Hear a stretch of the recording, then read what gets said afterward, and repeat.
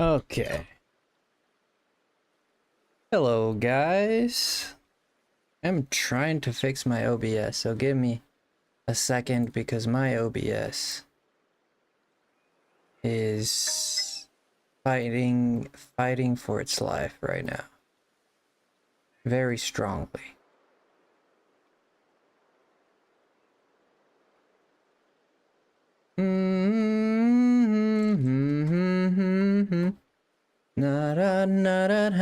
Okay, yay.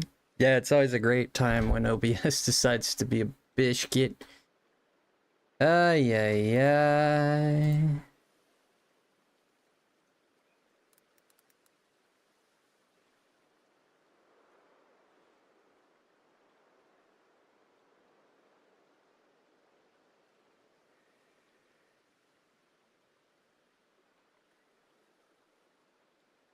Yeah, just one sec.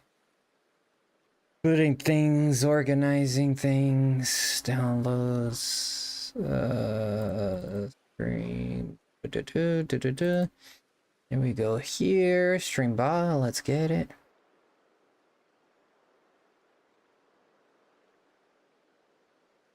And I know you be done.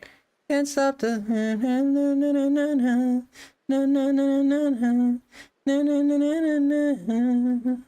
oh, get into the yeah. I'm addicted to the dance. I'm a dance until I'm dead. Give me a second, guys. I'm just preparing the stream and having everything going because things are going a little. Stuff is a little weird right now. Here, let me throw this on so you guys can see me. I'm addicted to the dance. I know she says it's a dead dance. I'm dead. I dance until I'm dead. But to me, it sounds like she's saying addicted to the dance.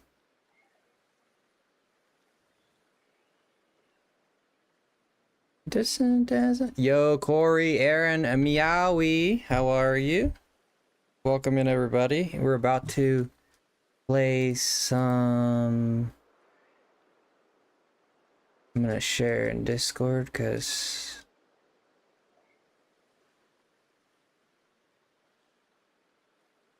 I'm addicted to dance. I'm dancing until I'm dead.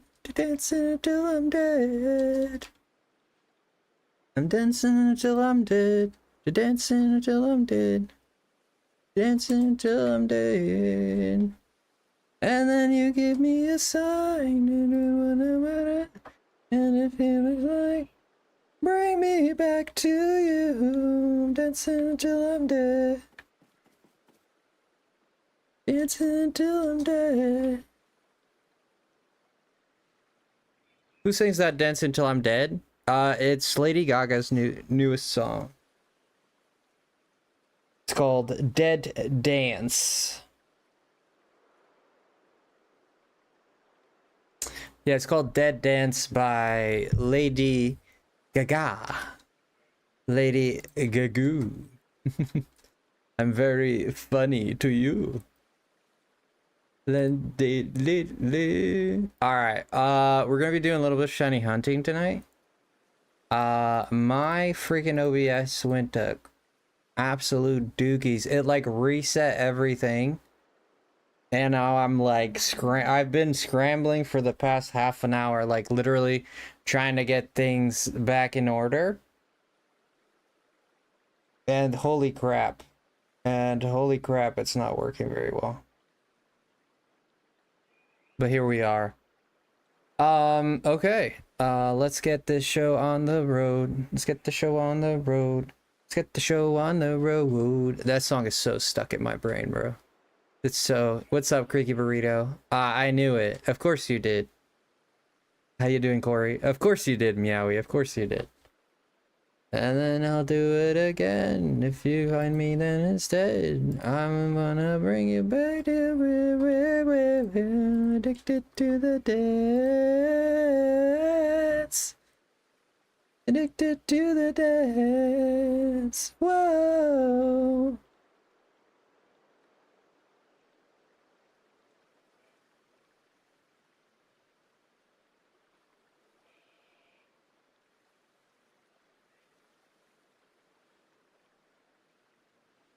Alright, I'm gonna see if I can get some music going here, guys.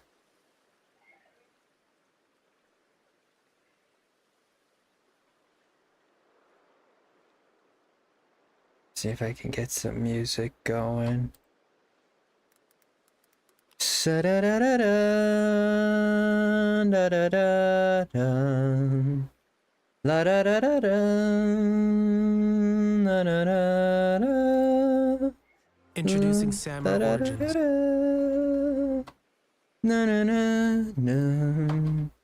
Alright, here we go.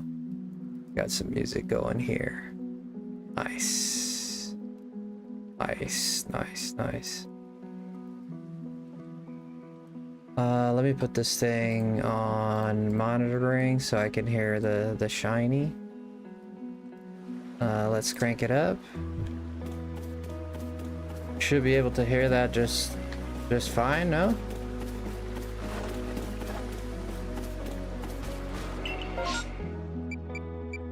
Yeah, I think we'll be good. Can you guys hear the music just fine? I hope so. Let me know, and welcome to the stream tonight. Nick Gamer, how are you? Millie, you like Pokemon?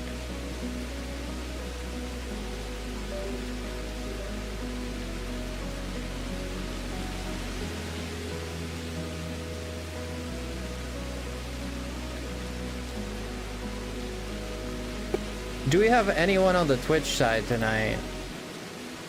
Is Twitch live? Let me check, and we can start the stream.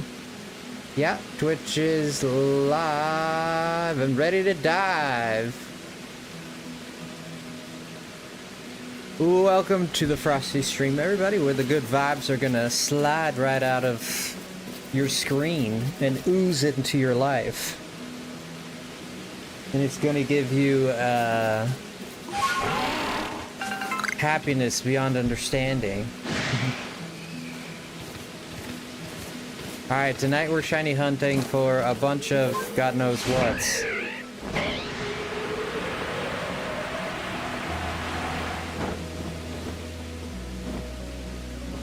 Gonna minus 4-2.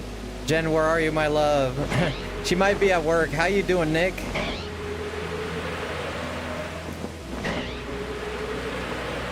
She might be at work, Meowie. She works late, and I've been streaming earlier. And I've noticed, yeah, every time I change my schedule, there's always a conflict with the views and stuff, because some people can be here, some can't. And I've been going live at around 8, 9, which, like, people got so used to that. And now I've been starting 3 hours earlier, 2 hours earlier. So, like, people are, like, not confused and don't know really. And YouTube's been kind of difficult, to be honest with you. YouTube can be a little difficult. It's like we're back to the regular time, like when I first found you. Yeah, I'm trying to do that just because it's much better for me and my sleep schedules to do it at this time. Honestly, I'd like to stream even earlier than this. But I feel like nowhere past 8. Like anything past 8, like even 7 is already like 7:30 is already too much for me, you know? Like I'm already not glad to go live at that time. Not that I don't enjoy being live or anything like that. I still enjoy being live. It's just that I prefer streaming at other times. Yeah. I do love Pokemon, but I'm not engrossed into it as much as others. Oh yeah. Yo, ballin'! No kidding. Ballin'. Ah, shoot. What a lovely surprise, friend. Did you find the problem with the... Did you fix the problem? With the little critters? It's great to see you. Yeah, I saw you. It was on Cat's stream. I was happy. I said, oh, there's Ballin. It's always good to see you guys. It's been interesting. We did. They're gone. You killed them? Yeah. We're talking about. We're not talking about people, by the way. Just to let everyone know. No. Dun, dun. Dun, dun, dun, dun. That's great news, Ballin. I'm so happy for you.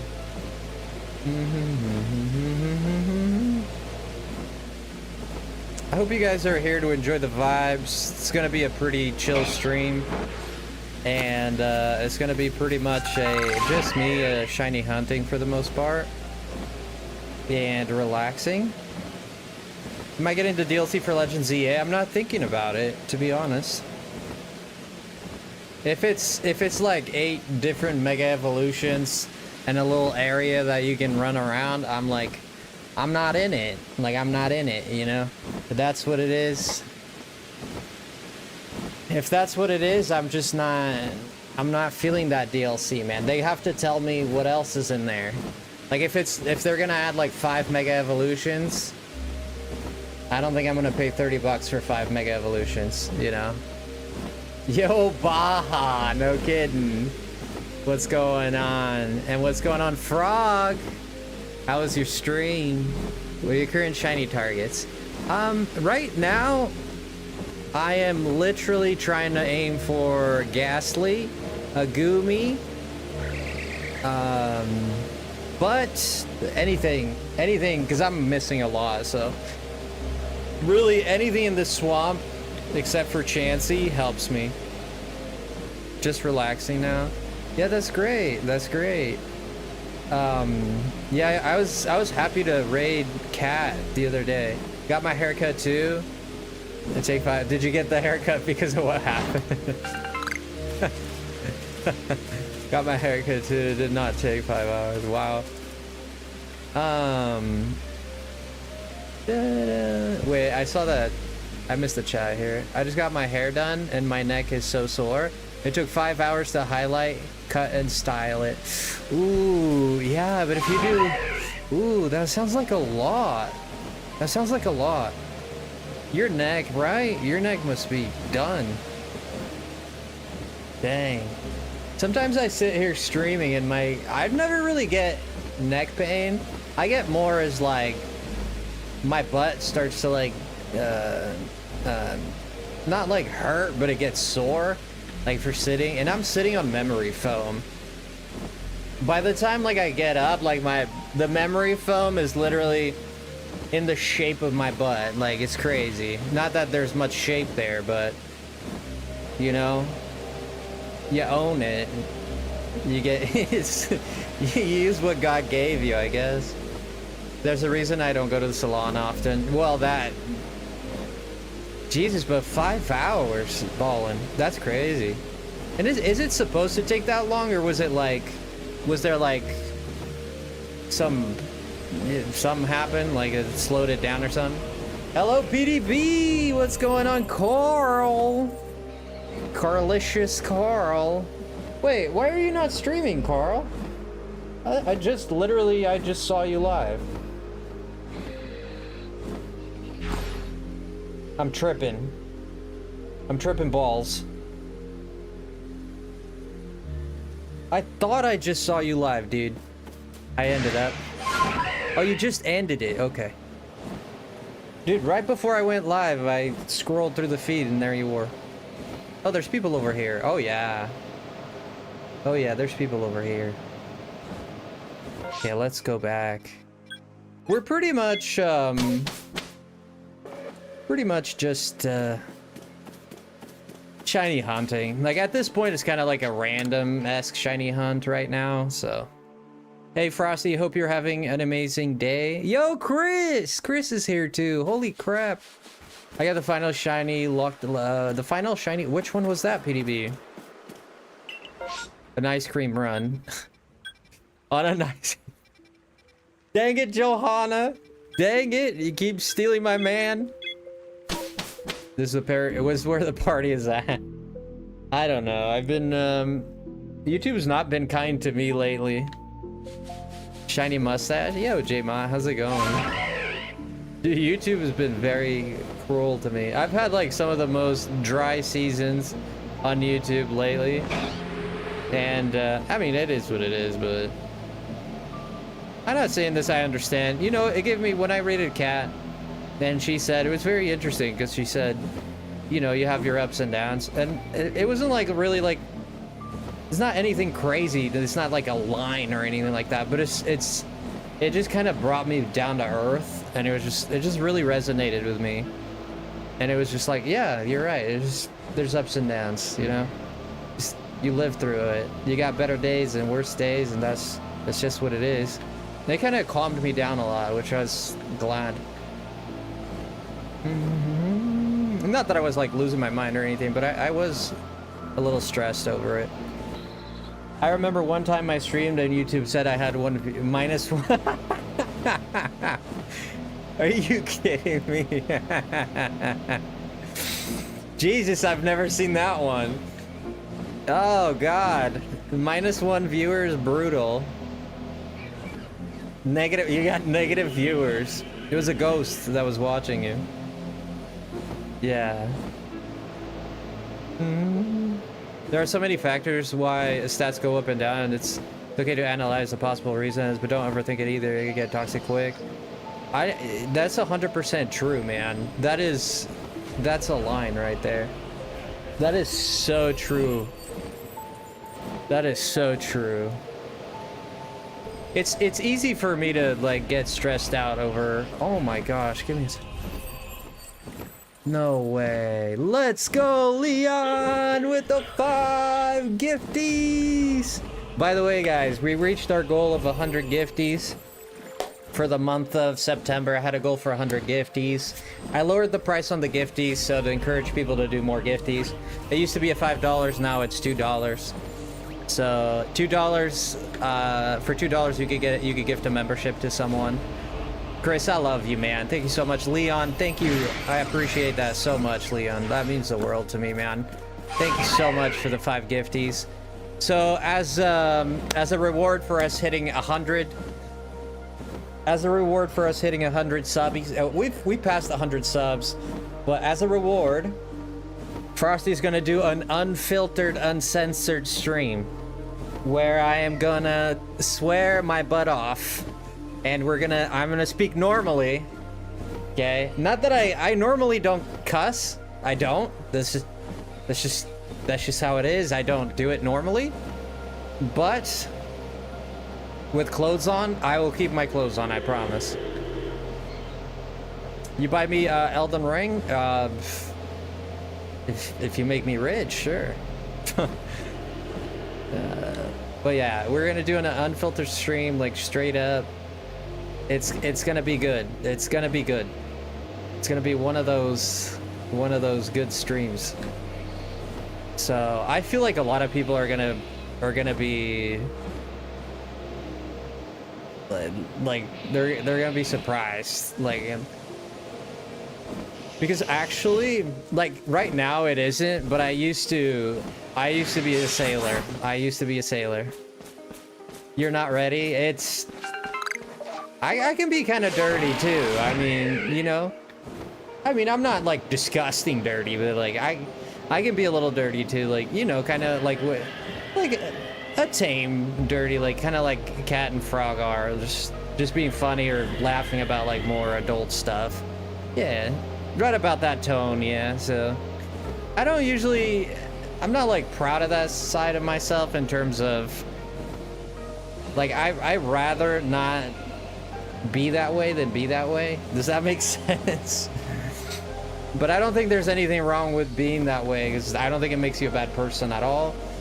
For me and my own standards in my own life, I'd rather be someone who has I don't know, like more of a respect. I don't know. It's hard to put it into words. I'm with you. I'm trying to also cut on the bad language. Yeah. I think bad language is like really funny. Like I find like a well-placed F-bomb could be hilarious, especially the way you say it. You know. You know, and sometimes when I'm streaming, I feel I need to pray for Frosty. What do you need to pray? I'm not dying, bro. At least I don't think so. I need to pray to Frosty. What the heck? Pray for Frosty not to die. No, I appreciate it though. I appreciate it.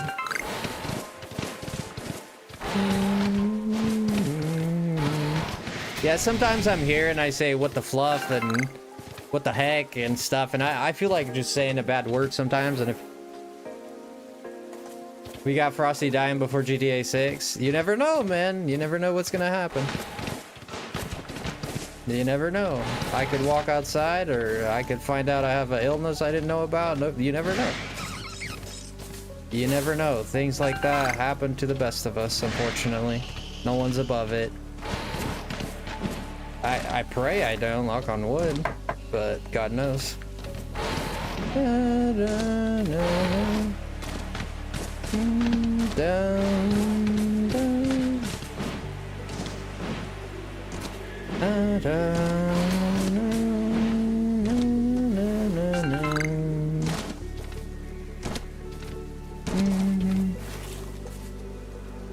You're gonna die at 64? That's a bold prediction. I went to, there was a fortune teller once. Dude, that's a massive psycho quack. I went to a fortune teller once. And, he told me that I would die at the age of 98. And I said, yeah, right, sheesh. Sheesh. I was like, sheesh.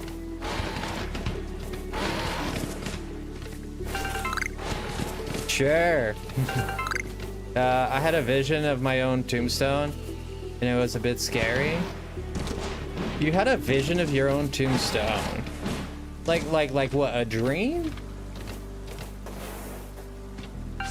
I don't want to know either. I'd rather not know.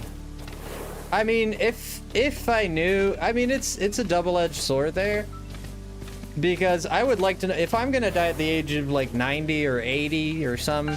I feel happy with that. Like, it would embolden you in life, because you're like, I'm not gonna die either way, so I can do all the stupid stuff I want or whatever. No, within reason, of course, but I can, like, you know. But if it tells you, oh, you're gonna die in 2 years or 3 years, you know, and then you're like, well, I wish I would have known. I wish I would have not known.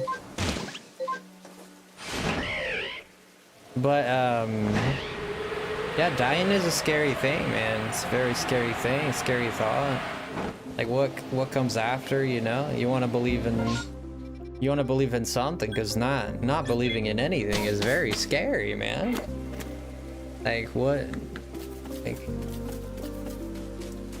it's very scary, right, Chris? Yeah. I always tell this story on stream, but my dad was a man. I'm glad I'm sharing the timeline with you. Oh, thank you, Ballin. You're sweet, friend. You're sweet. You know what? That means the world. So ooh, we got an EV outbreak. We might explore that. I gotta be honest with you, Ballin. I'm not sure we're on the best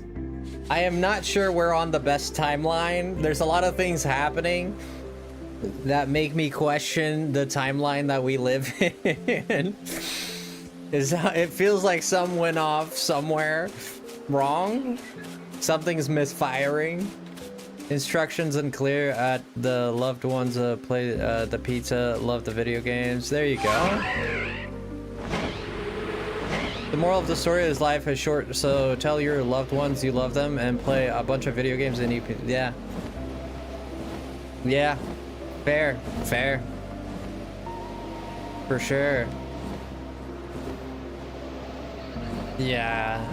MacBook, yes sir. MacBook, welcome in. I will say, if I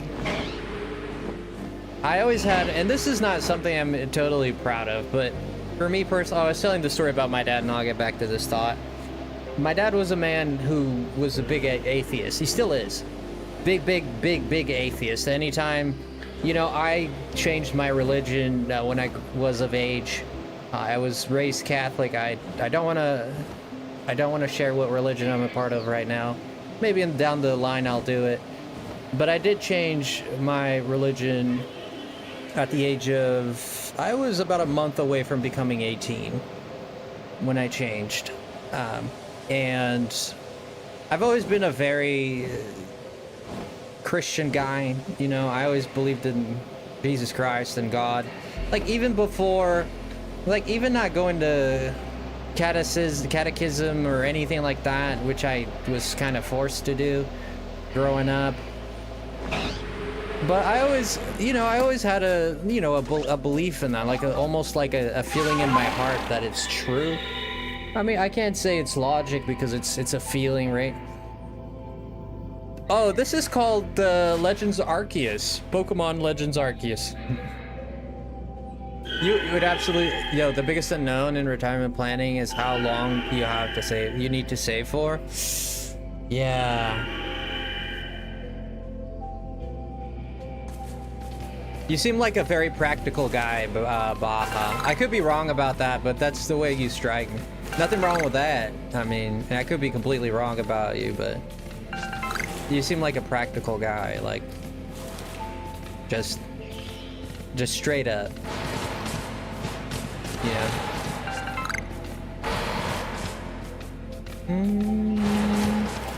But yeah, so my dad would always, you know, just say like, he would laugh or snicker anytime you kind of like talk about religion or God or anything like that, even to his friends or anyone. He always kind of scoffed, you know, like, God, yeah, invisible man in the sky, this and that, or whatever. You know, he's just not a believer. He just didn't believe. He thought it was all made up, whatever. I'm the one who does the finances, so I would love to meet you guys someday, you and Baja. It'd be nice to like meet people in real life and get to shake your hand and kind of like see some like see you guys for a more truthful version of you rather than just letters, right? And I'm a fan of getting to know people. True, but my dad was only retired for 8 months before he died. I don't need that. Yeah. I think my dad is almost retired. He's gonna retire soon. Like, my dad is coming on 65 now, so. Hey, Samina! So my dad's gotten in a pretty bad accidents. He's gotten in 3 accidents. All of them could have been fatal, and he lived all of them. He once fell down a wall that was about, not a wall, it was like, he was driving up in the mountains or more, I forget where, but there was a part where you're driving and there's not a barrier. There's a little cliff to the side. It's not big, it's maybe 12 feet. So nothing too crazy. And he was coming from a party with a friend and they fell asleep at the wheel. And both of them fell asleep and they went off the side. And literally tumbled all the way down the friggin' side. They both came out with a few scratches. Another time, this one he wasn't so lucky.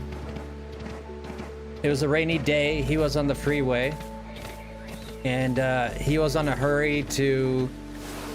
And it's funny how mysterious, like, the mysterious ways that coincidence happen like this, but he was driving down the freeway. He had a propensity to go fast. I won't lie, my dad, he liked driving fast. And he was most likely not doing the speed limit. And he went off the side of the freeway. The car started rolling because he hydroplaned, lost control of the car.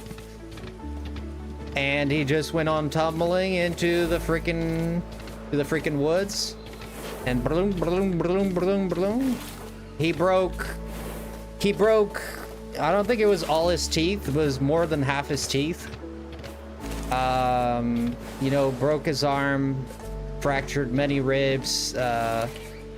He was in critical condition for a whole week. Like, no one knew if he was gonna survive or not. He was on the, you know, in the ICU for days. And nobody knew if he was gonna survive. He broke, it wasn't all his teeth, but it was at least all his front teeth, I know for sure. All his teeth, he had to remove the rest of what his teeth were broken. He had to remove them all. He had a broken arm. He still has to this day. If you feel my dad's arm on the side, like right there, you'll feel like still shards of glass that he has from the accident. Yeah, he opened his whole arm here. There's a big old, he has a big old scar. This is back in the day, so like scars, they look like Frankenstein scars. You look at his belly, they had to open him up. I forget exactly what the injuries were, so I don't want to lie about it. But I know that they had to like kind of, it wasn't like a C-section. They had to open his belly up. Like, he has this scar like from his sternum all the way to his belly button. Like, fat scar, like half an inch thick scar. And it's crazy. Like, his accident was crazy. He has shards in his leg. He has like scars on his legs too. He basically almost died. You get the point. He got really hurt. And when he was in the hospital and he came to, and they finally allowed my mom an exploratory laparotomy. I'm gonna be honest, you're probably right. I know that they probably had to look inside him because he's probably bleeding internally. Yeah, but the scar goes from kind of like his sternum, and it goes straight down from there to his belly button. I've seen him without a shirt many times. I've seen it. The scar is very, very visible. It looks very Frankenstein-ish. They say that nowadays, nowadays they don't. Like, it looks way better. Like, they're way better at stitching and stuff. But back in the day, it's like, it looks... You ever seen the stitching on a football? It looked exactly like that.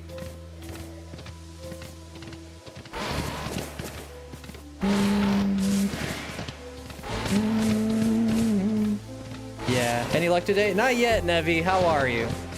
So, but the moral of the story is that when he finally came to and they let my mom see him,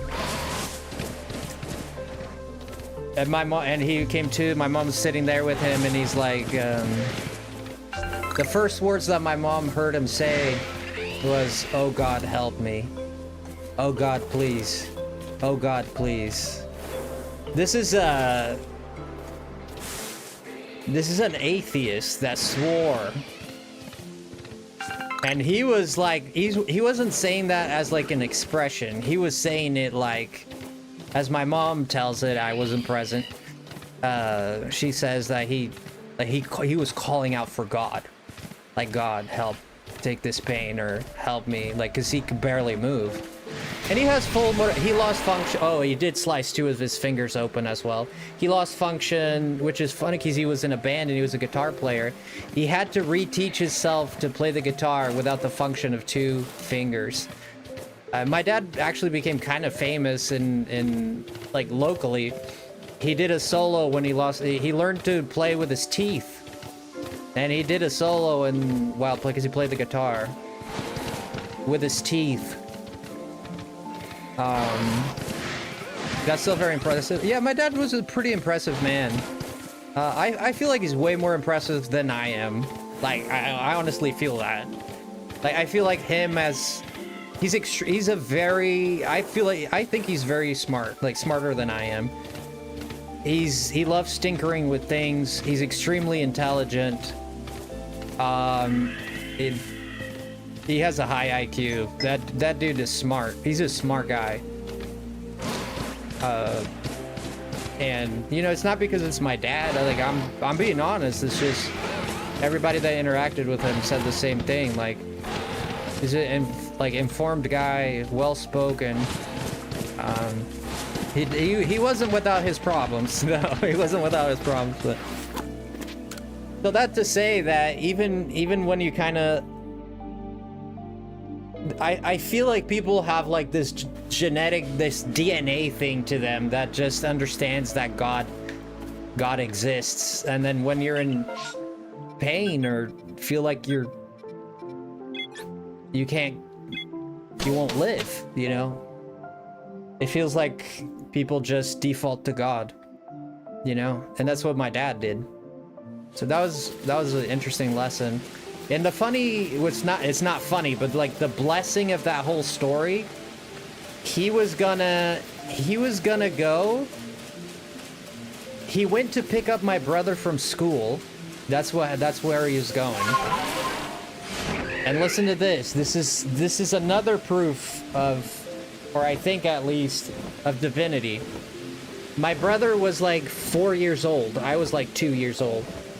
He was gonna pick up my brother from something, the lady that took care of him or whatever.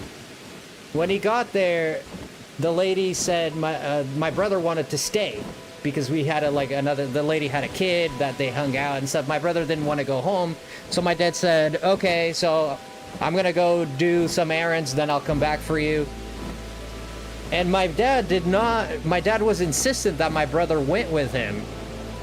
This is right before the accident. My dad was like, no, you're gonna come home, you're not staying. And my mom tells the story that his friend, so the guy's wife, the woman's husband, what am I saying? He was the one that convinced my dad to let my brother stay over at his house. He's like, oh, don't worry, if I have to, I'll take them home, let the kids stay, they'll have fun, they'll play games, we'll take care of him. My dad was like not wanting it. And eventually they convinced my dad, and my brother ended up staying at the friend's house. And he would have died. Like 100% my brother would have died. My dad was a grown adult, like at the age of 36. And barely survived. Yeah, it was crazy. I'm glad, yeah, it's funny how things work like that.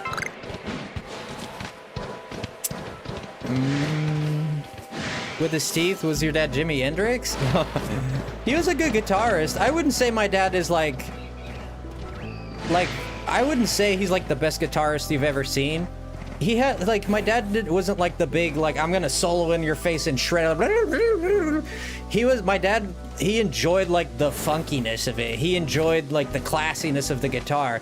He enjoyed like a more classic solo style, right? Like at the time you had Guns N' Roses and Jimi Hendrix, and like friggin' Jimmy Page with Led Zeppelin and all these guys that were just great, amazing guitarists, and they were known for their solos and their riffs. My dad was more of a... He just kind of played what he liked, right? It wasn't like about it wasn't about like the being cool for him. It was about like, if you see my dad playing guitar, it's kind of fascinating because he's just like in his world and you can see it. Like he's just like, he's gone. He's in his world. He's just vibing, dude. It's like he doesn't care like what people are thinking or saying or if he's shredding or not. Like he's just vibing to it, and you can see. And I think that's very, very cool of him. So he's not the most impressive guitarist, but he definitely does it for the love of it. It's palpable, right?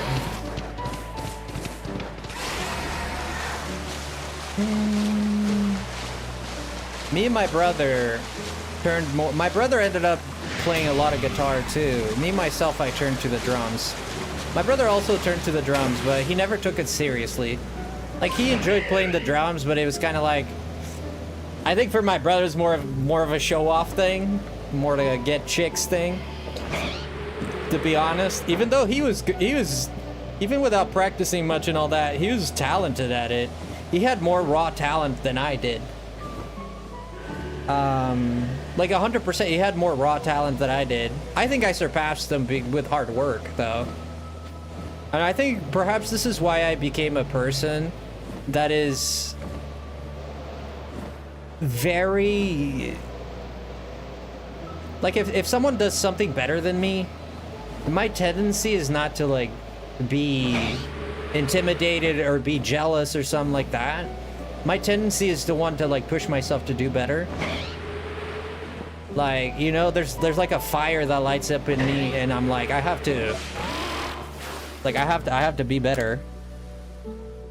And I think maybe that stemmed from like what happened with my brother when he was a kid, because he was always better at the drums than I was, and everybody like always revered him as the drummer, and kind of like, this is real, like every time I like even tried to play the drums, people were like, oh, don't let your brother play, let your brother play.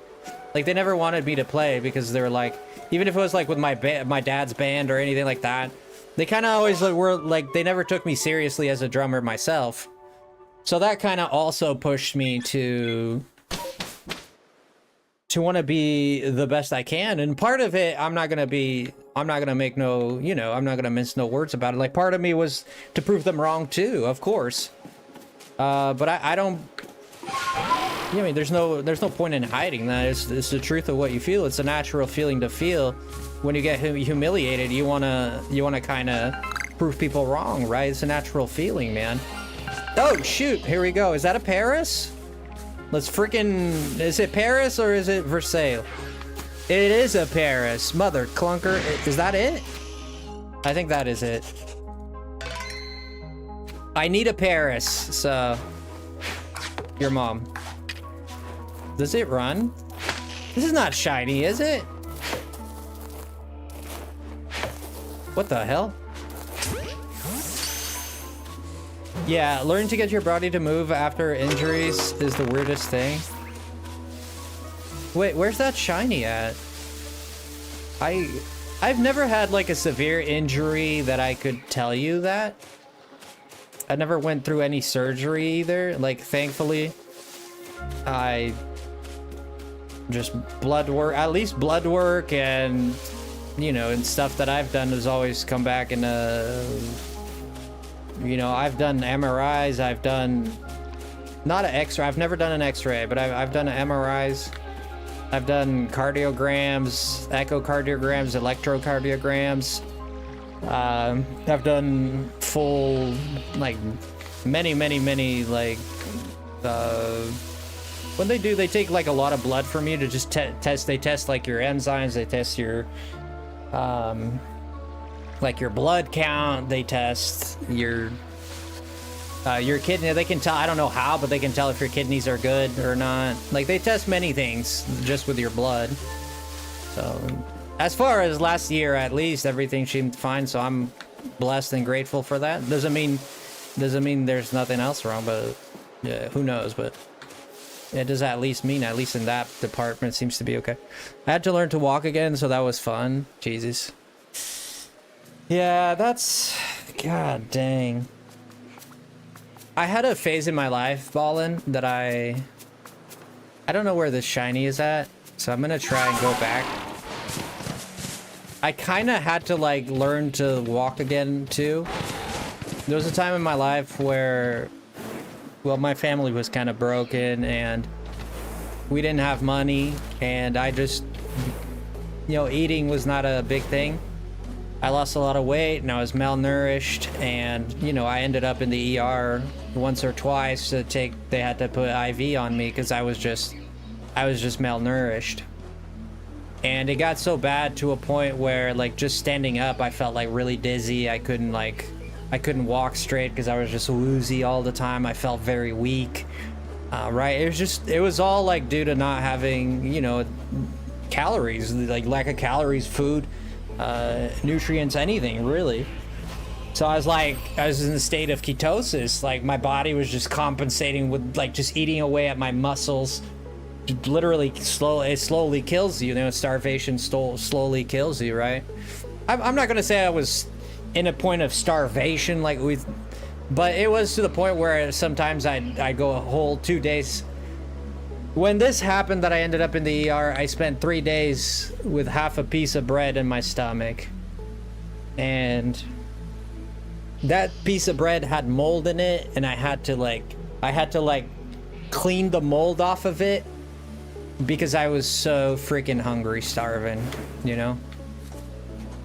And I don't wish that upon anyone. I don't wish that upon anyone. It's a horrible experience. And of course I ended up in the ER, just, you know, I was starving, yeah. 3 days running on nothing but water and a little bit of bread. Yeah, I was just not good. LG, is this Pokemon? It is Pokemon. Zed, welcome in. So I had to kind of like learn how to walk again and like build my muscle back up and build, you know, build my strength back up, and it was difficult. It was difficult. I yeeted myself down a hill. Yeah, for me, I've been very careful with like getting into accidents because I don't like doctors, I don't like hospitals. So I never did anything like too crazy that would put me in a situation where I get myself hurt and have to end up in the hospital. I was always very careful with my body, I guess. This sounds horrible for us. I'm so sorry, Miss Ola. Yeah, it was a bad time, you know. My parents were not there. It was just me. I didn't have a job. I didn't have money, you know. Yeah, you learn, and it definitely taught me a little bit about the value of life.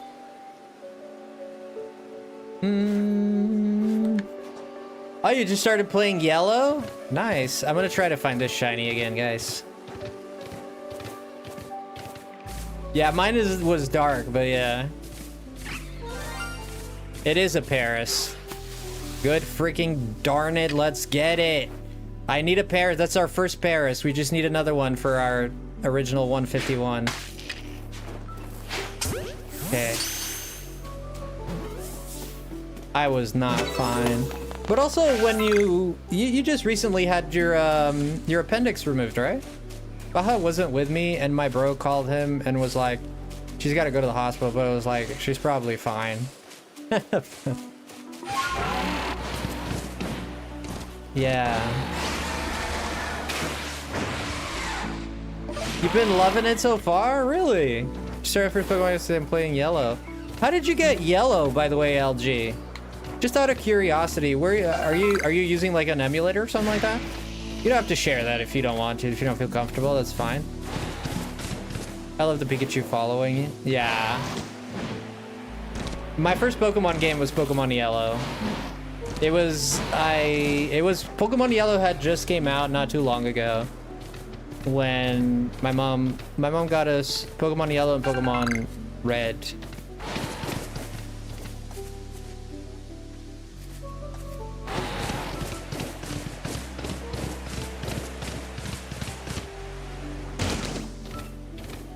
Yeah, I'm playing like some website on my PC. Oh, okay. There you go. Appendix and uterus, they're gone. I wasn't using them. Well, that's... fair. The appendix, the uterus has its utilities. The appendix, I'm not sure what it does.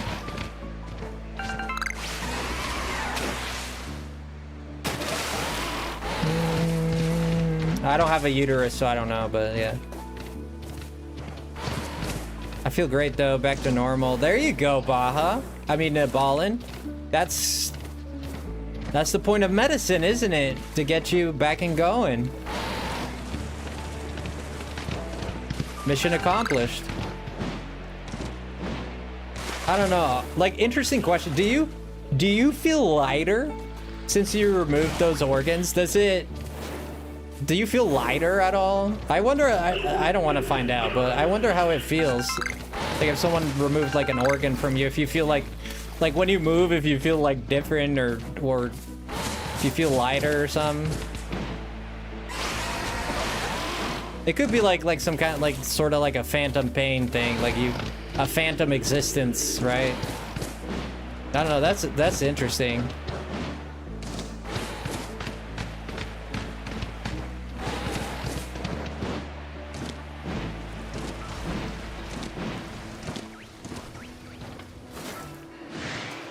It does nothing, but it can burst. It's a sack of spicy juice that can blow up at any moment. It's our very own Voltorb in our tummies.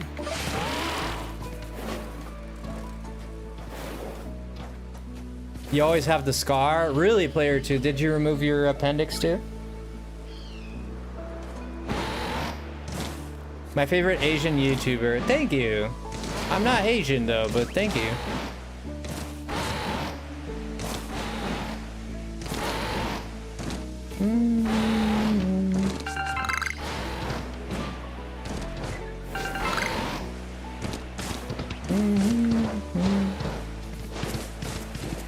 I have a scar that will never completely heal from getting cut in the back. To get my lung to drain when I had pneumonia. Oh shoot, pneumonia is crazy. And pneumonia is you can get pneumonia for the stupidest reasons. Pneumonia is rough, yeah.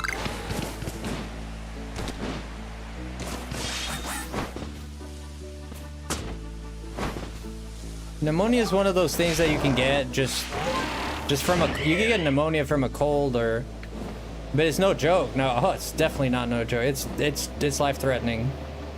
It can be lethal, yeah. It's like having water in your lungs, right? It's kind of like drowning without being underwater. It's crazy.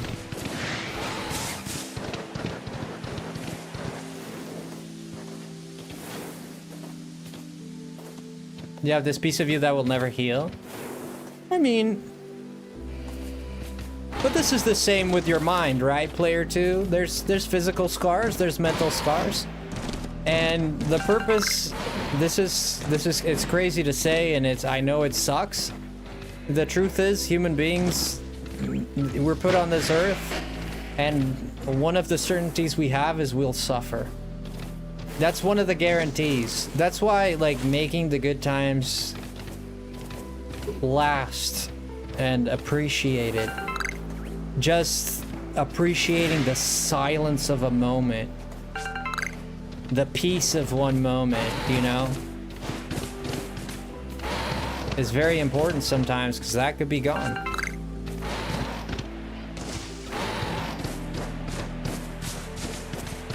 You only appreciate your health when you're sick, right?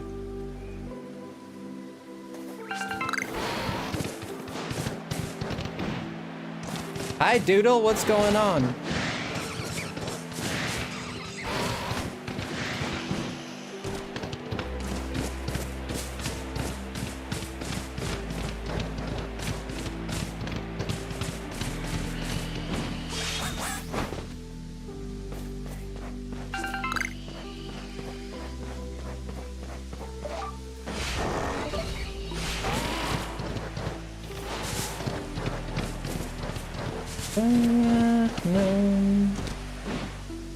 Hello, player 2. I see you. I see. Ooh, that's a nice Roserade. Pretty. Roserade is cool. I always liked Roserade. There's a lot of like female-esque Pokemon. I think Roserade is one of them. Like Gardevoir, Lopunny. What's the one that's the boss of this area? Leafani. It's not Leafani is another one. This is female-esque. Meloetta. Quite a few of them. Nidoqueen. Thank you. Thank you, Ballin. I appreciate you. You and Baja. Thank you both, guys, for stopping by. Lilligant. Yeah, Lilligant. Lilligant's pretty female. You could say Blossom is pretty female-esque. Primarina. There's quite a few. Boom. Or at least stereotypically speaking, of course. Yeah, take your vitamins. I was deficient on vitamin D a few years ago. I had to take a lot of vitamin D. Very important. Vitamin D affects like your immune system. It also affects your serotonin, dopamine outputs. I don't know which one of them it is, but it affects your mood. Like low vitamin D can make you depressed. That's why, like, sunshine and stuff like that is attributed to like happiness and stuff. Yeah, iron is very important.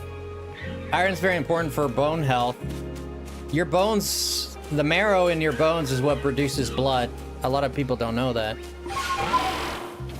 It's where stuff like leukemia comes from and stuff. And osteoporosis. So, very important to have like your, very important to have bone health, you know? Stuff like calcium helps a lot, iron helps a lot. A lack of iron causes a lot of weakness, right? A lot of, like you're just not, your body's not very resilient. And you just feel exhausted a lot. But you gotta get enough vitamin C to absorb the iron, and don't forget your orange juice. That too. It's like drinking water, and you would know better than me because you're, you know, your Baja is a professional, unlike me. He's a professional, but yeah, like stuff like drinking water. I didn't know this until recently, but if you don't have sodium with your water, your body doesn't absorb it very well. It's just stuff you pee out, really. Most of it you just pee out. Like you need sodium to like for the hydration. That's why when you have like energy hydrating drinks and stuff like thirst quenchers and stuff like that, they have sodium for that reason, so that your body absorbs it.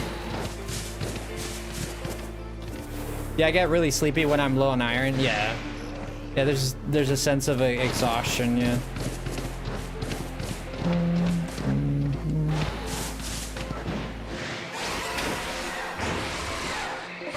There's other symptoms, but that's one of them. Problem with medicine is, and people give flack to doctors, but I understand doctors' sides, because if someone gives you a bunch of symptoms, like it could mean, it's kind of like me, I worked as a mechanic, and sometimes people say, oh, what's wrong with this? What's wrong with this? What's wrong with that? I was like, I can't tell you for sure. I mean, these are symptoms of, could be 3 different things. Like I have to check, like we have to look inside, we need to do tests, we need to find out what's causing it, because one symptom, whether it be medicine or a car, one symptom can be indicative of multiple things. Now when you have 3, 4 symptoms together, then you could probably make a more accurate diagnosis.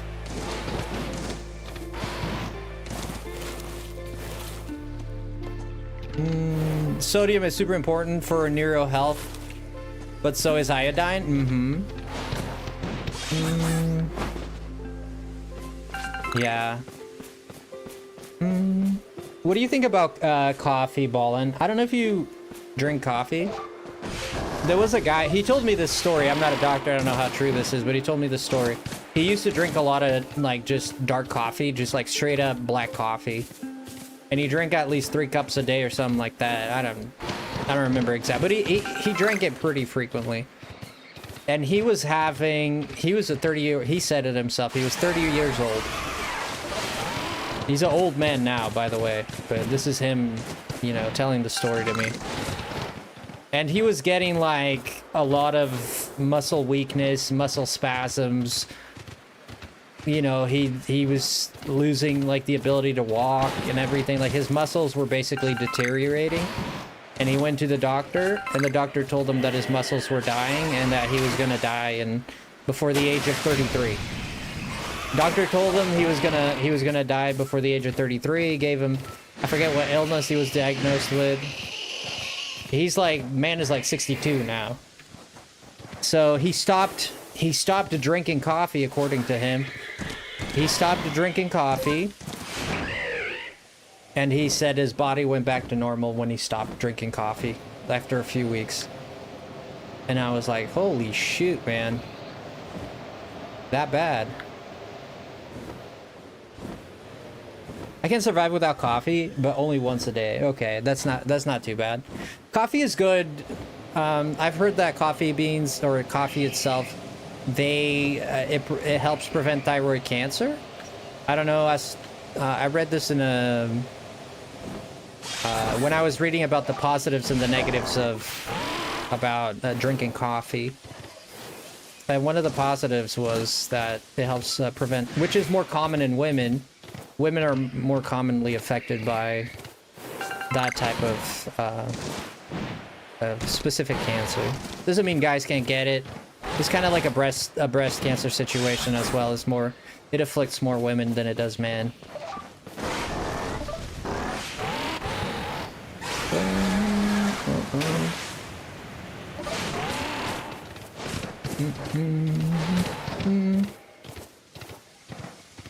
Are you guys familiar with anthropause? Hello, Demita Surya. Good luck. Well, thank you, Demira. You know, now that Demita, now that you're here, we're sure to get a shiny. Now that you're here, I feel like we're gonna get it.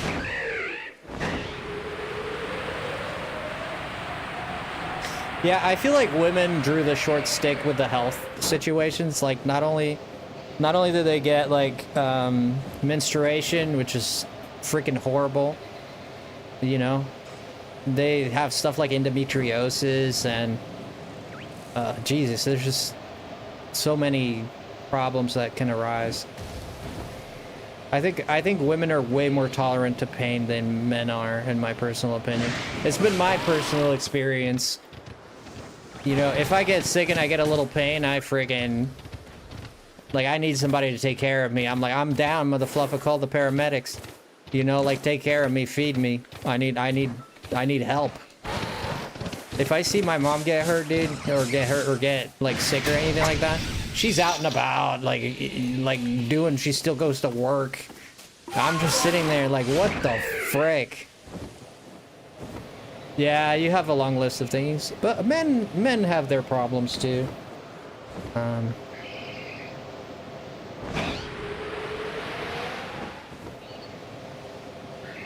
Yeah, women are more common to get stuff like also the, oh my gosh, what's the name of that? UTIs. They're more likely to get UTIs. I personally have had one in my life, and that is not pretty.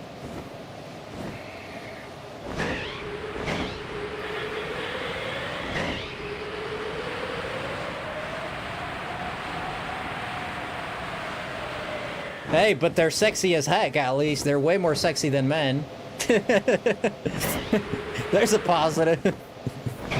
Oh my gosh. That's a joke, obviously. Long time no see. Would you add Dr. House to Pokemon if you had the chance? Dr. House? How so, Dr. House? It's true, like, even Dizer, how are you? Steven, how are you? I really appreciate for giving your mom a UTI. Steven, you're a funny guy, dude. You're a funny guy, Steven. She would wreck you, brother. She would wreck you to pieces. Can't handle that much.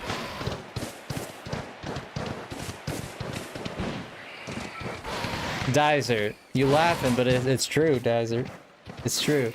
Like, even objectively, I can't say objectively, but like, even women find women attractive. They're like, hey man, I don't like women, but holy cow, that's a sexy lady. You know what I mean? Women carry the burden of beauty. Which sometimes can be disgusting. I can't imagine, like, you know, an attractive woman that every time, and I've seen this happen. And this dawned on me when it was a few years ago, and I was walking with a friend of mine home. We just kind of went for a walk, we're talking. A girl, it was a girl. Well, she was a woman, she's like my age. But it was a few years ago. And she got catcalled at least twice in a mile walk. At least twice.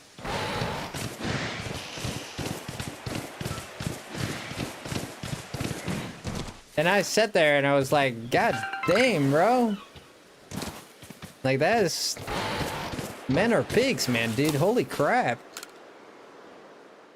Yeah, but guys can be pigs, man. I won't lie about it. And like, you're talking to someone that I had guy friends a lot growing up. And some of the things, like, for example, I'll give you a concrete example. I never liked the beach very much.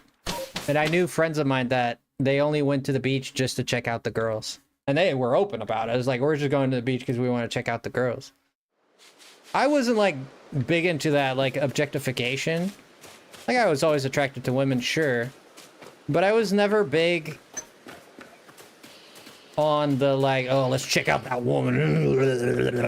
You know, let's check her out. Like, I was never big on that. Yeah, sure, if you're asking me if I ever looked at a butt or ever appreciated someone's by their voluptuousness, yes I have. Yes I have. I'd be lying if I haven't ever looked or anything, but I don't like go out of my way to like freaking go to the beach just to look at it or something like that, you know? Like, and you know, like, dudes be like that. Not all dudes, of course, but dudes do be like that, you know? And one thing that dudes love doing is sending pictures. I can't tell you how many friends, female friends I've had that I'm getting to meet or something like that, and they've given me the talk like, please don't just send me a random picture or something like that. I'm like, no, I'm not. Why would I do that? Like, you know, but like, it's the fact that it's happened so often, and then like the rest of us get a bad rep. I mean, if it's a mutual thing, like, sure, go for it. If it's a mutual thing, I don't see anything wrong with it. But, like, just, like, straight up sending something unsolicited, which happens a lot, at least my experience with talking to friends of mine, which is wild. Like, it's wild. Like, people have no self-control or something. Like, and I do feel like guys on the side of the guys, like, to also, like, understand the side of the guys. Like, guys are cursed with testosterone, which is a hormone that affects you very much a lot, especially in puberty, you know? So it does affect your mind a lot, much like female hormones affect them a lot, and they get, you know, sensitive or whatever it is. I'm not going to claim what it is that they feel, but there's many studies done into, especially in when a woman is menstruating, you know, there's a lot of hormones that go into play. But dudes suffer from the same hormones, you know? And testosterone is a hormone that is very aggressive. It makes people angry, and it makes you aggressive. That's why dudes are usually physical aggressors. We were dating before cell phones were a thing. See? This is something I never had to deal with because I've been with Baja since I was a child. Aww. If I ever got a picture like that, I'd hand the phone over to Baja and he'd take care of making them feel awkward. Jesus Christ. Well, I'm talking not from... I've had a stalker. It wasn't a stalker, but it was someone that was in love with me with like in an unhealthy way. And I do believe it's my only experience with it. And yes, unsolicited is the crazy part. And I'm sure if you talk to any female friend at some point that's been online a lot, like frequent streams or hangs out in Discord servers, I bet you they've had some sort of experience like that. Oh yeah, I had a girl that I totally was not into her in that way. And we met, and, you know, she started asking if we could go out and stuff like that. And, yeah, we can go out. We went out a few times, you know, she's one day, like, we went out, and, like, she kind of gave away the game that she was into me. I kind of explained to her I wasn't there, and, you know, but, like, I wanted to keep being friends, you know. She was like, oh, yeah, let's be friends, let's hang out, whatever. This girl, one day, at night, we were DMing each other, messages, whatever, forget the topic. She sends me 2 unsolicited pictures, completely in the nude. It's like front and back. Like it's like a copy machine. It's like front and back. That she was thorough with it. She made sure I got all angles. It's just like bam bam, like right there, like out of nowhere. And I'm gonna be honest with you, I didn't like, maybe some dudes out there would be like, oh, like it actually like physically made me sick. Like I didn't like it, I didn't enjoy it, I didn't appreciate it. And I just told her I didn't want to, I'll be honest, I didn't want to be mean, so I didn't like go off on her or anything. And she was just like asking, what do you think, and this and that, and I just said, it's fine. Sure. And I honestly, I'm gonna be honest, I didn't have the courage to just like be like, you know, don't send this crap or whatever. I was just kind of like, whatever, you know. So we go out again, and at this point I'm kind of queasy about the whole thing, right? We go out again. This girl, like, openly, like, no lie, openly in the car, starts asking questions about, like, you know, my personal business.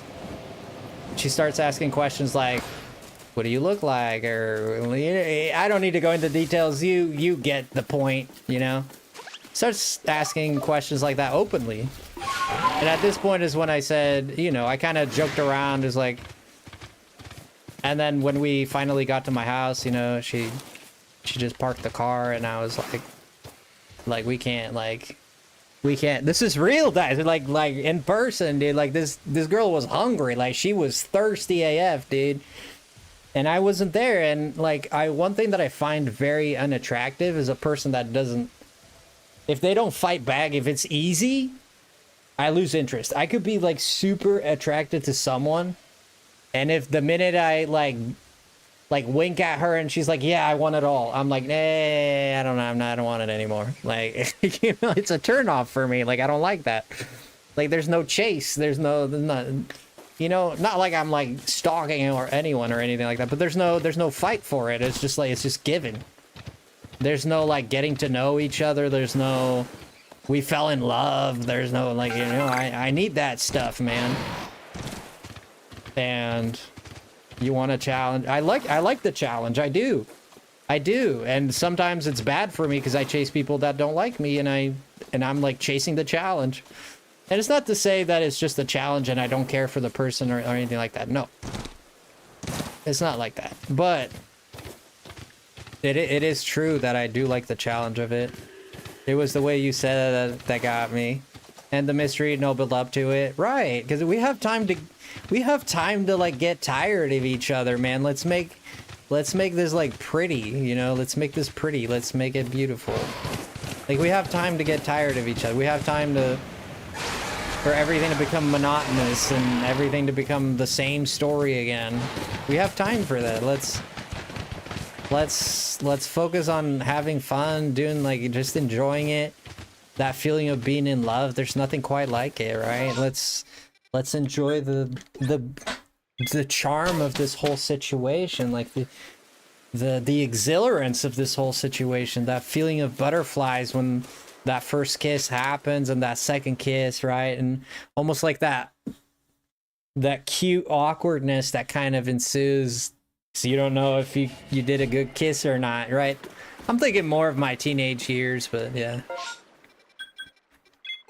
My first kiss was at the age of about 13 or 14. I started early. I do autographs. 13 or 14 is a girl that was my age. I'm gonna be real, I barely remember about how nice first kiss. That's fine. What's going on, Pog, man? But I remember my first kiss, and she's the one that went for it. I was sitting there like a little choir boy, like kind of like crying for mommy almost. And she was like, I remember her attitude. She was kind of like, she didn't say this, but like her body language was like, are you gonna kiss me? Like, come on, like, let's do this. And this was a girl from, she wasn't even like in my school or anything. We met over MSN Messenger back in the day. and she was in the next town over. So I remember, like, she came to me, like, she took the bus to come to see me and whatnot. It was crazy. Then we met on the street, some back alley somewhere, and it was like, okay, there's no one here, so we sat down and just, and then she just grabbed my face and like, bam, bro, let's get it. And I didn't know what I was doing, man. I had gums, teeth, everything was involved. Like, everybody was a part of the. I got everything. It was a good thing I didn't have a mustache, because that would have been involved too. She would have come out smiling with a few hairs in her teeth. Like, but honestly,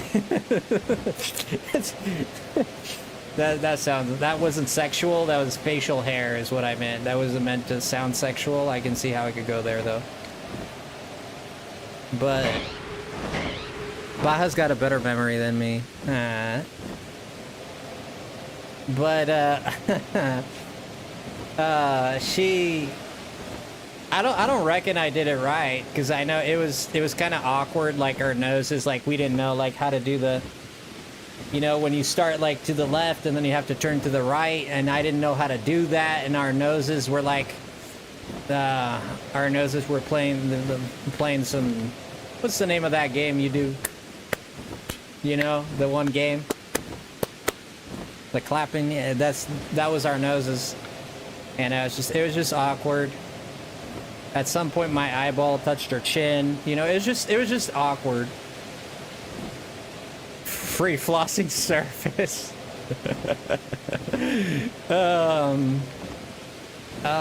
Chris making out with Goofy over here. My first kiss was at Disneyland. Oh my gosh. You made out with Goofy. Oh gosh. Funny stories, man.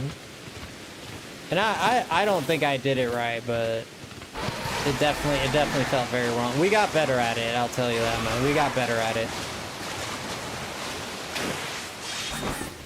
Yeah. The second, you guys won't believe it, this is a true story. The second girl I ever dated was the envy of the school. Like, I wouldn't say she was like the most popular girl or whatever, but before I dated her, all the guys would be like, oh man, she's hot, she's this and that. And she was, you know, we were 16 at the time. I'm not gonna look back and say, you know, I was 16 too.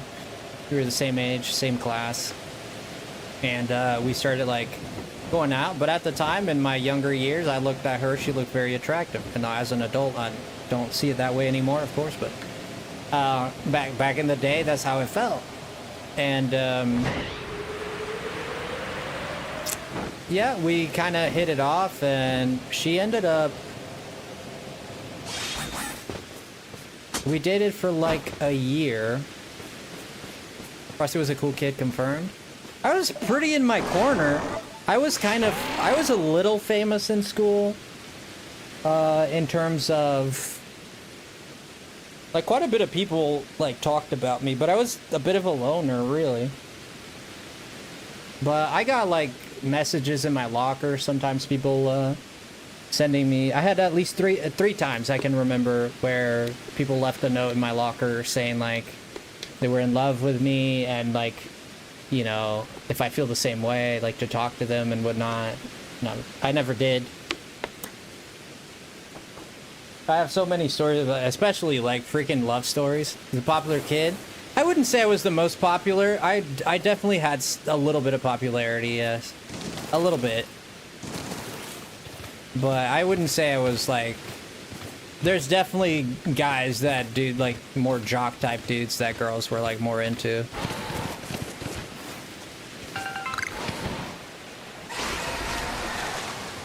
I ended up dating that girl. She was a brunette, very beautiful, very beautiful. She ended up, when we broke up, she started dating a guy that I knew, and that guy is now a famous, he's like a famous DJ now. I'm very happy for him, no hate to him. I hope he does well. And I actually knew the guy. That was the DJ guy. He's now like, he tours the world doing DJ gigs and stuff. I won't share his name, obviously, but he's famous now, and like they got married recently or something like that too. 'Cause I follow him on social media, so I know, like I get like, yeah, this guy fills up like freaking entire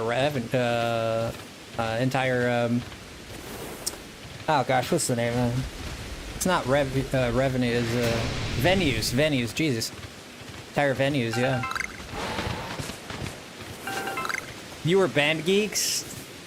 I mean, I did sports. I wasn't like, we won the, I'm not saying this to embarrass any of the women here. I'm not saying this at all. I'm not saying men are better than women, anything like that. Please don't take it that way.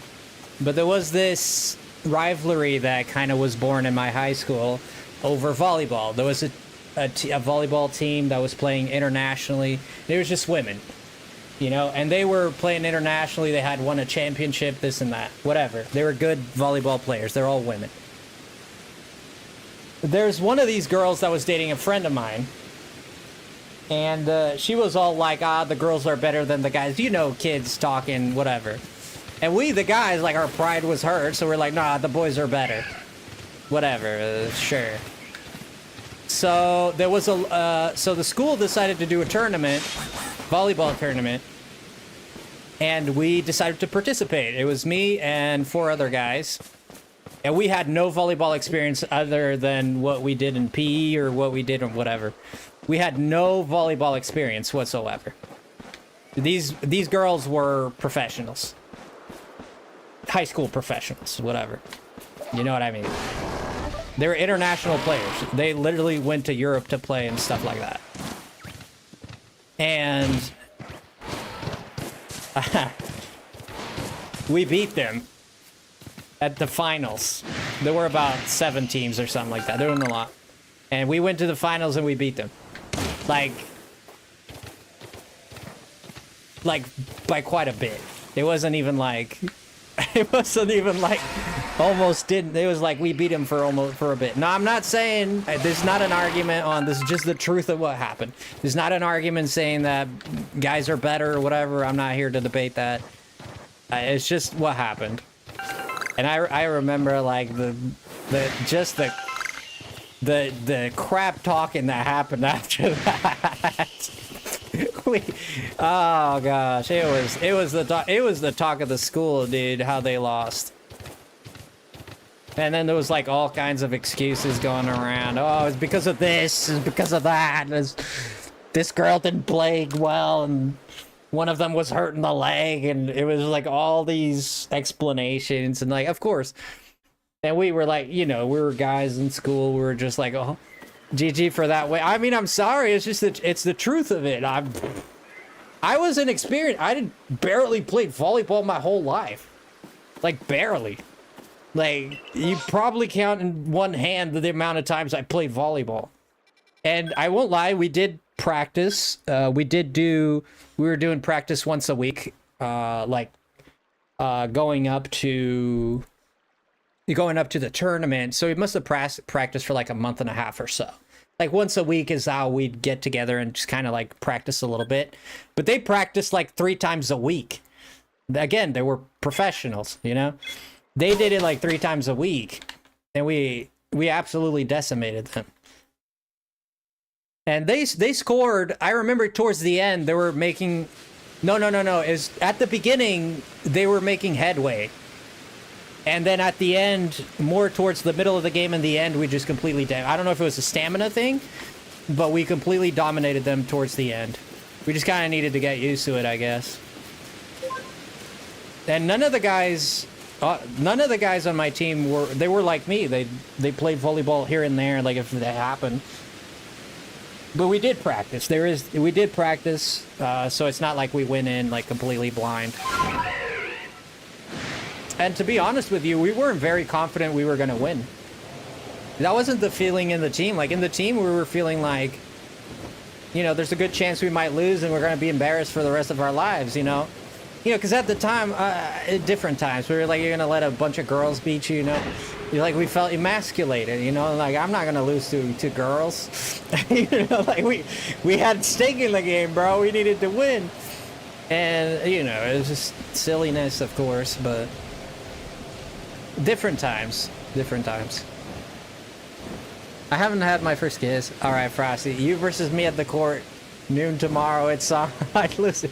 Probably not, because I'm very out of shape right now. At the time, I was very in shape. So we also had I also participated in a few soccer tournaments. Never won any of those. We lost pretty early on, actually. But yeah. We did win the volleyball tournament.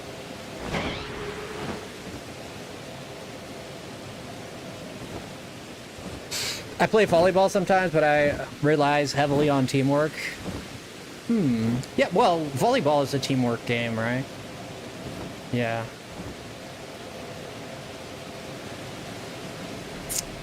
Ba-da-bum-bum-bum. Yo, fun times looking back. Fun times. And they were... Oh, man, I'll never forget that. I still remember the look in their faces. I still remember it. Lovingly, lovingly. I lovingly remember the look in their faces. In a loving way.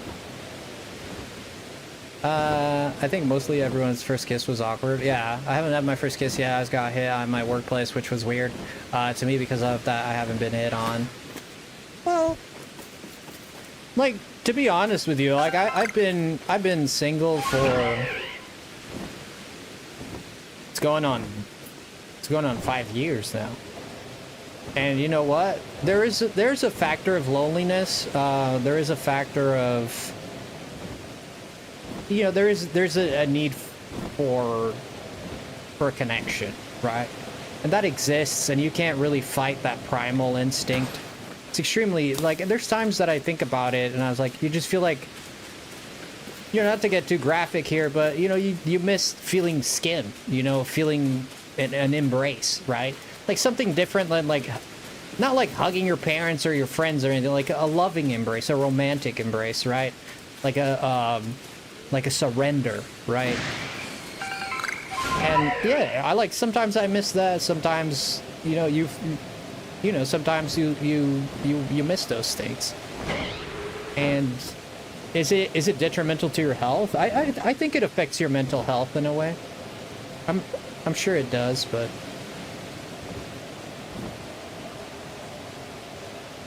it's not always at the forefront of my mind though, but it is something that is reoccurring for sure. But it's just how it naturally goes, man. You can't really avoid those feelings just because they're part of you. But there's a lot of positives that come from mastering desire in your life, right? Not succumbing to every single feeling that you feel. You know, there's power in that. And so it's not a complete loss.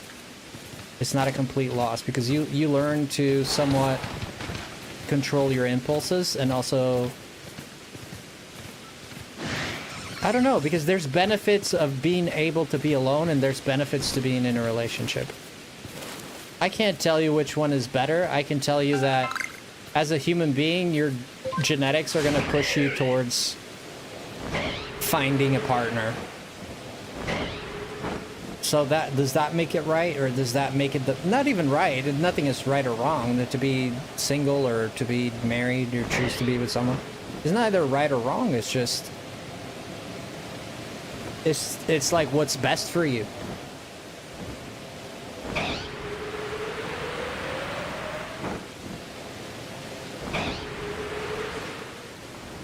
Oh shoot! I didn't know I could take damage even if I was in the loading screen. Romantic embraces hit so much harder. Yeah, they do, because there's a surrender there, right? There's a giving, there's a taking, you basically relieve yourself of the shame of wanting what you want, right? You relieve yourself of the shame of wanting someone. You relieve yourself of a little bit of your burden. So there's a relief of the burden of I must stand on my own and I must be my own person and I must be strong by myself and I stand alone. There is a lot of energy that is absorbed mentally from having to stand alone all the time. And there's this sort of, there is a relief of that muscle almost when you get to hug someone and just give your pain away, right? Relieve yourself of that that burden of loneliness, you know. But you can get that from a friend too. It doesn't have to be a relationship. You can get that from a friend. Like, you can hug a friend just to not feel alone, you know? I personally am not a very touchy guy. Like, I don't like people touching me a lot. Like, I'm not a big fan of... Like, I'm okay with hugs. Like, hugs are probably the more touchy part that I'm probably more okay with. But like, if people like put their hand on my hand or put their hand on my arm or my shoulder or my ear or stuff like that, like I'm not very touchy like that. It's not my... I won't say it's not... There's not times where I've enjoyed it or I've found the beauty in it and I felt happy about it. But for the most part, I'm not a big touchy guy. Hugging a friend can feel really good too. Yeah, absolutely. But it does, because when you hug a friend, you always have to keep the respect of it, right? There's not a complete surrender. There's rules there. There's a barrier, there's a boundary, right? You can't hug too tight because, you know, you don't want to press your body too hard against theirs, you know, because that could get awkward. You know, you don't want, you know, certain things to touch, you know? You don't want that to happen. We're all adults here, right? So there's a certain barrier, you know. When I hug my friends, I always hug them with my shoulders. Like, I always have our shoulders tap rather than flatten our chests together, you know? Whether it be a man or a woman. Obviously, more awkward even with a woman, obviously. But if I hug someone, it's more of a shoulder contact type of thing. But if it's a girlfriend, yeah, you embrace, right? There's no conditions, there's no barriers, there's no boundaries. You're allowed to just, you know, given that it's consensual, of course, you're allowed to just give yourself, right? And there's beauty in that. There's surrender, and it's very beautiful, and it's a very beautiful feeling. You know, something like, maybe I won't go there, but I won't go there, but there's an example I have in my mind, but it's a bit perhaps not best for the stream. But one of my girlfriends gives a full-on flattened chest hug. Yeah. And she holds on too and doesn't let go. Like, she knows I need her hugs. I'm not saying you shouldn't do it. I'm saying there's a certain, you know, especially between a man and a woman. Like, if my boy has a wife, I'm not gonna hug her like that, you know. I personally wouldn't feel comfortable with that. I wouldn't do it. You know, that's just me. But I don't, if people are okay with it, they're okay with it. Who am I to say don't do it? That's just the way I conduct myself.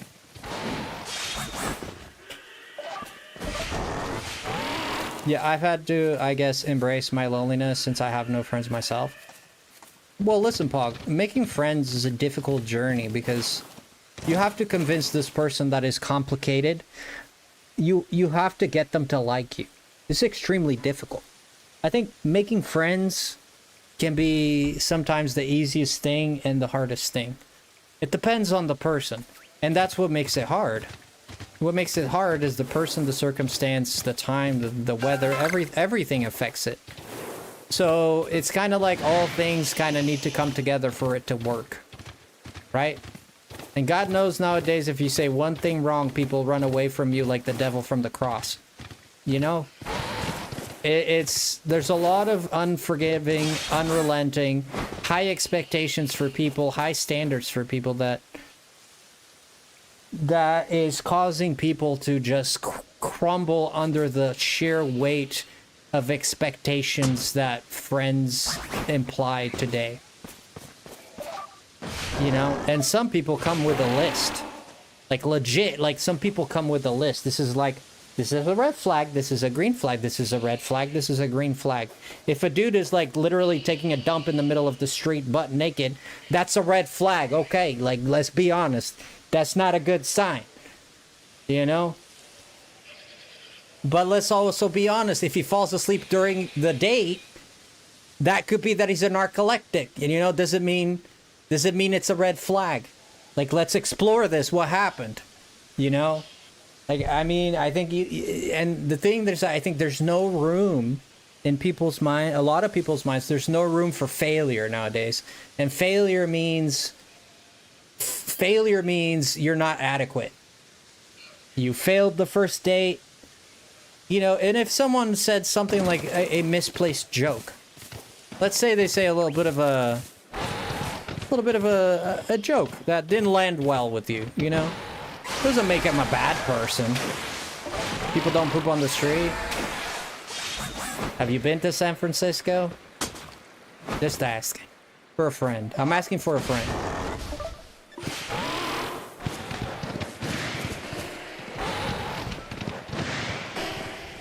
And not very trusting of people? Well, then you attract what you believe, my friend. This is the law. This is the law give and take. You have been to San Francisco. Okay. Well, there you go. I have not. I love San Francisco. I prefer San Francisco over LA any time of the year. Personally. You know, I live somewhat close to San Francisco. And I personally like San Francisco way more than I like LA. I'll tell you that much. But it does have its problems, and I'm not here to like completely take a dump on San Francisco. I'm just saying it does have its issues. It does have issues as far as you know, a big city goes. But its beauty is unparalleled, and its iconicness is unparalleled, and you've been to Cleveland, Ohio, really? I've never been to Cleveland. I've never been to Cleveland either.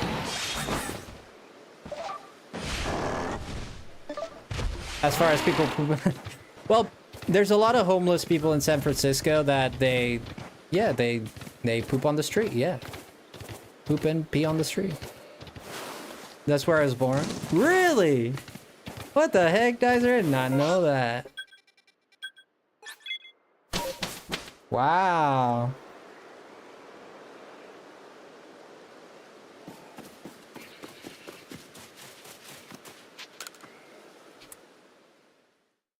I've seen too many people pour milk down their front trying to drink it and either scream in agony or just nearly throw up on me in San Francisco. What the heck, Kenny?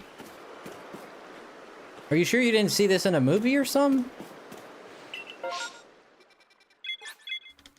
Yeah, but going back to that, I just wish there was a little bit more understanding. Maybe I'm a little biased because this has happened to me where I'm a very awkward person when it comes to jokes. Like, I'm the kind of guy who I have the best intentions, but they always come across wrong in terms of I sit down, like there's a group of people I'm trying to make. It doesn't always happen. I can't say that, but it happens often enough that it's noticeable. And it happened to me recently at a birthday party. There was these two people. There was one that I knew and the other one I didn't know. There's two older women. You know, I sat down and they were talking about stuff and I tried to put a joke in there and a joke about the economy, whatever. And it didn't land. And you know, when a joke doesn't land and everybody's kind of like, is so awkward and they start looking at each other, and I tried to say another joke to like compensate for the first joke that didn't land, and it just got worse. And this happens to me quite a bit. I'm awkward. I'm a little awkward. Baja has this happen. It happens to me too. It does. Like I'm a little awkward, and my sense of humor doesn't always land with people. I just wanted to come in and say in a good name. Oh, Shadow and Shani. Hi, Shani. Hi, Shadow. Shadow the Beautiful is here. I haven't seen you in a long time, my friend. I've missed you. I've missed you so much. Oh, bestie, what's going on, Shani? It's been a while. Life's kicking my butt. I'm sorry. I've been... Yeah, you know what? I assumed you just gotten sucked into your own world, and that's how it goes, my friend. It happens to me. Nothing to be ashamed of, you know? This is natural. It's all natural. Sometimes you need to... It's hard to care for other people when you're crumbling yourself, right? It doesn't mean like your personality. It could be things around you or your life, right? I'm not saying this is the case with you. I'm just saying...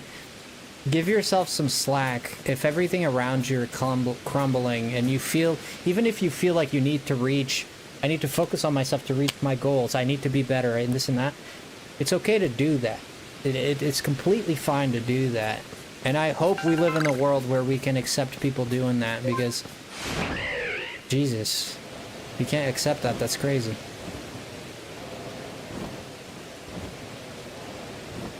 This is why we get along. I love the honesty when people are awkward. It makes me happy. I feel like we get along just fine then, because... And I'm that kind of... I'm a very divisive figure. And I've never had really to wonder much who likes me and who doesn't. The people who like me, it's very apparent and they show it a lot. And the people who don't like me, it's very apparent also. You know, there's not like, I've never had like really, this dichotomy has been very, the contrast has been very, very alive in my life when it comes to that. Like I can tell when people don't like me and when they like me.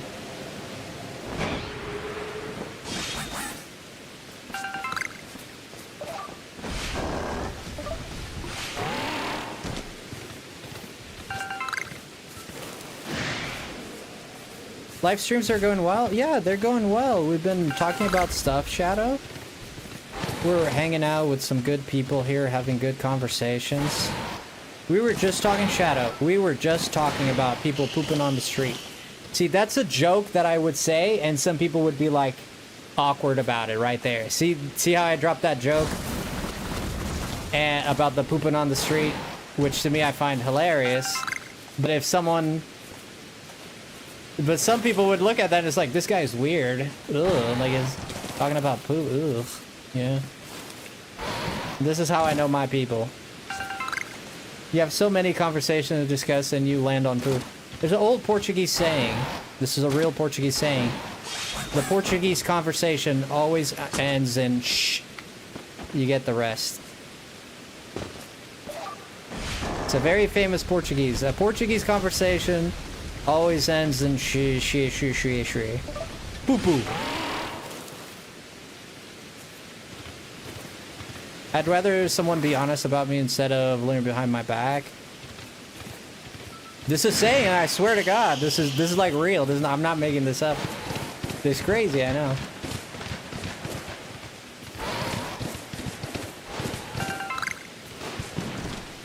Okay. Honesty is a rare trait in people nowadays. I don't think... Can I say something to you about that? I don't think honesty is rare. I don't think people are any better or worse than they were back in the time. People have less incentive to be honest. Let's put it that way. People have less incentive to be nice and to be honest. Because every time you're honest, you seems like you get screwed up, so what's the point? Happy birthday, Egg CB! Peekaboo. Oh, that was you? Oh, I can remove it for you so as to not dox you. Sorry, I didn't know that was you. I'm just noticing that. Or you can remove it yourself, actually.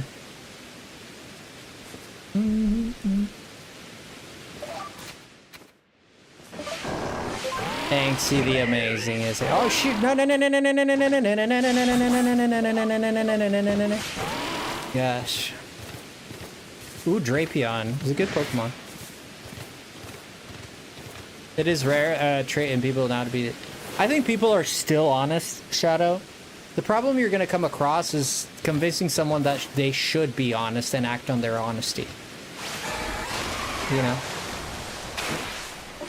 Nice guys finish last. This is absolutely true. This is absolutely true. Every you're getting me on this topic. I get going, bro. You touch these topics and I get going and then I go on a rant. Hey, yo, Angsty with the 11 months. Thank you so much for my birthday wishes. Of course. Of course. Of course. You deserve it. Thank you, Shadow. I'm okay with being nice and being last place and everything. See, you're an empath. You probably sacrifice a lot of yourself to make others happy. I don't know for sure. That's why I said I probably. I have no idea, obviously. Yeah. The self-sacrificial empath.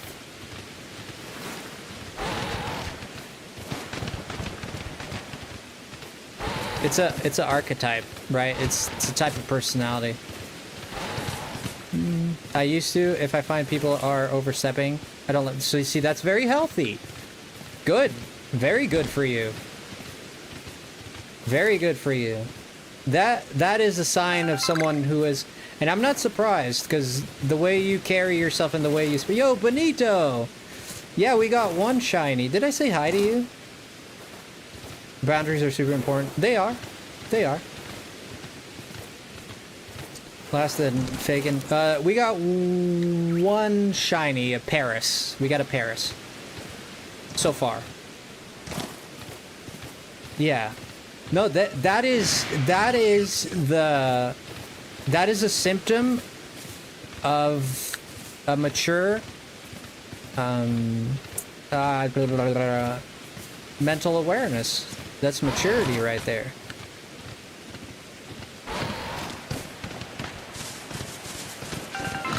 Emotional maturity is what it is. That's the word.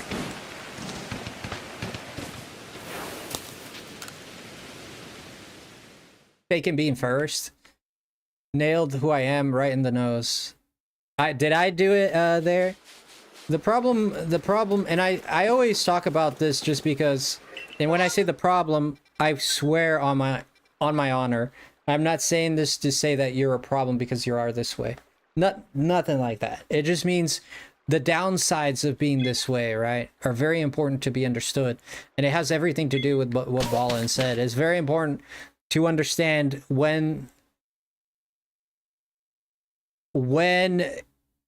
it needs to stop. Like that, you need to identify that threshold, right? It's hard for me to identify that threshold. And they say, you know, people were saying that nice guys finish last. They do. And you know why? I'll tell you why nice guys finish last. Because it's easier.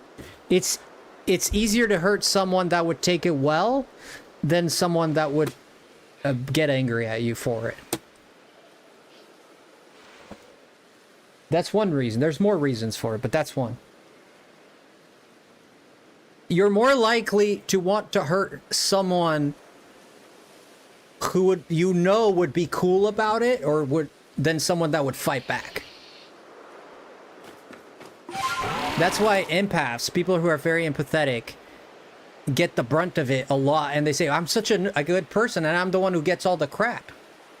That's one of the, there's more reasons, but that's one of the ways. That's one of the reasons why that happens. So being a nice guy is all good and dandy and all, but if you don't respect yourself, other people won't either. They won't. They just won't. You'd have to find someone who would be loving enough to understand that side of you and not take advantage of it. So you want to surround yourself with people who are real and true. A true friend. And this is how you identify someone who is not really a friend to you. A true friend, you tell someone about an accomplishment that you have, and their reaction would tell you exactly how they feel about you.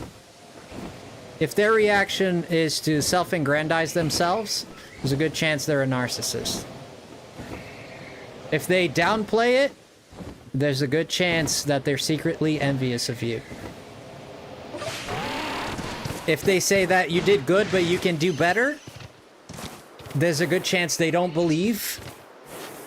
They don't believe that you can do better, and they're secretly hoping that you don't, because it's going to affect how they see themselves. Because if you do better, and this is very common on YouTube, if you have 300 viewers and 3,000 subscribers, and I have 1,000 subscribers,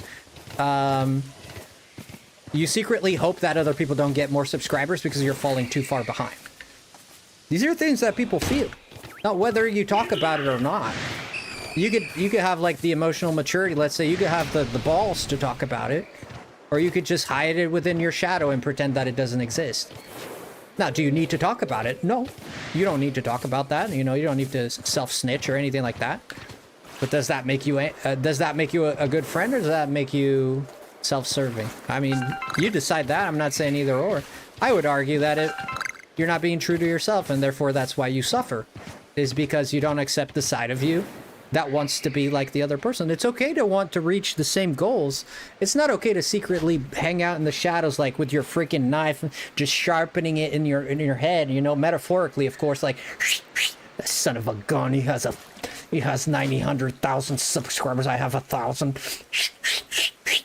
Let me get close to them and pretend that I like them. Oh, people are looking. Wow, you're so amazing. You have 900,000 subscribers. You're so amazing. And then here comes the mask. Mask on, pretend. People do this. It's just the truth. I myself have fallen into these traps myself, where I find myself looking at other content creators and I'm like, darn it, I wish I was like that. But I never let myself feel like I am less than. And this is the key. There needs to be a self-awareness, a self-love needs to be king. It needs to be like, I'm on my journey, they're on their journey. What they do or don't do, I am here to look at it objectively and not be biased. Remove yourself from the situation. Let them be who they are. Accept who they are and be who you want to be. And this is the solution to it. Now, if you put your feelings into it, yeah, you're going to get offended. You're going to get envious. You're going to get mad. You're going to feel like you suck. Don't put yourself in the situation. Remove yourself from the situation. It's their journey, not mine. It's their book. I'm on a different book. I'm not on that story. This is Sherlock Holmes and Inspector Gadget. These are two different people. You know what I mean? Let me read comments because I know you guys are writing. On YouTube, things is real. Yeah, the YouTube, it is real. It is real. Especially on YouTube, which is such a competitive platform. It is real. Which is why I bear branching out. I fear branching out. I don't blame you. I don't blame you for fearing. It's totally normal, man, to be weary about it. I'm trying to connect. It happens a lot in the streaming world for sure. Yeah, because people get envious. I can tell you, I won't promise that my head will never think and be jealous of something. I can't promise you that. I will never promise you that. I'm not here to grandstand anything. I want to be honest and be fair. Do I get those feelings from time to time? Yes. Do I let them consume me? Never did. I hate those feelings. I don't like that they exist in me. They do exist in me from time to time. I hate them. I disavow them. I fight against them. And I do my best to never let them surface at any point. Do I do a good job? I feel like I do my best at least. And that's as honest as I can be. I'm not lying to myself. I'm not lying to you. I'm being as honest as I can.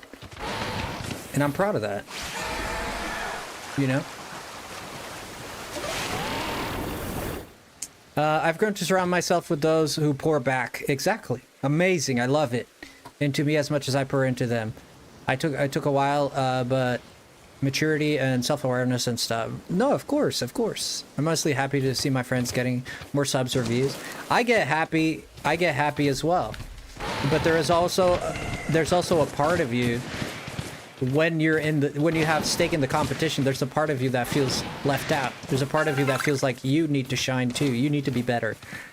There is, and maybe not everyone has that part of them, but it is something that is common and people feel, and they are unwilling to accept this, and so they virtue signal to kingdom come, and they just sit there and they pretend that these feelings don't exist and that they're such a good person. And you know, I feel like it's crazy to want to. You're basically living your life to make others happy, you know? Like, you give up on yourself, literally. You're just, you know? And I don't like to do that. I personally don't like to do that. I don't like to do things so that I fit a narrative in someone's head. I want my friends all to have the views and subs, and there's a fear I have is fame, and I'm so terrified of accidentally becoming famous. I think, like, for example, I feel true joy. I can say this open-heartedly. I feel true joy, like butterflies in my stomach, when I see there's been I'm not going to name names, there's been a recent example of someone who's been doing very well. I felt like butterflies in my stomach, like hyped for them, happy. Like, I want to encourage them to do more. You know? So I have both good and dark in me. That's all I will say. And that's how it goes. Am I ashamed of it? Of course I am ashamed of my dark sides, of course. I'm ashamed of a lot of things that cross my mind. You know?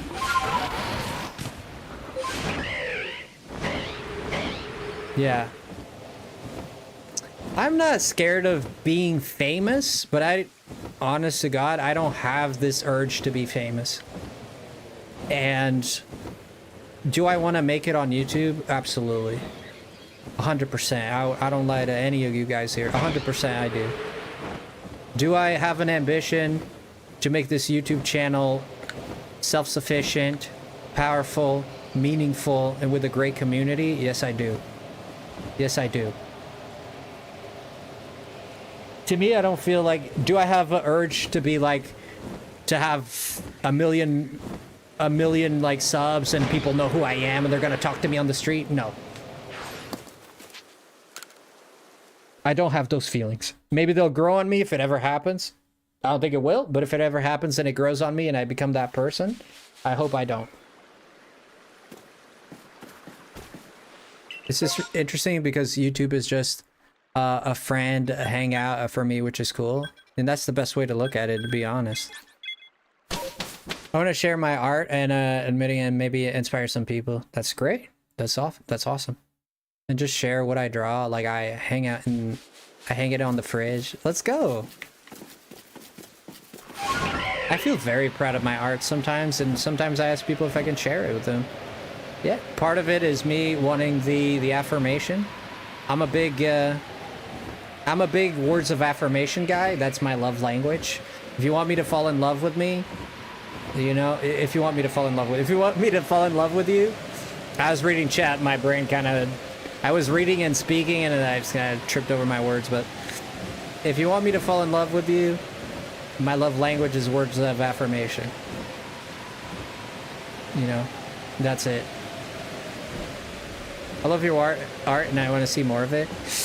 I do a lot of art, Anxie. I'm gonna be honest with you. I'm getting to a point where I'm getting my art to the point where I think it's getting good. Like, getting, like, a little beyond decent. I think it's getting to the point where it's a little beyond decent. I've always qualified my art as decent.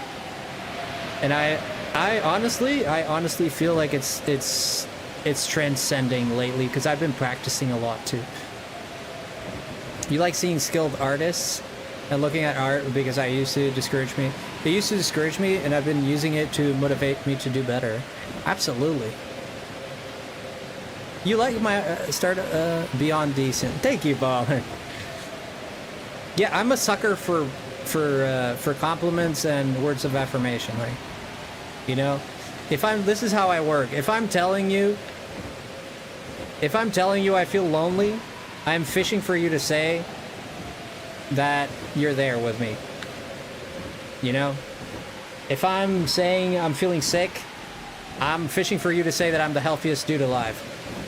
if I'm, you know, that's kind of like how I like it. This is the kind of person maybe that's, I'm sure there's something wrong with that, you know, but that's kind of like it. That's what works with me.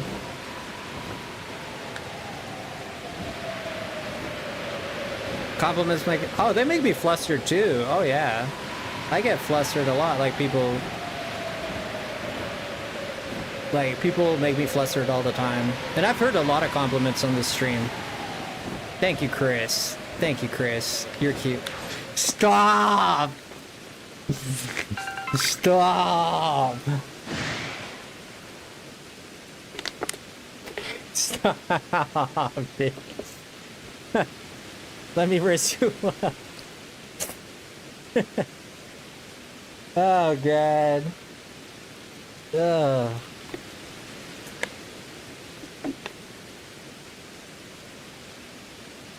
Oh, God. That one got me. You got me there. Ooh, it's hot in here. Dang, man, is the AC on or? Gosh. Eesh. Oh boy. You have your favorite beanie? Aw. I've been wearing beanies less because I've been taking better care of my hair lately. So, one bad thing is, you know, I have long hair, but I don't take care of it. That's why it looks like dry asparagus, you know? But it's my own fault. I'll be honest, I don't take care of my hair like I should. I've gotten a lot of advice about my hair lately, and I've been taking better care of it, so... There's a victory. Those brown, beautiful locks. You're beautiful, too. Shush. You're beautiful. You gotta use a separate shampoo and conditioner. See, that's the thing. I never used conditioner my whole life. Like, my whole life. Never once did I use conditioner. Well, I'm using it now, but I didn't used to. Up until now. Yeah, well, you have beautiful hair. Like, honestly, this is, I'm not, like, trying to be nice or anything. Like, you have objectively beautiful hair. Like, I don't even think it's debatable. Like, it's... Your hair looks, like, silky smooth. It looks like... Oh! Do I need... Oh, I don't have it! Okay, we added another one. Let's go. I don't have a Tangela. Oh, shoot, let's go! Oh, no, no, no. Have you seen the beanies that have the silk lining? It's good for your hair. I've never seen that. Maybe you could send me a link or something? Or you could just, is it just a silk beanie? I could look it up myself.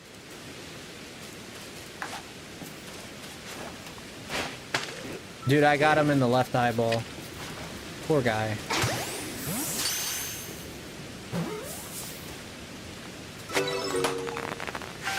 I use solid shampoo and conditioner. Solid shampoo means what? Bars? Because... Oh, solid shampoo and conditioner bar. Okay, I gotcha. Because my hair is thick. You had... I remember the Zelda picture... Well, I don't remember it photographically, but I remember your hair most of all. You had beautiful curls. Or, it was more wavy, right? Frosty out here with Rapunzel hair, but no conditioner. I'm thin. My hair's been thinning a little bit, yeah. Thank you, Anxie. I appreciate you. And thank you, Chris, man. Thank you for the hype. We got a shiny Tangela. That's another one. I need to get another Paris, so I'm going to keep doing the swamp. We're going to keep exploring the bayou.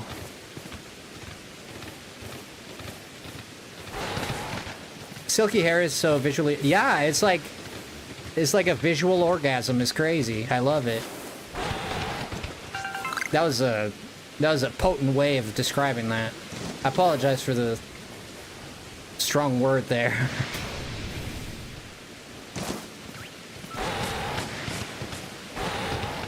Ooh. Yeah. Ooh, oh, I got one for you. Whoa, wait. I got one for you.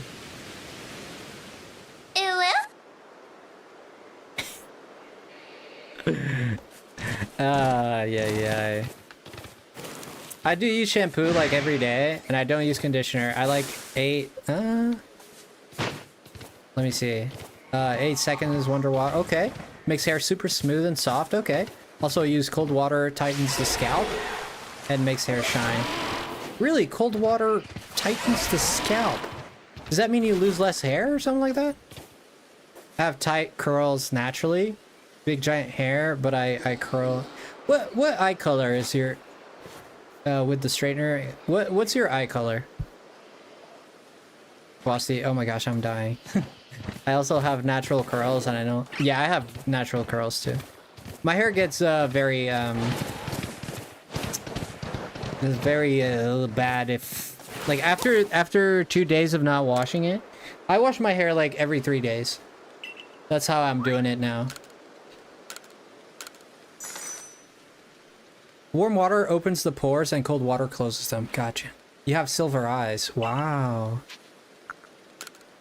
That's interesting.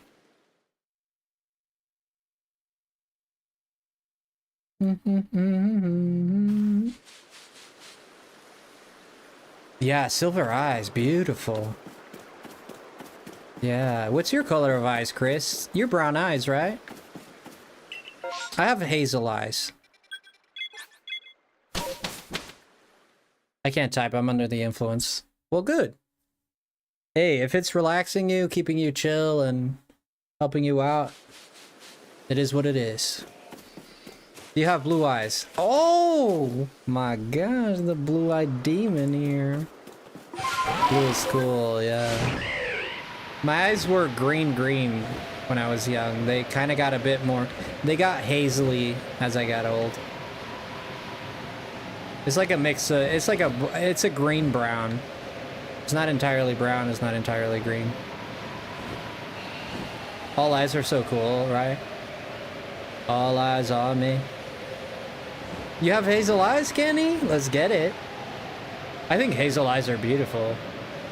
I'm very happy that I was born with hazel eyes, which is funny because both my parents and only my great-grandma had green eyes from my mom's side. Both my grandparents, all 4 of my grandparents have brown eyes, and both of my parents have brown eyes.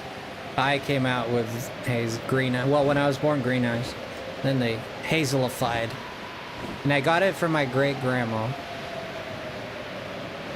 More green, blue on my end. Green and blue on your end? Yeah, you got that good gene. I think brown eyes look very pretty. I like brown eyes. I think because they're common, they kind of lose a little bit of that magic for some people, I guess. You know. But I like brown eyes. And I like blue eyes as well. I prefer green eyes over blue. No offense, Chris, I love you. From me to you, a heart forever. You blue-eyed devil. But I do prefer green eyes. When the sun catches them, so pretty. Oh yeah.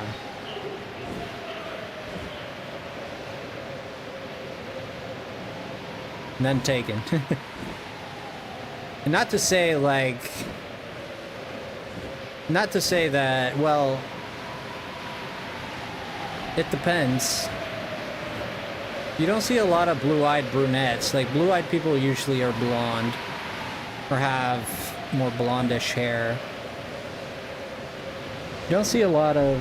I don't remember like a blue-eyed brunette. I don't think I've seen that ever. Megan Fox, right? Megan Fox is a blue-eyed brunette, isn't she? My best friend has brown eyes, and they're so pretty. Genetics and eye color is so interesting. Yeah. Like, your kid, depending on Ballin's eyes, or Baja's eyes, I keep confusing you guys, I'm sorry. But your kid has a good chance of having blue eyes or green eyes. Because of your genetics. I'm dancing until I'm dead. I'm dancing till I'm dead. And then you do it.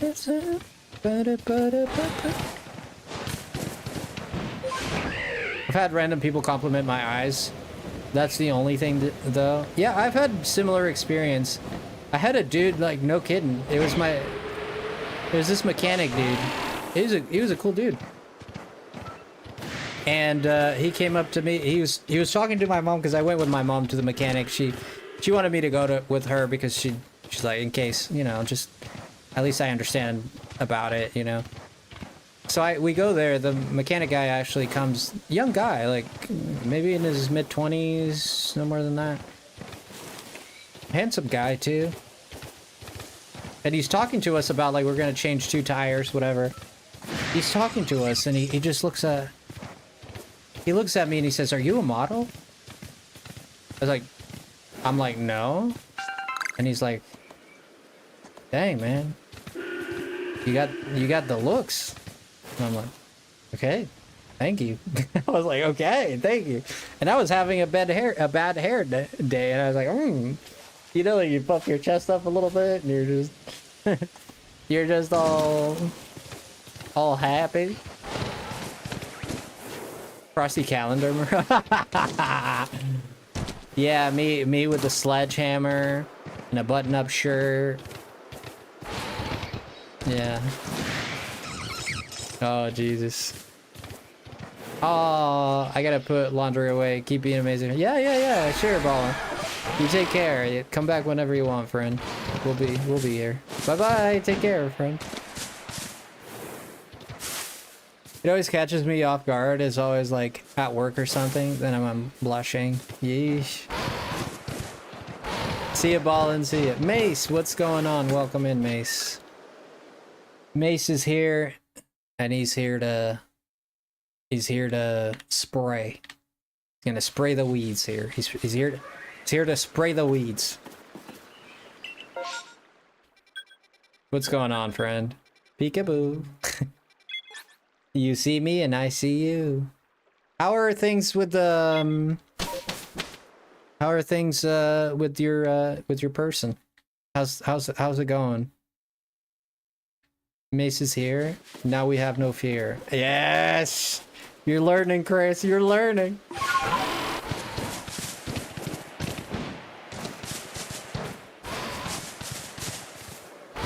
Ba-da-bum-ba-da-da.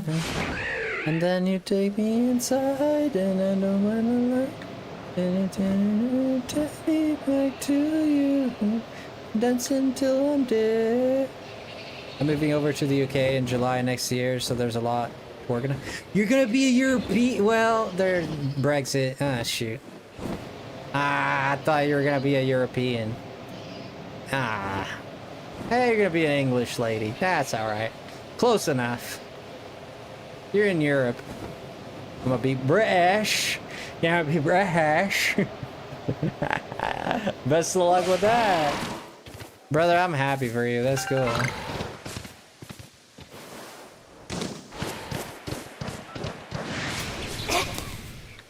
Dang, you're gonna be British. Thank you, bro. I'm gonna be posh and British. I'm grinding Elite Smash right now as we speak. Ooh, what are you, which character? What's your GSP right now? Till then, I'm gonna just work and chill. Yeah, immigrating is... It takes a little time. It takes a little time to get used to it, but... Can be difficult for sure, the big change. Sora, and it's at 14 million. Ooh, I play Sora. Did you know that?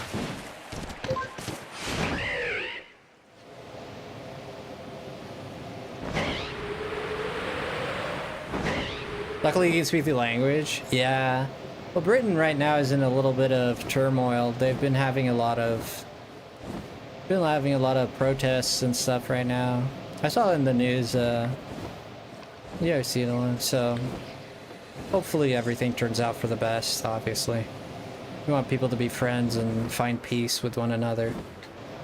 That's my prayer. Howdy, Frosty, you amazing lemon. Dr. Fiend.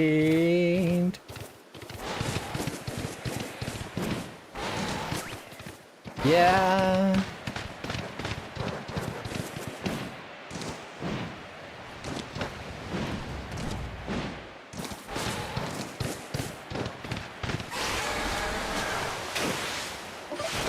Luckily, I'll just be in the countryside of Oxfordshire. All the names sound like... God, they sound so English. Oxshire. I'll bring you with me. Please. Please. I can't. I don't have... You'd have to find me a way to, like... You'd have to find a way to get me a visa of some kind. If you can do that, sure. I'll get a handsome visa. Frosty wants out. I've lived in different countries. I love every country that I've lived in. That's all I got to say. I don't hate any country. I've loved aspects of all the cultures I've experienced. And I've disliked aspects of all the cultures that I've experienced, so.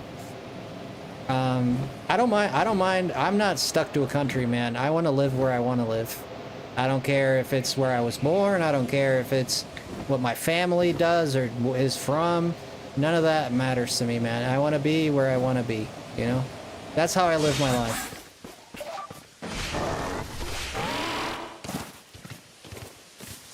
Yeah, no country is inherently bad. Yeah, exactly. And governments, you know, some people do bad things and some people do the best for their country. I mean, if there is a war and stuff like that, would I defend my country? Of course. Like, I would do that, of course. Would I fight for what I think is right? Of course I would. But am I gonna, like, live my life stuck to a place just because I was born there? No, I'm not gonna do that. Plus, I love seeing new cultures. I love seeing new people. I love learning new languages. So I was always an immigrant at heart. So that's how I feel about myself. If that's what they call people, if an immigrant, then there you go. You know, that's how I feel about it. I don't like being stuck in one place.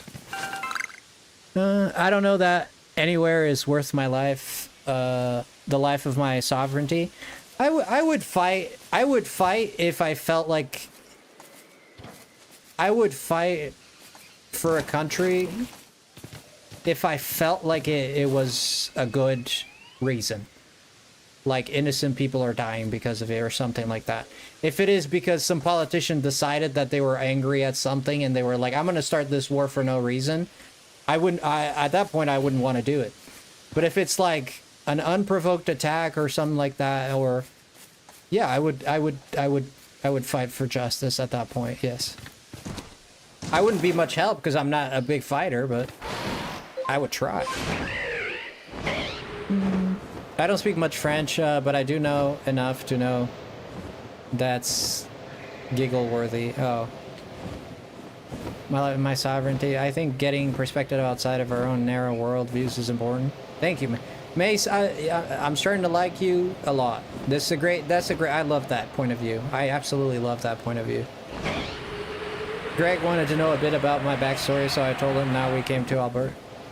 We came to Alberta and Ontario and said there's a lot more detail, but I won't say all, and I asked Richard to be president of 5. There you go. Yes. Frosty. Yes, Anksy. Yes. You're saying Frosty. Yes. Did I miss a chat? Did I miss a chat or something? I'm anxious to see what they're going to say about the next year at my 5-year 10. Well, you have to wait and see, right? You're like water, just keep flowing. That's the way I've always looking pretty. Oh my god. Ah, shoot. Ah, shucks. I wish other women thought like you, dude. I wish other women thought like you know? I wish. There's been we're in the dry season. My wife, Anksy. I know her very well. The best thing about her, she is very good at hide and seek. No one can find her. She's like amazing at it. Do you play Genshin? I got Riz. Yes, you do. Genshin Squadra? Or are you talking about Genshin Impact? You're a bar of soap? You stay clean as a whistle. No, you're a Bars. Squad. Yeah, I play Genshin, yes. I play Squadra, yeah. I played 2 games today earlier in the morning. I'll play like 2-3 times a day, sometimes 1. Depends. I'm also like doing stuff, but when I have time and I'm like, I was outside doing whatever, and then I come back in and I just sit down and play 2 or 3 games, yeah. I'm maining Caulifla. I love her. I like Kale too, to be honest, but I like Goku, Trunks. I like Trunks. I don't mess with the villains. I only play the heroes.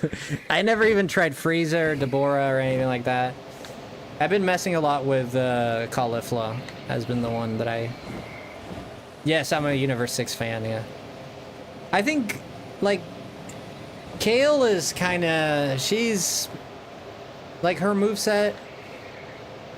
I don't know. She leaves a little bit to be desired. I don't like the fact that she's ranged. I don't like the fact that her ultimate is like she transforms only for the ultimate. I'm like, why? Like, why can't she just like have a transformation like Goku and Vegeta and all that? That would be much better. But oh well. I'ma not say, cause I'm a shy bean, I swear. I want to draw you as a goober. As a goober? What does that even mean, draw me as a goober? Dang, actually. No, I appreciate the compliments. That means the world. I don't hear that a lot. Like, I don't hear that I'm cute or handsome or anything a lot. Like, I've heard it most or more since I've started streaming. Some people have said that, but like throughout my life, I haven't heard it very much, to be honest. So I'm still like weak to it. Miniku is better, not gonna lie, and that's unfortunate. Miniku? Oh, you mean Goku Daima? And Miniku is strong. Yeah, he's good. You deserve it. Thank you. I appreciate it.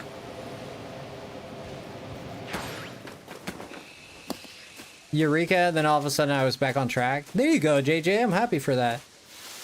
Burnout Storm, because my life was all over in the place and I had to find myself, but then when I turned 33, I did enough research. 33 is a turning point in someone's life, especially when it comes to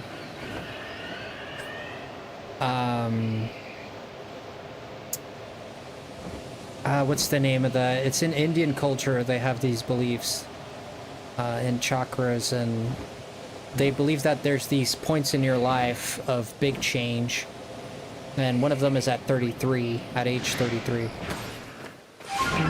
I'm not explaining that well, so I'm just gonna leave it there, but if you look it up, I'm sure you'll find it. I'm just too shy to compliment people sometimes. There's power in compliments. It's easy for someone to like you if they think you like them, right? Compliments go a long way to do that. If people feel like, you know, one of the biggest reasons people shy away from people is because they think, like, one reason is they think they won't like you. You're like, I'm not going to approach this person. They're not going to like me. This other person didn't like me. I'm not going to approach them because I have nothing to offer. So, but if you make them feel loved, they're more likely to approach you because it's easy to like someone that likes you.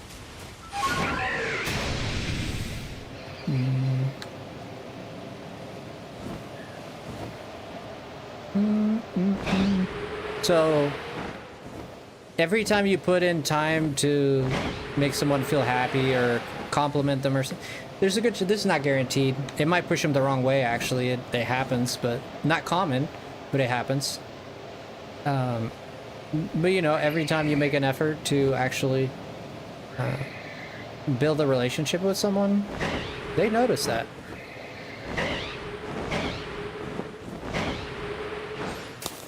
It mostly goes that you don't deserve. But who deserves what in this life? This is impossible to say. Who deserves what, when, and why? This is an impossible equation. We can't know who decides who deserves what. Who gets to decide that? No one can decide that because no one can. How do you calculate deservance? I mean, you make a mental judgment and you say, oh, this person was good to this person, so they deserve to be good. Okay, so you do a law of equivalency, I guess. Perhaps the closest we can get to justice, perhaps.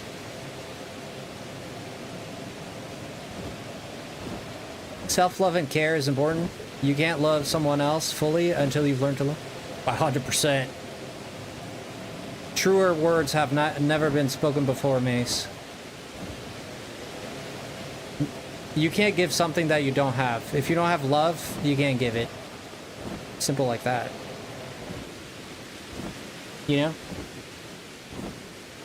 That's what happens to psychopaths and psychopaths. This is what happens with sociopaths. People who've abstained from love.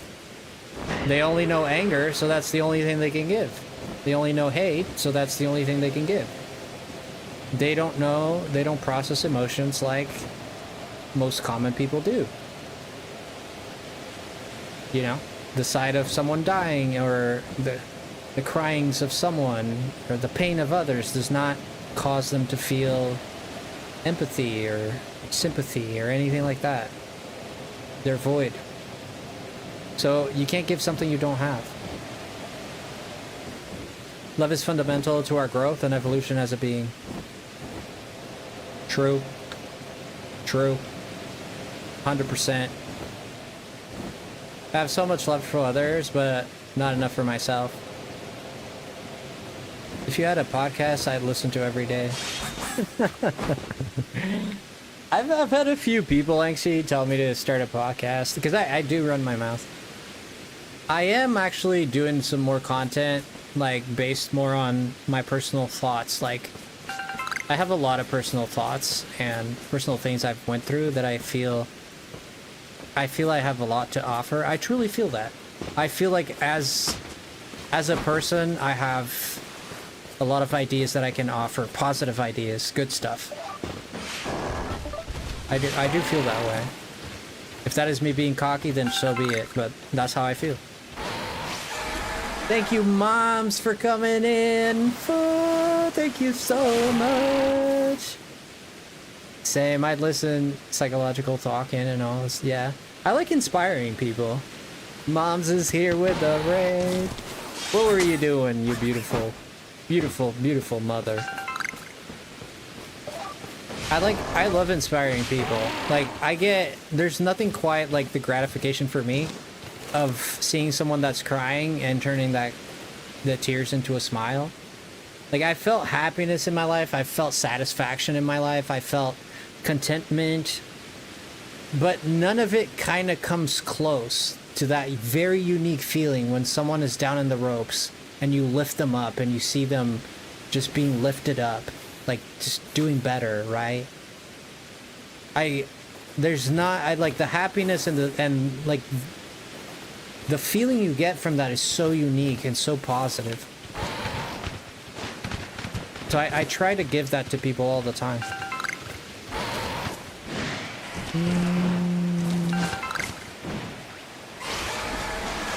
It's going good, Lan. What's going on? Guys, did we drop the link for moms? Can you drop your link, moms? If that's too awkward for you, Frosty can do it for you. Denise, I gotta tell you. Denise, are you listening? Denise, are you listening? Denise, I gotta tell you this. You just missed the most interesting conversation. We had a conversation. Denise, I wish you showed up a little sooner. Gosh dang it. Oh, well, I guess you showed up just in time. Is this another bee? My dog's What's the tea? The tea is we just got a shiny bee. Ended on Amber Isle. Oh, Amber Isle. Amber. That sounds familiar. Amber Isle. I forgot I've been meaning and I want to debate you. I don't think Final Fantasy 16 is very good. And you are a staunch defender. Yes. I want the other side. I want to see what I'm missing. Well, Final Fantasy 16, there's a very particular thing that Final Fantasy 16, a very particular itch that it scratches for me, which is the action combat. I love turn-based combat, so I have a very biased look at it because I love action combat games. So the fact that series was doing that. I loved it. Another thing that I loved about Final Fantasy 16 is that it wasn't scared to be dark. It wasn't scared to be the world that it is. It wasn't scared to be a medieval world. In a medieval world, the people had medieval ideas, right? Their ideas was like, is this the law of the jungle? And kill or be killed, right? There's a sadistic nature to the medieval times, and there was an acceptance of death as a, you know, as a fair punishment. And I love medieval times just for that, you know. And even if you talk about feudalism kind of, not so much, but kind of. But anyways, I love the combat. I think the story and the moments that it had, like the epic moments in it, were... They scratched that itch for me, man, is what I can say, really. I think the characters did it for me. The whole mystery with Joshua, I think it was interesting and pertinent. I think it made me feel things like when Ultima first appears. That scene is... Dude, just watch people react to that. It's so cool. That scene is phenomenal. I think they kind of dropped the ball a little bit with Ultima going towards the end. But those are some of the things that I really loved about it. I ended up falling in love with the characters and such. I give a detailed explanation. I think when I finished the game, I talked a lot about it. And then... Yes, I love its gameplay, and I loved Kingdom Hearts and Final Fantasy 15, but it's like, it just doesn't feel like the story or the setting offers as much as other games. Story felt very style over substance for me. I agree. I will agree with you. I will agree with that statement. There was a push for more epicness rather than an enticing story. Yes. Yes. The game wanted to be flashy. And I will agree with that statement. I see that it's a Paris. I just noticed it's not a B, it's a Paris. I just seen it back there. I will agree with that statement, not 100%. I will agree with that statement at about 60%. Although I think there is a little bit of that. I don't think that the scenes really ruin, like, the epicness of it and pushing for the looks. I don't think it afflicted the story in a very negative way. It definitely there was a focus on that for sure. Did anyone see who this shiny was? I'm gonna try and fly. It's on my wish list. It looks so cute. There you go. There you go. There you go. You like Clive? I think Clive was crazy good. Yeah. I wasn't expecting to either. It's just didn't hit the notes I wanted and I expected, which it is. But it's not what I was asking for in this thing. I felt like 15 was epic enough. Okay. I think what 16 lacked a little bit was a little bit more of the lightheartedness of Final Fantasy. Like there's always in a Final Fantasy, there's always like a lightheartedness to it, which is sometimes the thing that you remember the most. Like Final Fantasy 16 was a lot of the drama, just bam, bam, bam, bam, bam, bam, bam, bam, drama. There wasn't really that whimsicalness that usually comes with a Final Fantasy game, whether it be a silly dance that a character does, or a funny quote that a character does, or a funny like gag storyline side quest thing. I felt like 16 missed a little bit of that storytelling, magical storytelling of Final Fantasy. It was a lot of shoving that kind of narrative down your throat, and I think it's sacrificed a little bit.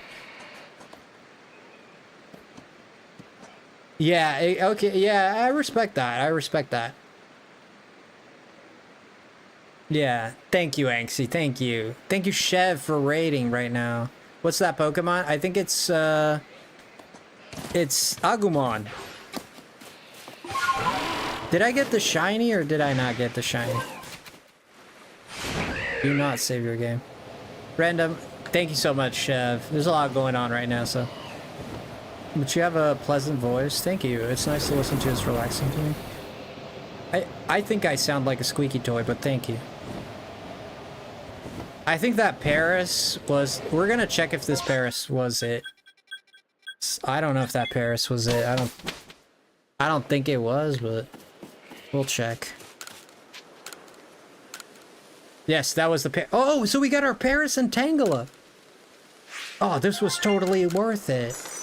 Have you played Persona yet? I'm still on the quest. I'm playing through Persona 5 right now on the channel. We do Persona about 2 times, 1 time a week. It's a long story, so I'm taking... It's a big undertaking. We're playing Royale, Persona 5 Royale. I'm about halfway through the game. I'm loving it. I'm loving it. Yeah, I think the game offers... Going through the palaces is probably my least... The part that I'm, like, least entertained by. I think that they are repetitive and boring. I think that there's some interesting stuff in there. I do them all in one day. It just comes across to me as repetitive and a little... It is a little boring to me to go... I kind of sigh a little bit when I have to do a palace. I'm like, here comes a palace, you know? Palace in Persona 5. Now... Do I hate it entirely? No, because I like the combat. I don't hate it entirely. I will say that to me, it's the negative part of the game. Sounds like you got to Okamura's part. Not yet. Not yet. I think it's the next one. I am in... We just beat the palace, the desert one, with the Futaba. I just got Futaba on my team. Like, she turned into a UFO, and we beat the Sphinx, and I ended it there after I beat her mom, the Sphinx. We ended it there. So I know Okamura's is next. I saw a spoiler when I was looking at a guide, and it said Futaba and then Okamura's palace, and I read it. You love Futaba? She's adorable. She is.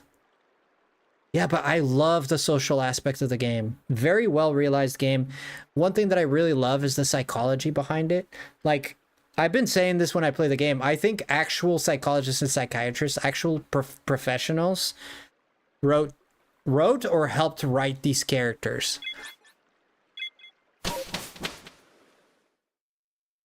Yeah, P3 is just Tartarus. It's like Mementos, but that is just places just at 10 out of 10 with Kragan. Yo, drop your link there. Drop your link there, Chev. I'm sorry. I'm loving it. I'm sorry for not dropping your link, man. I've been focusing on reading chat and talking to people, so I've been very absent-minded. But you can drop your link there, Chev.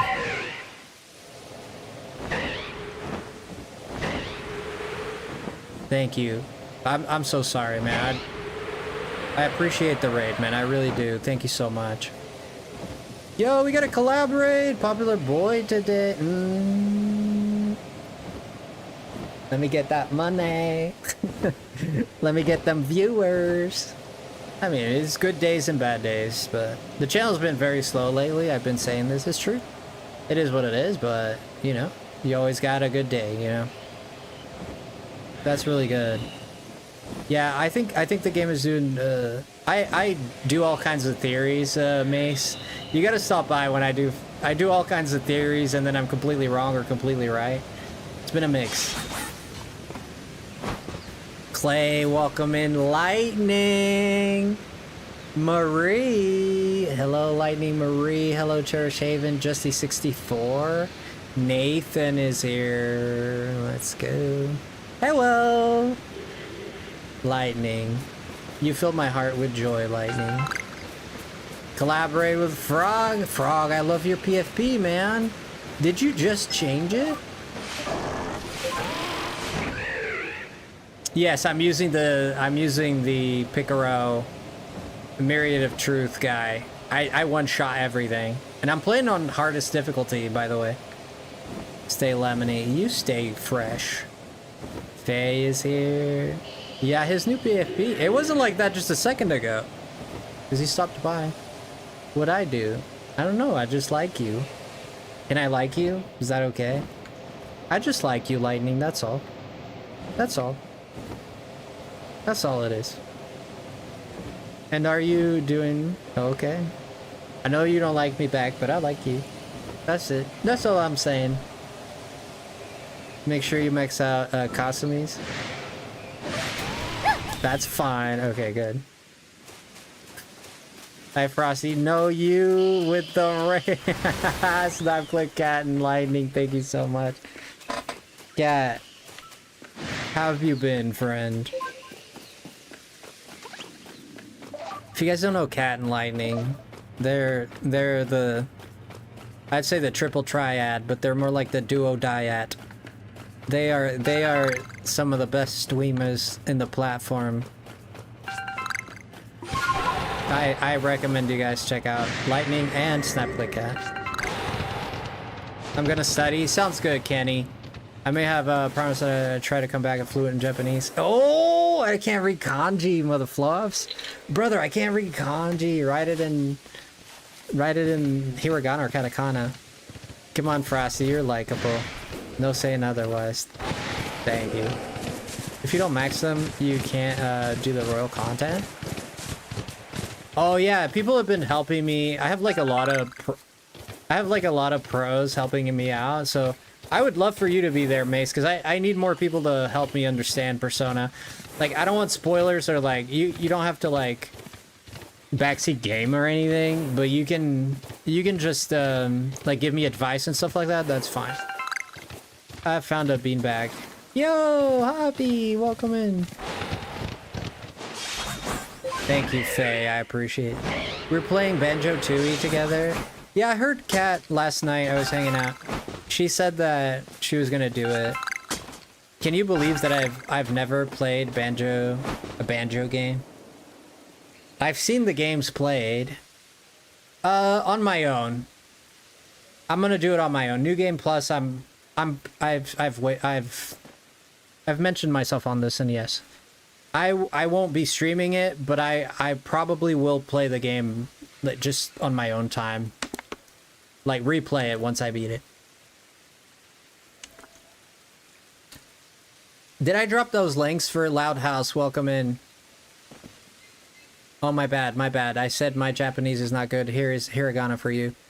Watashi no Nihon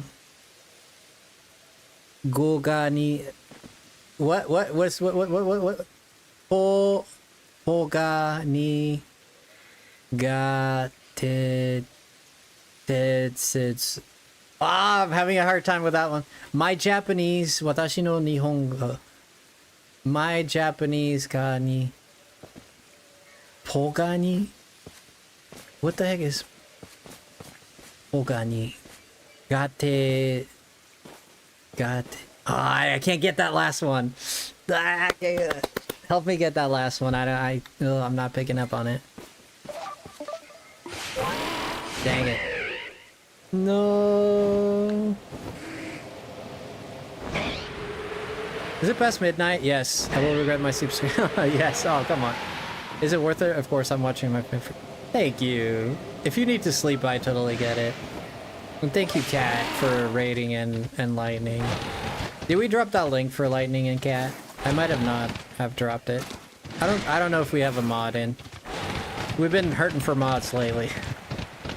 I feel like every streamer I know at some point is hurting for mods. Chef did? Okay, let's get it. Let's get it.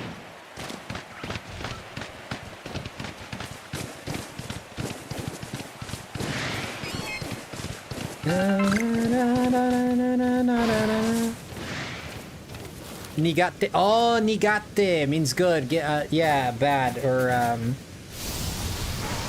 nigate. Oh, I know the word. Nigate is. It's either like it's like getting. I think it's used in the context of getting used to something, like becoming good or bad at something. Nigate means to be bad at. Oh, does it? Okay, so I was kind of wrong. I was half right. It's more of a feeling than a fact. Ah. I recognize the word nigate, but I'll be honest, I wasn't sure about its meaning. I have heard the word. I recognize it.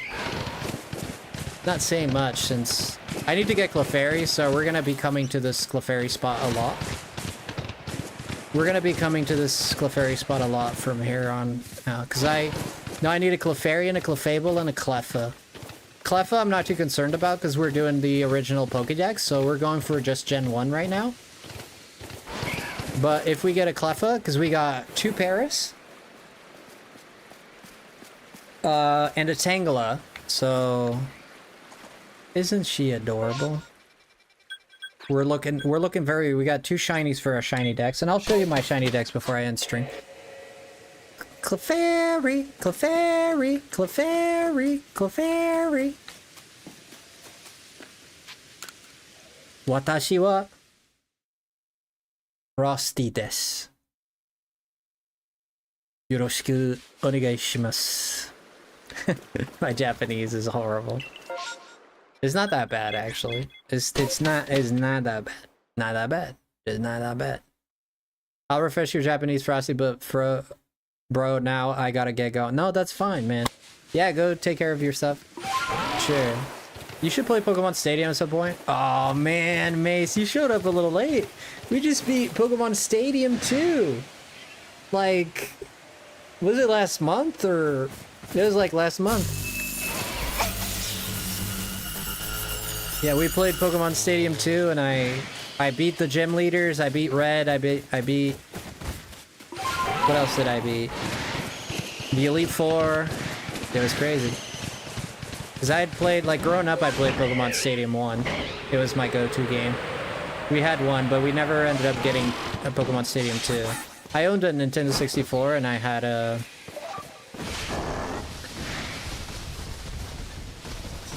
et le français, il est comment? Et le français, c'est très bien. Je peux parler un peu de français, mais... but not the best.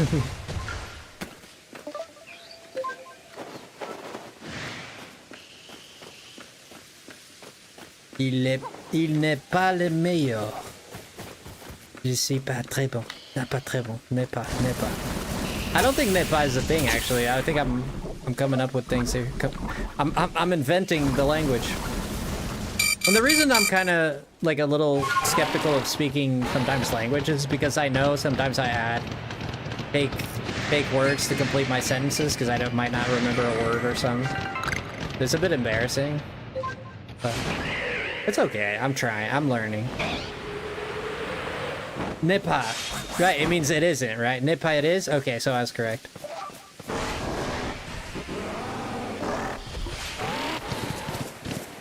Love you, Frost. Love you, JJ. Thank you. Frostalicious, you need to shrink your game screen so you can see what I'm sending you. What? What did you do, Moms? What did you do? Uh-oh. Uh-oh. Lemon drops forever. Oh my gosh, are you kidding me? Look at chat. What? Oh, Moms, you're dropping jewels? Oh, stop. Thank you, Moms. Kink is here. Yo, Kink. I think also, what the freak are these jewels? Yo, Kink. Thank you so much for being here. Sorry, Moms, I did not. All them jewels. Thank you, Moms. Thank you so much. Dang, thank you. I did not know you were... I did not see Kink, and I did not see those jewels. Because we don't have an alert for the jewels. I don't think, like, Streamlabs has even updated, because jewels are fairly new, and... Brother, I gotta go to the Fabled Spring here. So, that's a 360. This way. I'm gonna go sleep. Aw, you gonna leave me anxious? I hope you've been having a good time. You know you can always... I'm always here to help. I'm very excited for your new adventure. I'm rooting for you. I'm rooting for you guys, and... I'm looking forward to you being a British. No, we British. So cool. I almost moved to England. I had some of my friends moved to England, and they had like, they were doing like factory jobs there and stuff. And, you know, I had an opportunity that I could have gone to. I decided against it, but I could be in Britain. I could be British too right now, almost. Almost.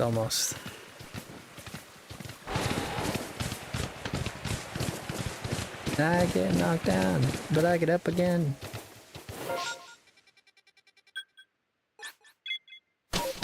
I'm stuck in the cold country. No, you don't have to be stuck in the cold country. You ever traveled, Faye?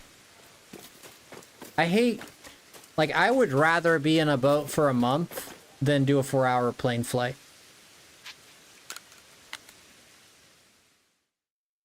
That's how much I hate. I've been on airplanes. Brother, I've been on airplanes like over 15 times. I've traveled by airplane over 15 times. Every single time, I absolutely hated it with a passion. I hate the feeling when you take off and like your toes feel like they're in your mouth because like everything is weird. It's crazy. No boats, they scare me. I'm scared of drowning. I much prefer sinking in a boat than falling off the sky in a plane. That's just me.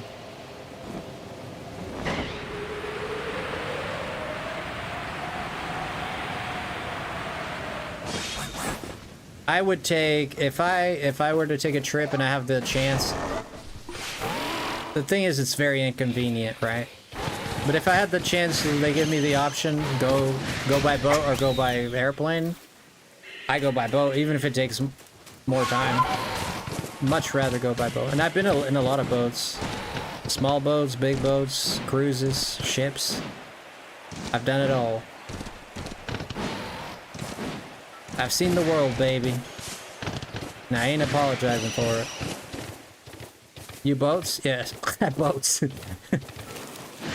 Yeah, we all fall that burb all the time to get to a shop. Well, explain that to me. Thank you so much for the give. I was gonna say gifties. You know that Leon dropped the gifties tonight, moms? Can you believe that? He dropped a 5 gifty. We are past our goal and a little bit now. We're gonna be doing a stream as a big thank you to everyone. I never know where the spring is. What's up, Enigma? Welcome in. Good to see you, friend. What's up? What's your day looking like? Brother, I can't find these Clefairies to save my life. I need to like take note of where I'm going. Have you been oat in a boat? I've never had an oatmeal in a boat, no. I'll make sure to do that. But you mean you're speaking Canadian, yeah, out in a boat. I get it. You're doing the Canadian accent. I have a cousin that's Canadian. She came to visit us maybe like 2 years ago, something like that. And they really say like a boat. What you talking about? A boat. I was like, what? And they say, do you know how they came up with the name for Canada? It was, they were hanging out, 2 dudes, they found the land, 2 English dudes. And they're like, what are we gonna name this country? And one of them went, how about you just give me a few letters? And he was like, yeah, sure. Okay, give me a letter. And he was like, C, A? N, A? D, A?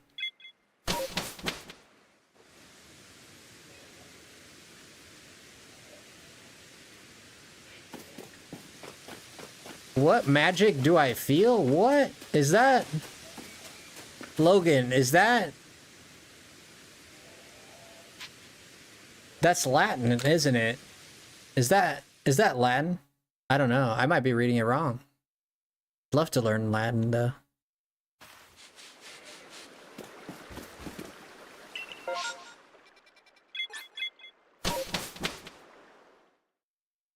Good night. Denise. Denise. Denise. Denise. You go into bed, Denise. We shall miss you.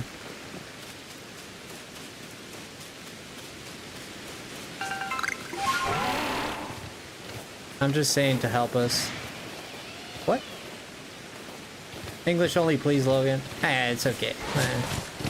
Yeah, don't just speak in whatever language that is, but... Oh, dude, we got a Clefairy outbreak. That's cool.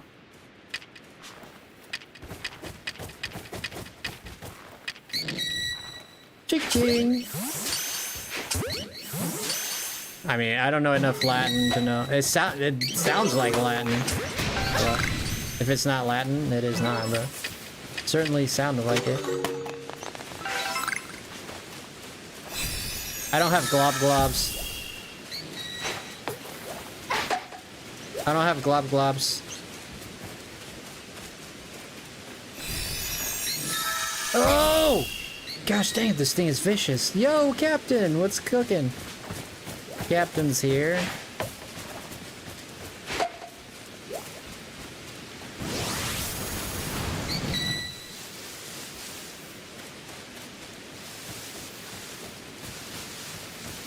Can you understand what I'm saying? Bro, my bad. I don't know if that... It sounds like you're saying, can you understand what I'm saying?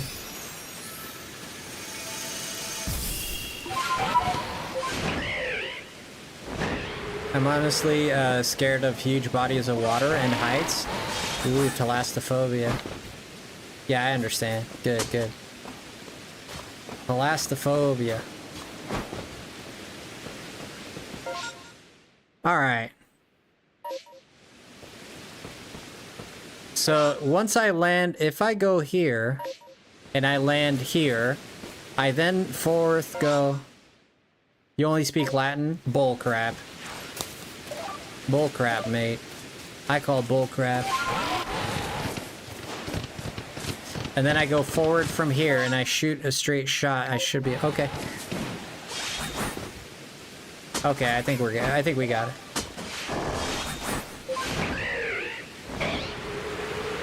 Where'd you learn Latin?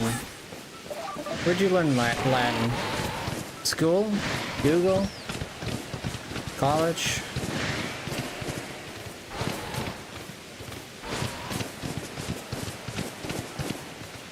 What are my thoughts on Magic the Gathering? I don't play it. So, not many, to be honest. I personally don't play it. I played Yu-Gi-Oh! I don't know if you're familiar. It's not here. No, it's down below. Are you a Magic player? That's cool.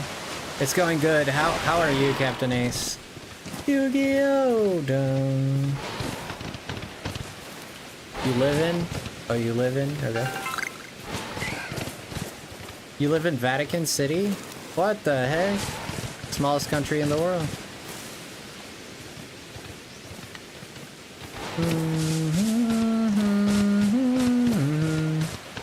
Ba-da-da.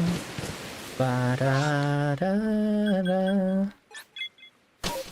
Vatican City, so you speak Italian.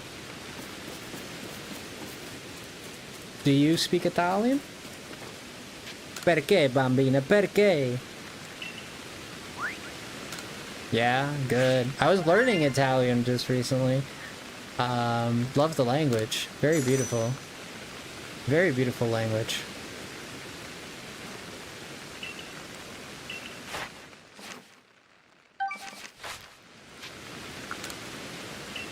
Oh, misty eye of the mountain below.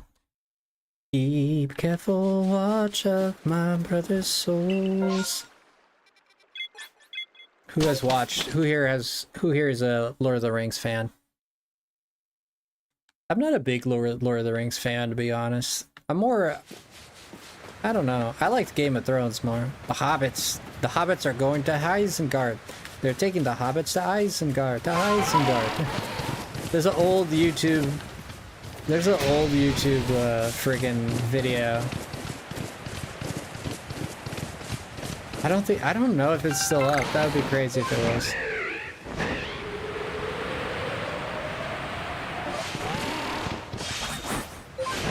I think it's better to...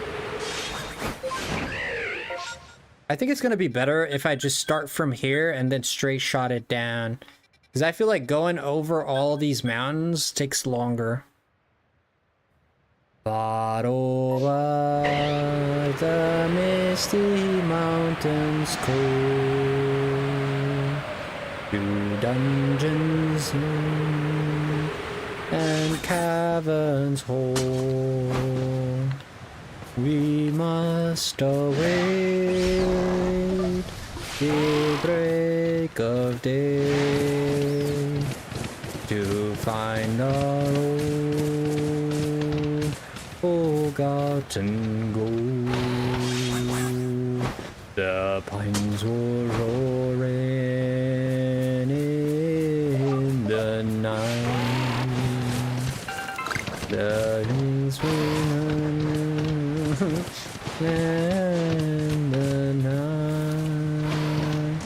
The fire bright and oh! Roselia? Oh, nice. Oh, that's sick. Not exactly what we were looking for, but I don't have a single Budgie line shiny, so this is gold. Wow. That's a beautiful shiny. So Ralph. This way, sir. Thank you very much. Ma'am, sir, Sir Ralph. McCuts. How are you, Ralph? Welcome in. What are you up to, Ralph? I'm gonna save my game. We're gonna save. Yeah, it's daytime, so I can't really get the Clefairies. So hunting Clefairy here is gonna be very difficult. I might leave it. Moms, he's still here, man. Moms, thank you. I might leave Clefairy for Scarlet and Violet. What do you guys think? Doing good, just eating a very late dinner. I'm lurking. Okay. Thank you, Moms. I appreciate you a lot. Thank you for those jewels. Sky Pride Raid. Jen's alive. Jen's alive. What is my ambition, Frosty? My biggest ambition in life was... This has fallen a little bit out of grace now, but as I gotten... one of my ambitions in life is to become a studio recording drummer. I just started that game. Really?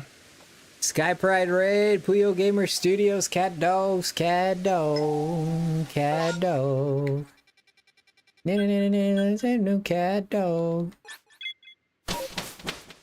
I wrote my name in Elvish on my B-Day cake. Looked like the one. Oh, that is so cool. Whose raid is this? Yeah, I am trying to figure that out too. Who's the raider? Is it Rivas? Isaias? Is it you? That Roselia, man. That is a pretty Pokemon. It is Isaias Rivas. Okay. Eddie, welcome on in, Eddie. What are you cooking tonight, Eddie? I want to say a big thank you again for everybody that became a member and all the gifted memberships. If you want to become a member in the channel, for $2 a month, you can support Frosty and the cause here. For those who are willing and have the possibilities. You should become a YouTube drummer.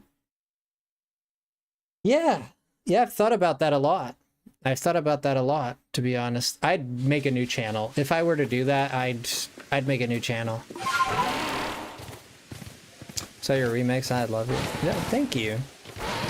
I would start a new channel for that. You know what? It's me, Frosty. Yep. Isaias is the...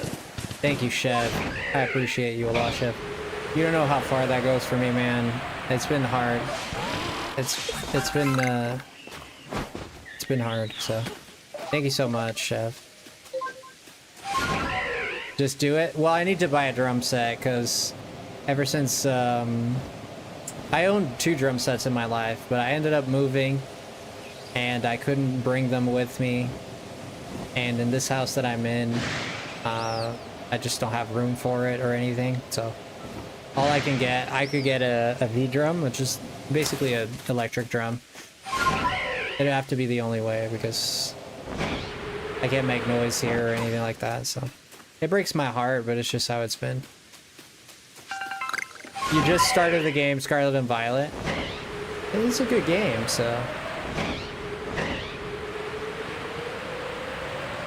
yeah, if I had the drum set, if I had bought a new drum set, I would have been doing that already, JJ.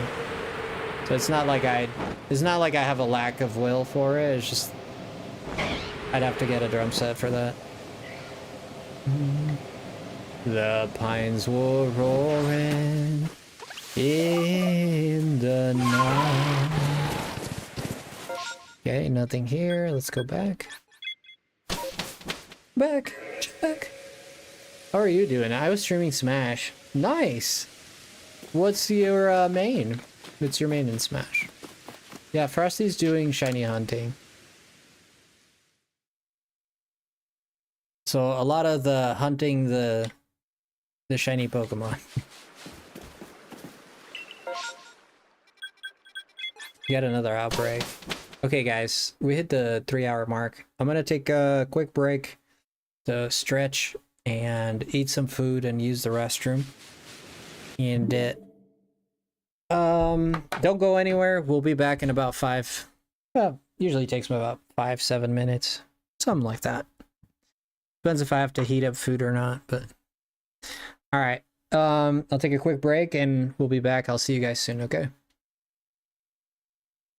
The pines were roaring.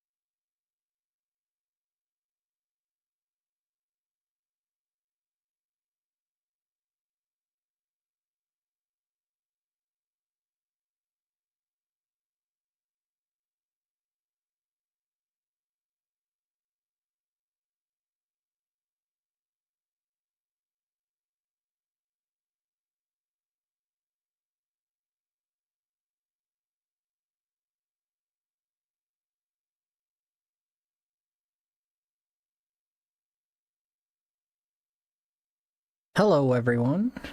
We are back in business for tonight.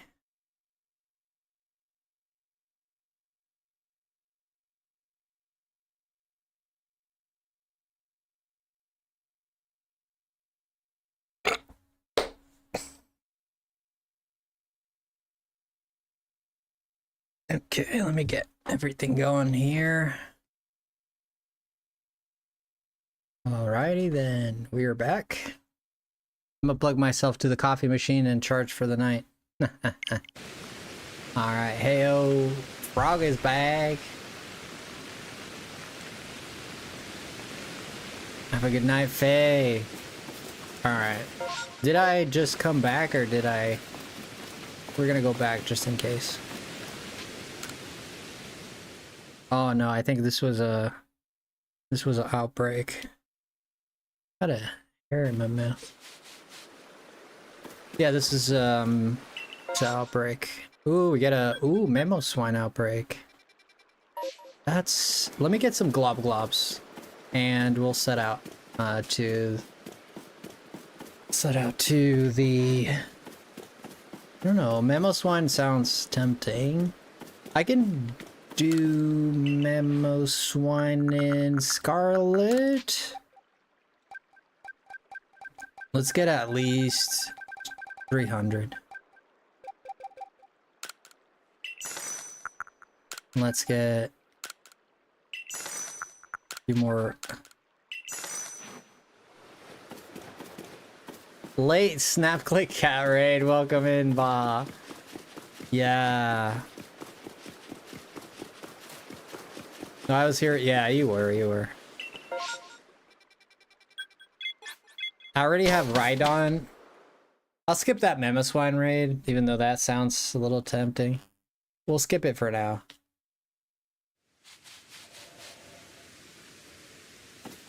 Okay. It's still not nighttime.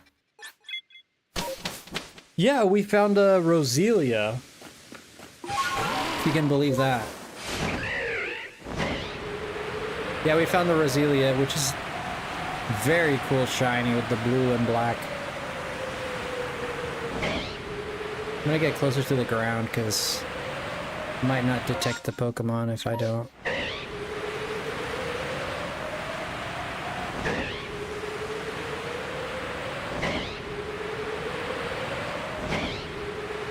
Want to be able to hear the shiny.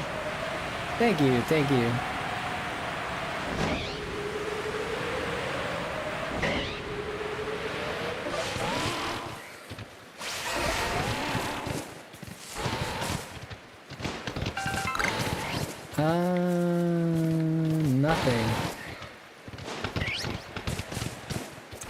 Nothing. Should I play some music for us, guys? What do you guys think? Sometimes I enjoy the silence, but sometimes I also enjoy the music. It goes both ways on that. Yeah, we might play some music.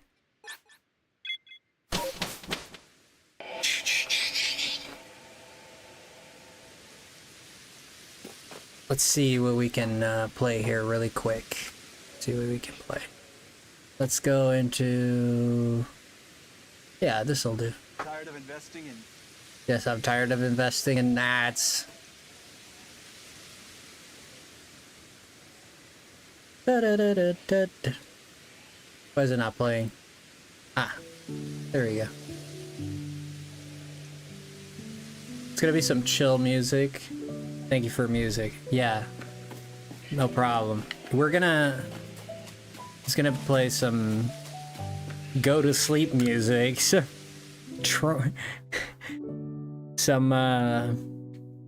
really chill vibes. I can just start from the mountain.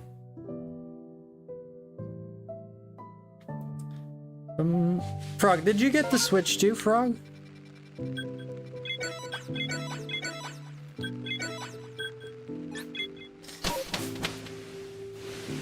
Oh yeah, day one. Oh, you got it. Oh, Jesus, okay.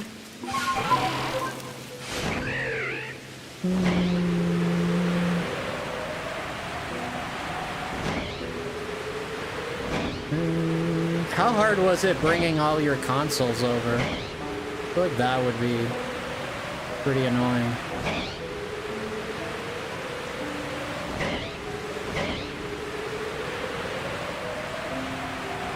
Your computer too? Jeez.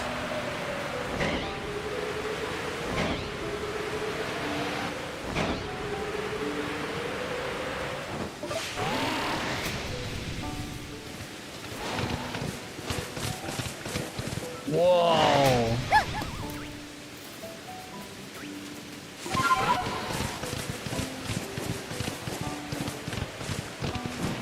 Really, it's easy. Oh. Okay.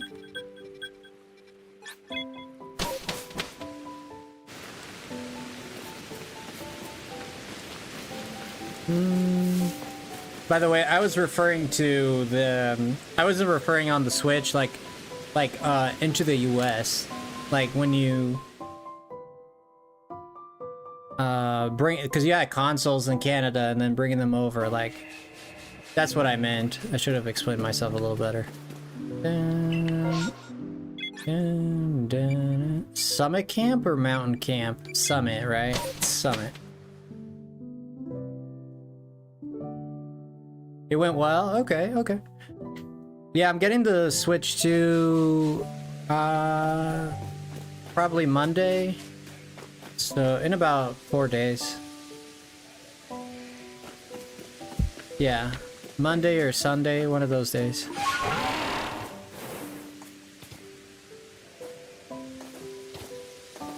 Really? They asked you about it? Ha ha ha.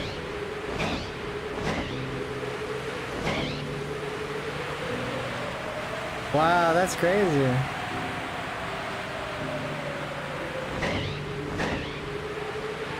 I mean, consoles are very famous nowadays. Like gaming is so famous nowadays.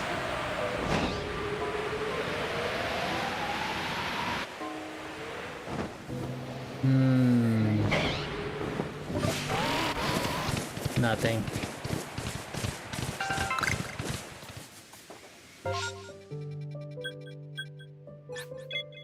Dude, I love this song so much. This is such a good one. Yeah, he dropped the serious attitude when he saw it. Clearly a gamer. Oh, yeah. Obviously.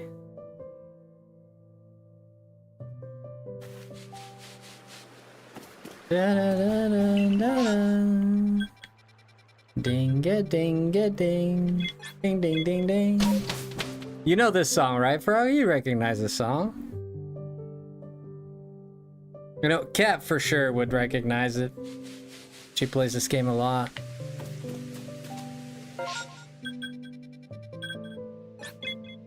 Of course. Yeah, later on it plays the one at the end, which is really good too. When you beat Bowser.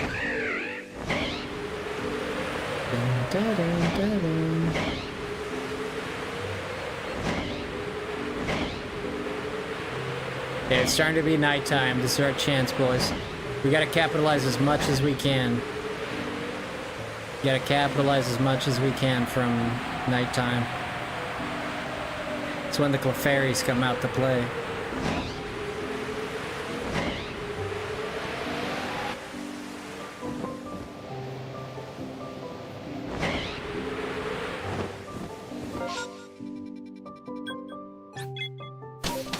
Dun, dun, dun, dun, dun, dun, dun, dun. Dun, dun, dun, dun, dun, dun.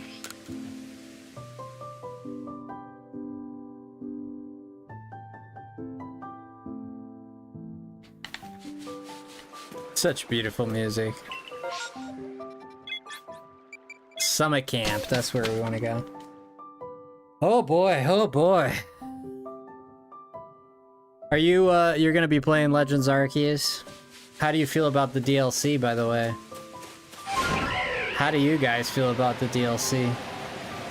I'm not even thinking of getting the DLC, dude. Unless those mother clunkers, they give me something a bit more concrete? Tell me a little bit more specifically, because if we're getting just Raichu and Gorochu and whatever, not worth it. Not worth 30 bucks. Legend ZA.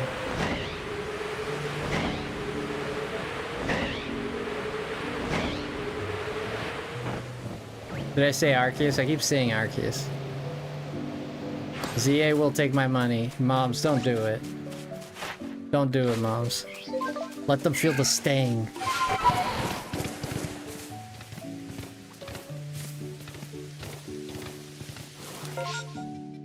Like, for me, like, I know that there's like some kind of parallel world or something, because there's like, we've seen pictures of like a portal from Hoopa and whatnot. Like, yeah, sure. But what does that mean? Does it mean you get an entire new area? Or does it mean that you're just getting... Frosty, you're a portal. You're a portal to my heart. I'm just messing with you, friend. Thank you. Mega Hoopa Unbound could be crazy. That thing looks crazy as it is. Ah, thank you. No problem, friend. No problem. Mega Hoopa looks crazy as it is. Let me see once we get there. They make us starve for new content on purpose. Yeah. I'm not happy. Like, I'm critical of what they do, and I'm gonna keep being critical. And some people say, like, you know, people might say I'm hypocritical because I end up buying their stuff. But the alternative is I don't buy it and everyone else does, you know? So if everyone's stopping, I'll stop, but you know, that's not, I know that's not the best ideology, but if you don't stop, then people won't want to stop either, but...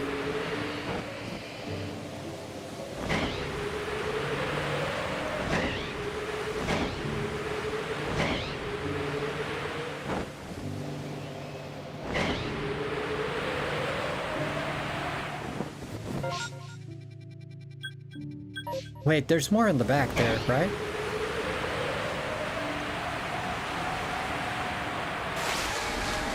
Yes, there are.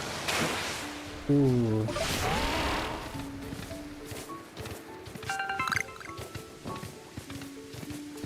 Okay, so just as far as here. Okay, gotcha.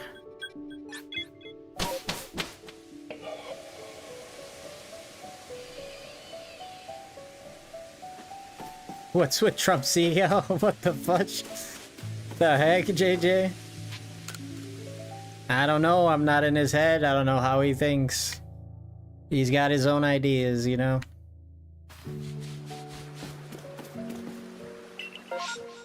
Dun, dun, dun. Dun, dun, dun, dun, dun, dun, dun, dun, dun. How do you feel about your, Wait, did I just...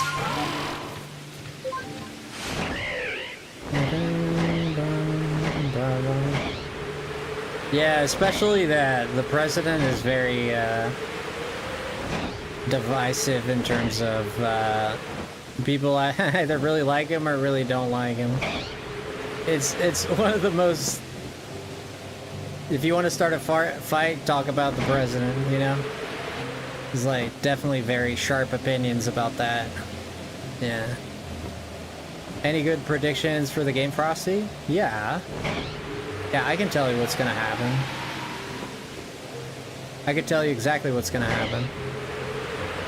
AZ's gonna die. Lysander is gonna come back. We won't see Professor Sycamore. We are Professor Sycamore's relative, to some degree. We're gonna arrive in Lumio City. Something funky is gonna happen that's gonna cause us to meet our friends. Something like, I don't know. We fall in a hole and they need to help us out, or some Pokemon is in trouble. We're gonna show up and help the Pokemon. We're gonna meet our friends. Our friends are gonna be like, I love you for helping me. By the way, we have this group. We're gonna join a group that's gonna be transforming areas into Pokemon areas, right? We're gonna transform regular areas into Pokemon into Pokemon areas. And then we're gonna go from there, and we're gonna participate in the ZA. We're gonna find out that Quasartico keeps doing all these experiments and whatnot to, and they're gonna ask us to help them because we're gonna become a prominent trainer. We're never gonna know that they're evil, and then the Team Poison or whatever the name is, those guys are they're gonna seem like the bad guys, but in the end they're gonna be the good guys. So at first when we meet them, they're gonna come across like the guy has a Scolipede and a freaking Arbok. I mean, you have to be evil. Look at James. James had an Arbok. Jesse, whatever. But like, what's gonna happen is those people were gonna think they're the evil ones, but then something's gonna show up, and we're gonna find out that actually it was Quasartico all the time, or all along. That was actually the evil person, and it's gonna abolish the other guys from the evil, and we're gonna team up and defeat Quasartico. They're gonna try and recreate the Ultima weapon. Zygarde is trying to stop that because their experiments are causing Pokemon to Mega Digivolve. So when they Mega Digivolve, like, we start noticing something is up. Quasartico is going to claim to be investigating, probably claim that they're investigating that, but they're really the ones causing it. Then we're going to find out that they're going to revive the Ultima weapon. And once we find out that, they're going to turn the Lumiose Tower into the Ultima weapon. And AZ is going to sacrifice himself. He's going to die to stop the weapon. And Floette is going to try to stop us. Or him.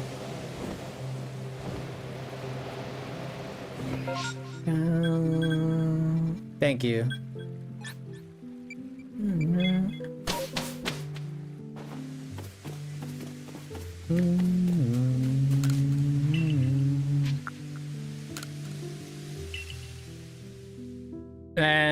And that's gonna be it. And then post game, there's gonna be new Mega Evolutions that came like because the Ultima weapon was half shot or whatever explosion happens or whatever. Like, there's gonna be a phenomena that more Mega Evolutions are gonna show up, and then the post game is probably gonna be something related to that, where you have to find like the remaining Mega Evolutions that occurred after the weapon went off or whatever. Boom, boom.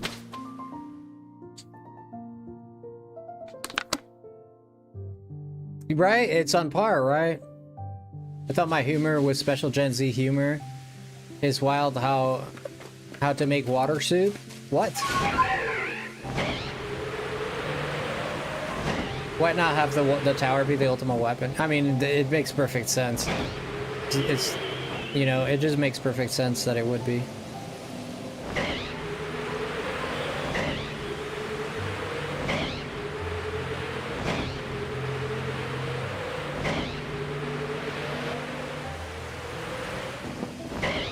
Now, can they throw us a few curveballs? Of course. I can't say for sure that's what's gonna happen. That's what if we're following like the Pokemon logic, this sounds very, very plausible. Yeah. Yeah, because Pokemon is not the type of game to kill people, right? Their storylines don't kill anyone, of course, but it is. We know that the game is rated E+ or something like that. What was it? Or is the rating is a bit more mature? I forget what the exact rating is, but it often means that there's some kind of death or something like that. E10+, yeah.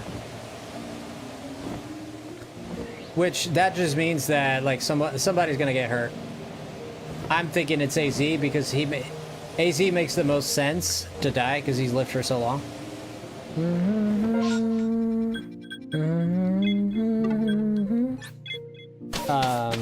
It makes the most sense. Like, no one's like really gonna feel like. What a good story would be, his Floette actually dies again or disappears again because she died, and then he goes on this like maniac spree, like trying to kill everyone. That would be an interesting storyline, but they'd never do that. Right? That would be a twist of fate. And I'll be surprised. I was surprised about Legends Arceus this very game. Because this very game, they actually kicked you out of the town. I was very surprised when that happened. And I thought this is one of the reasons I really like Legends Arceus, probably my favorite Pokemon game that's not mainline. It's definitely my favorite spin-off game for sure. When it comes to like mainline games, Pokemon X is my favorite.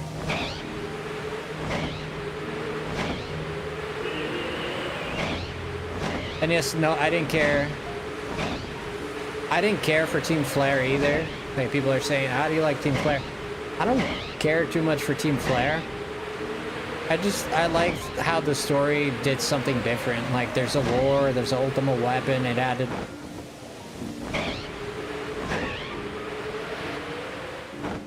Welcome back there, Logan.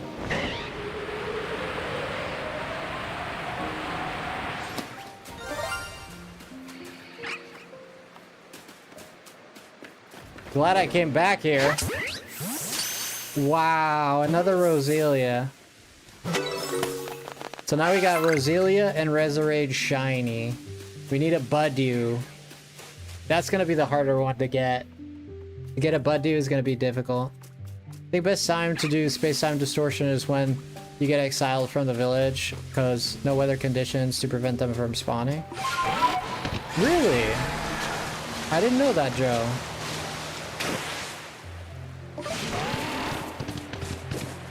He's got another Roselia, man. I'm gonna open a shop and start selling Roselias or something. Is it daytime already? Get out. Yeah. Starting to look like daytime. What are you up to, Joe? Good to see you. Oh boy. Where did that come from? Probably from my insomnia.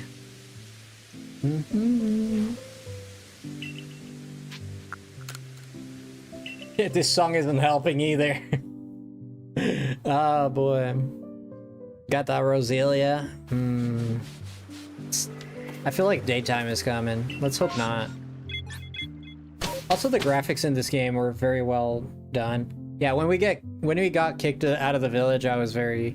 It shocked me, like literally, I can't believe they did this in a Pokemon game, like exile a kid, you know. I thought that was it felt real, right? It felt because they had valid proof to accuse me, even though there wasn't a certainty, but there was a lot of indications that pointed my way. Yeah, it was cool and authentic, and it was relevant, and it was unexpected, right? So it made you feel a certain way.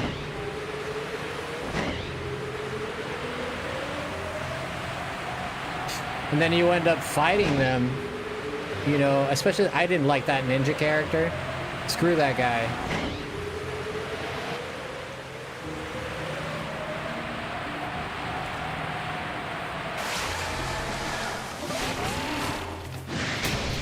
Man, the Clefairies here are eating good. There must be something in the berries. What the? What the heck? Where'd it go? It just poofed. Okay. Okay. Yo, Freaky, what's going on? Since we can't do Clefairies right now, I'll just go to a different area. Since we can't do the Clefairies right now. We did get a 2 Roselias. Did you see that, Up? It just poofed. Yeah, because like you help them, you just want to show them Pokemon are our friends. Yeah, because they have a different mentality, right? Yeah, absolutely. No, I enjoyed the story. I enjoyed the story of this game. More so than I think that the story in Scarlet and Violet, especially the Area Zero stuff. I thought the Area Zero stuff was cool, and it felt like Pokemon was finally trying to write something interesting. Like you have Pokemon Red, Blue, Green, and Yellow, and the story of those games, like classic defeat the bad guys, right? But there's nothing there. The most interesting thing I saw in the story of Pokemon Red, Blue, Green, and Yellow was when that dude transformed into an Eevee. The PC guy? When the PC guy transformed into an Eevee, like, the Pokeflute stuff was pretty cool too. But I mean, fighting the big boss Giovanni was also cool. Like, but these are kind of like epic things, not really story like, whoa moments, right? Like, you kind of expect this. There's an evil team, you expect to defeat it, right? Whatever. Like, even without the patterns that we've had and the rehashing of this formula for generations and generations of games. Even in the first game, before it was even done a million times, we recognized the pattern. So how much so that we recognize it now that it's been done a million times? So always this evil team. That's why I really liked the team in Team Skull and Generation 7, which is Alola, yeah. Team Skull was solid. They were just thugs, outcasts.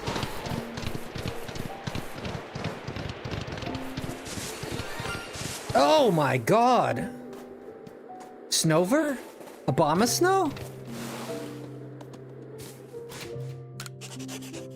Abomasnow?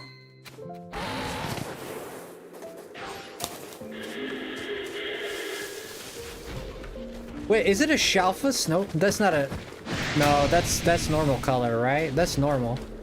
Is it an Eevee? Because there's Eevees around here. Snorunt, maybe? Definitely not the Snorunt, it's blue.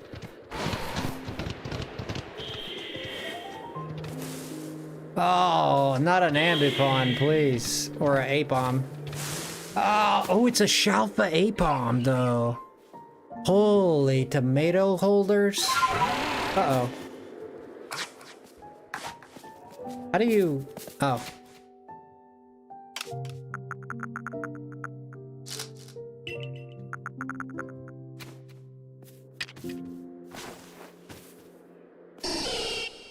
Hey, this guy's friendly.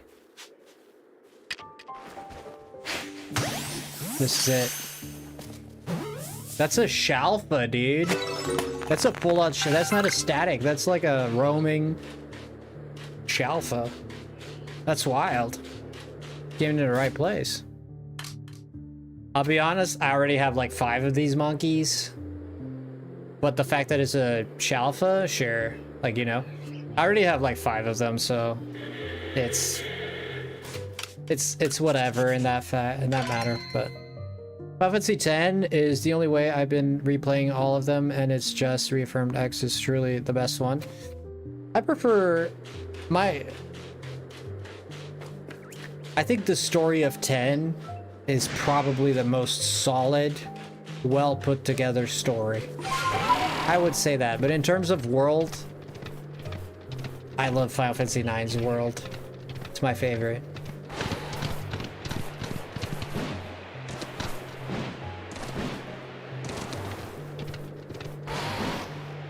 It's the best turn-based game in the franchise, and it does better than most others. I think the turn-based gameplay and the only thing I don't like about 10 is that you need to get all party members in. Like, dude, we need an experience share on this biscuit.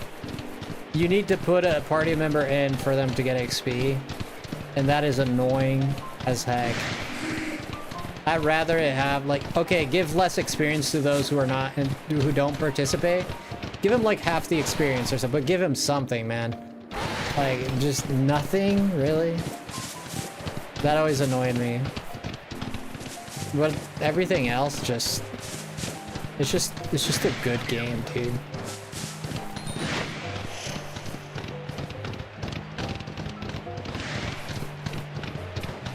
Yeah, but I wanted to the full sphere grid for all of them, right? I want to sphere grid them all. So what I do is I put 3 in, I sphere grid them to the max, and then I put the other 3 in and sphere grid those to the max. That's kind of like how I go about it. Yeah, I found one too. There, Joe. Last time we played this, we got a shiny female combi too. I thought I had one today too, but ended up being something else.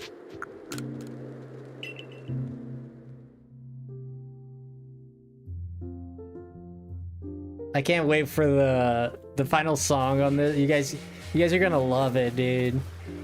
It's worth sticking around just to hear that. Bum, bum.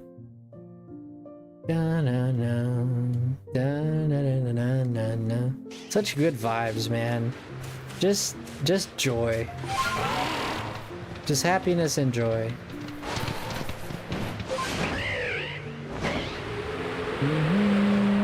There's a blizzard. Okay, first one's monkeys. Ooh.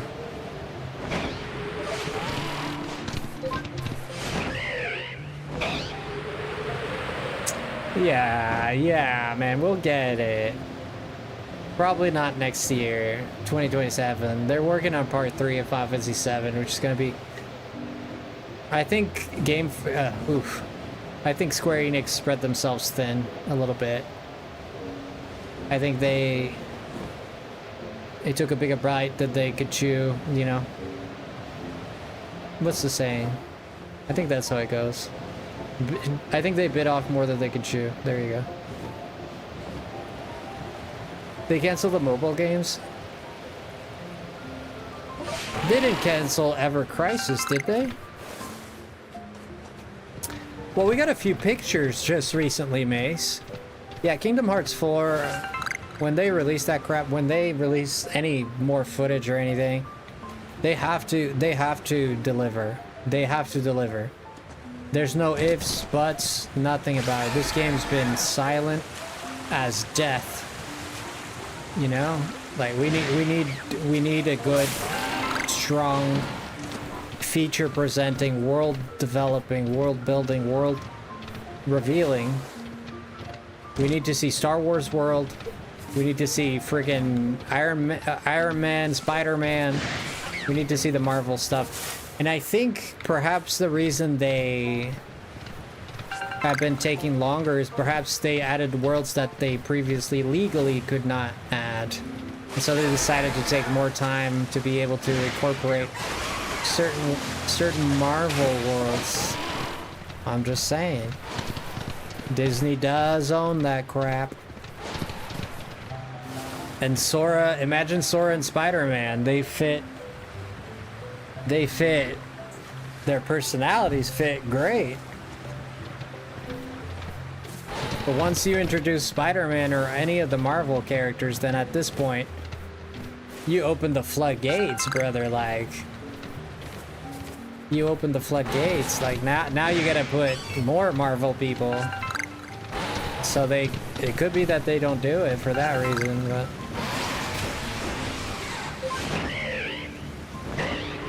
Yeah, I think Star Wars is pretty much guaranteed. I would say there's a 90% chance we're getting Star Wars into Kingdom. If they don't announce Star Wars for 4, they better announce the best. God dang. I think they're gonna give us Luca, maybe Luca. That's a nice underwater place. Maybe Luca, I don't know. Do they do Pixar? Luca's Pixar, right?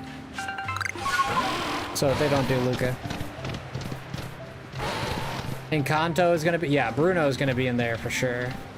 Yeah, Bruno, there's no way Bruno, because he's iconic. There's no way Bruno doesn't make it. It might not be like Encanto, but like Bruno is gonna find a way in there. Oh shoot, Lucario's? Man, The Incredibles should have been there already. I love The Incredibles. I don't know, they just never add the cool stuff. They always go for the stuff people are like meh about. They never added Pocahontas either. Pocahontas not even a summoning in any... Such a classic, right? Such a classic game or movie from Disney. Not even a freaking salmon out of Pocahontas. That thing's got Tweety birds, dogs, hippos.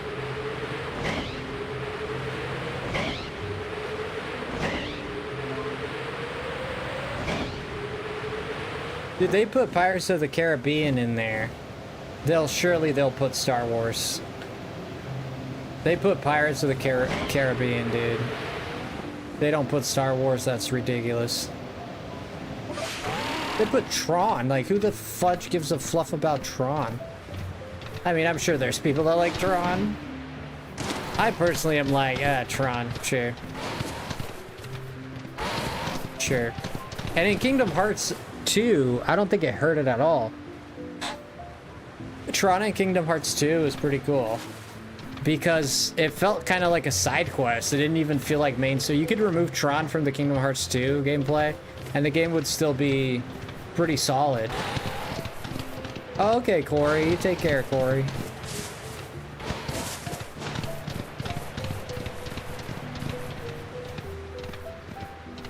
You want the Muppets? Is that Disney now?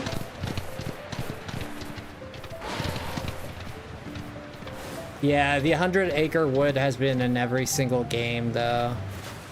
I'll try the best to take care of myself, Frosty. Yeah. It is Disney? Okay, I wasn't even aware. I mean... Imagine Sora being a car from Cars.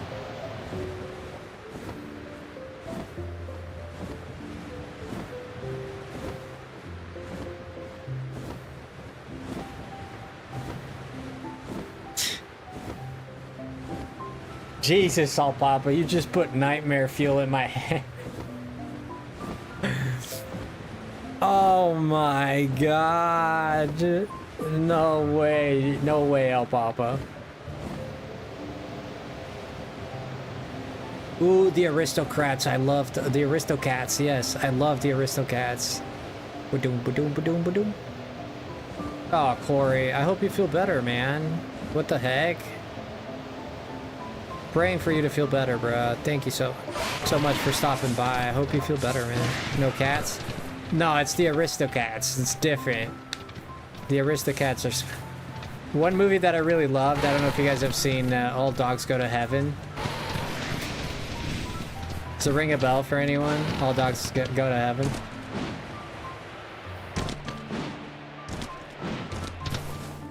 Disney's Robin Hood? It could be a rhythm game, yeah. It would work well. Yeah. That's a good idea. It would work well with the whole theme of the movie. You did watch All Dogs Go to Heaven? Jesus. That's the golden age of friggin' Disney. Die Hard guy plays the main dog.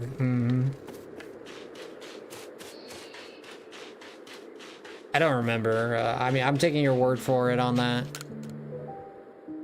That I do not know.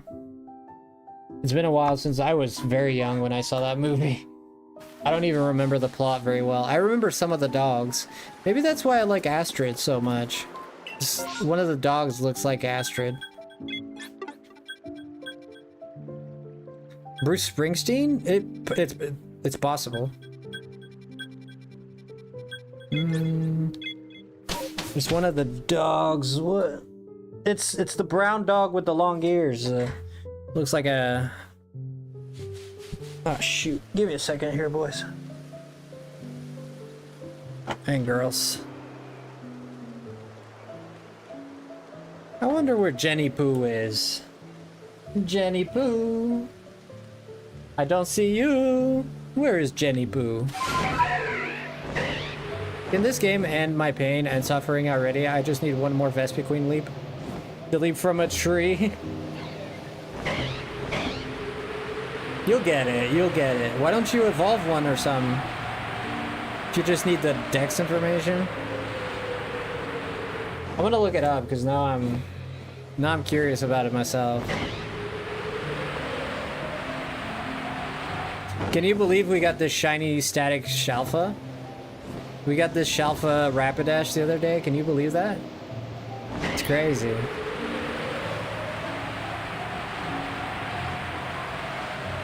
I was very happy about that. By the way, can you guys hear my voice? Is the microphone interrupting or something like that? I'm a bit far from my microphone, so I'm hoping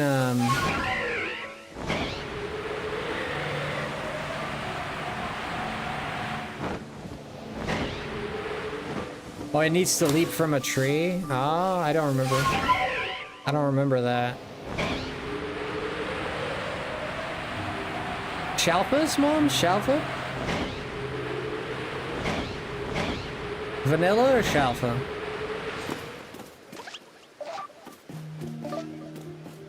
Thank you, all, Papa. Dang it. I like to collect these metal chunks because, or iron chunk. They're very good to crafting Pokeballs. Like all Ultra Balls require it, if I'm not wrong. And it seems like I always run out of them. I do need 3 Machops. We do need 3 shiny Machops, so we might be coming to this cave a lot more. Oh, it's just an outbreak? Your mic is fine, I hear you. Not a Shalfa, okay. Yeah, we might be coming here since it's easier to do than the Clefairy, and I need 3 Machops. 3 or 2. Because I need Machop, Machamp, and Machoke.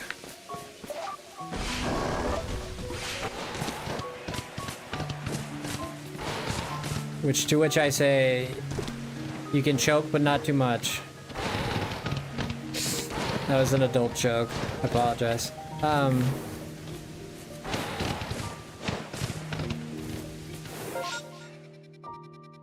Yeah, we can do the rounds here since Machop is the one that I'm like really. It's one of the 3-stage evolutions that I don't have. Like Gengar was pretty dark, pretty difficult to do as well. He is pretty dark too. So yeah. Also, we still need to do the rest of the Victory Bell line. I think we only have 1 Victory Bell. No, we have. Have I completed the Victory Bell line?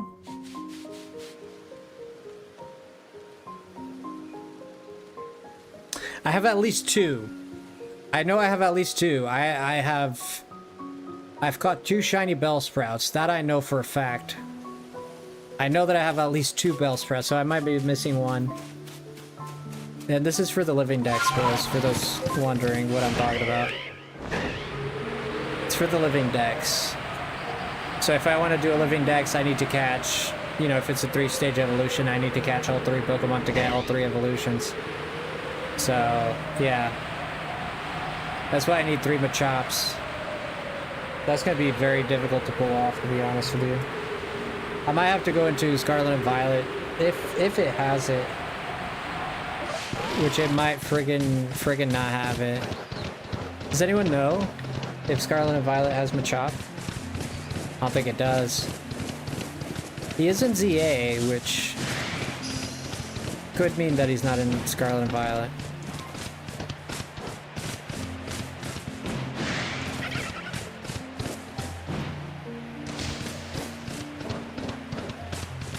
It doesn't have Machop, okay.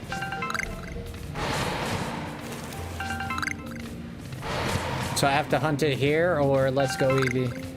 To be honest, I prefer here, because let's go Eevee, I'm always running out of Pokeballs, and that becomes really annoying. So in order to maintain my sanity, and everybody else's sanity, we're gonna keep it within the realms of the Legends Arceus. Okay, we're gonna go up here to check.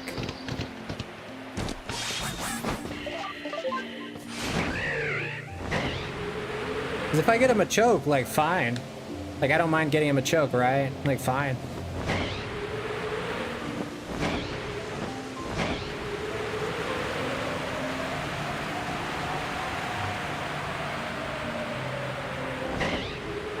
And nothing.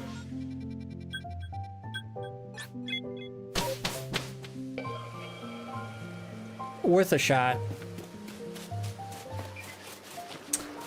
Rinse and repeat, boys. And so the cookie crumbles, as they say. Bruce Almighty, one of the greatest movies of all time, man. Prove me wrong. One of the greatest movies of all time, Bruce Almighty. Also, ooh, Zorua Outbreak. That's tempting. That's tempting.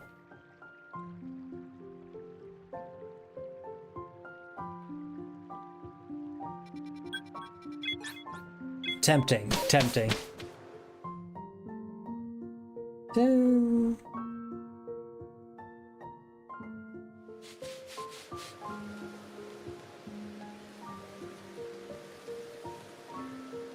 Wait, Chev. Chev, the stream is at 360? This is YouTube. This Carl's stream was at 362. The stream is at 360?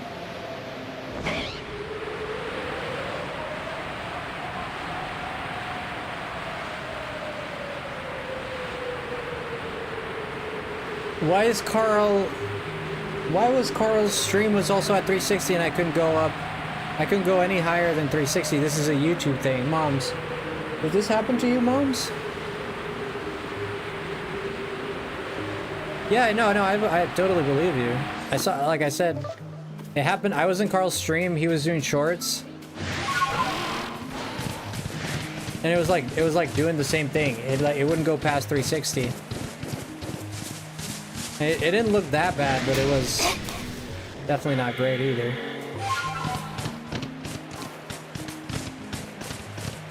Yeah. Like Carl, he was surprised about it too.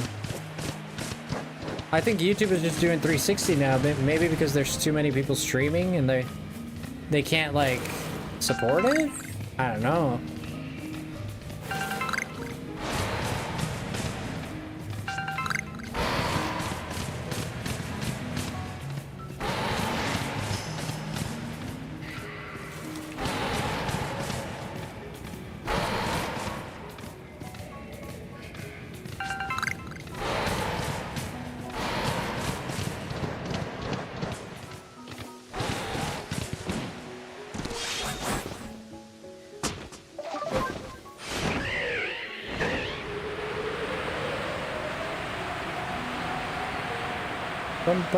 How dare the female combi show up in a tree and be shiny also? You got a shiny combi? Dude, that's a good thing.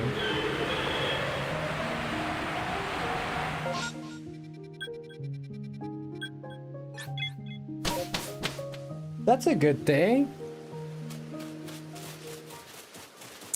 Yeah, we're gonna shoot for this Machop a few more times, and then we're gonna go into my Pokemon home, and we're gonna try and organize whatever it is we need to organize, and we'll get to look at my shiny Dex progression and see.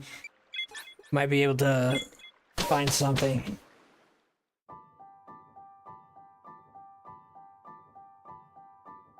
Yeah, all the combis I've ever gotten, they've always been female.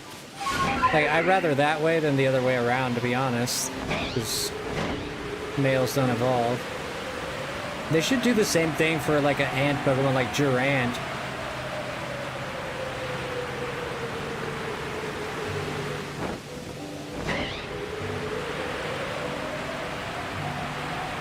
Dang it, Joe! Joe, you're cooking, Joe. Holy moly, dude.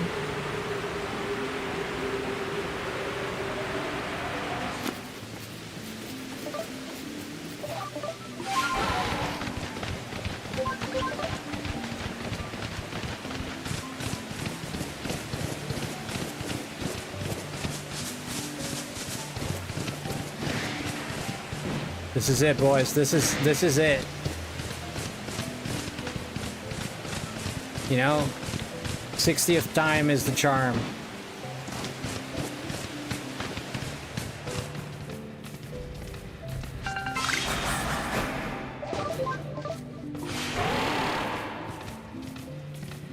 Dang it. You can't press A too much because you might go up the wall, so I try to be careful with it.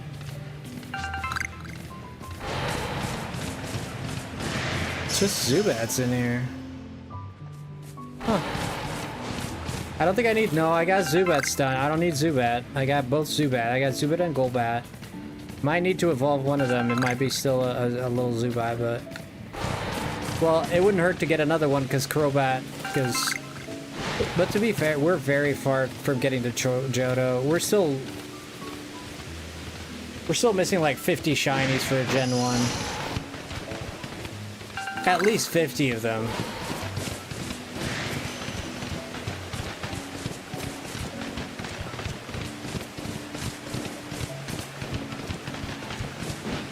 Yeah. Might have to check these outbreaks, see if we can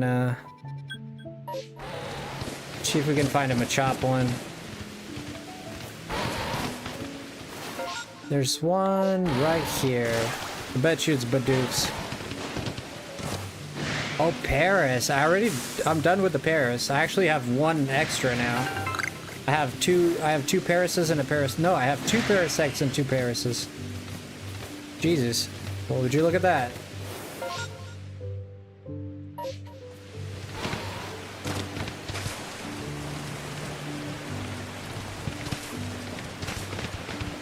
Shiny Bidoof wouldn't be... I don't think I have a single shiny Bidoof, I don't think. Maybe. Maybe I have one. I mean, I've caught many shinies. I don't remember them all. Sometimes I have a vague memory of it, but... You can imagine it's kind of hard to keep track. That's a Golbat outbreak, which... Oof. A lot of bad breath in that outbreak. I just want to, like... You know, a pack of Mentos and just throw Mentos in these dudes' mouth like Tic Tacs or some. Ouch. Luxio, I have like 5 of these dudes, so I'm good. Okay, next one right here. What do we got? What do we got, Chief? What do we got? Give me the good stuff. Give me the good stuff. Shitas. I want to say 90% certainty I already have a shiny Chatot.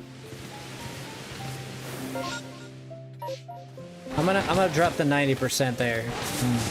Confident 90%. Drift Blooms, is it nighttime?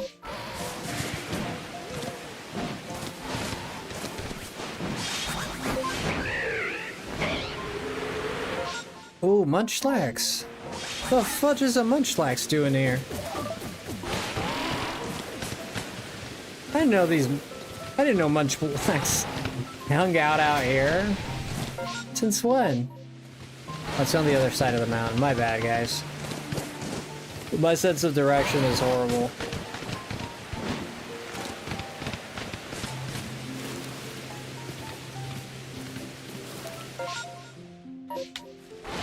Is this gonna be Paris again? Octillery? Oh, Parasect. That's just the alpha.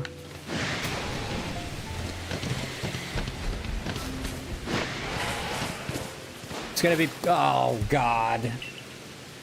It's gonna be Pikachu. Now that I think about it, it might be Pikachu. Should have just hopped on the bird. I don't know why I'm going like over hills like a freaking grasshopper. I should have just... The bird would have just... Right over everything. I know you have a Gengar, ma'am. Meet Glaceon! Yeah, baby! Yeah!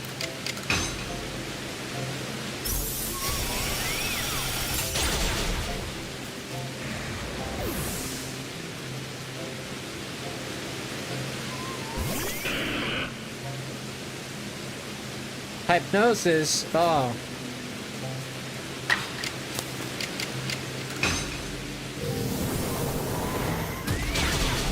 That's gotta hurt. I have a feeling that Alpha Vespiquen will shine before I get the Vespiquen from the tree.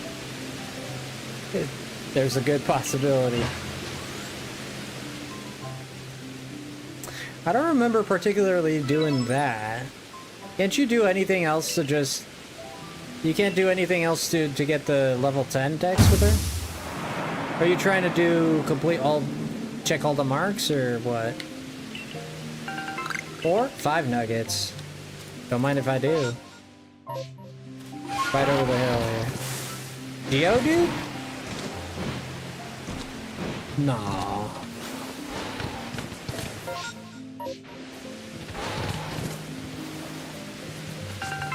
It's Pikachu.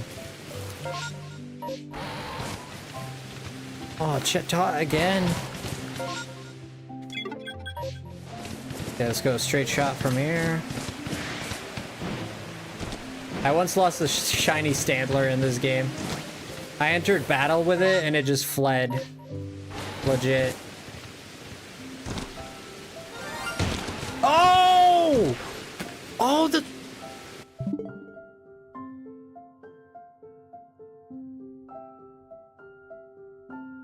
Bro, the irony of this. You remember I didn't go to Alabaster Lands to get the shiny Zoroa, and I was like, shiny Zoroa would have been nice.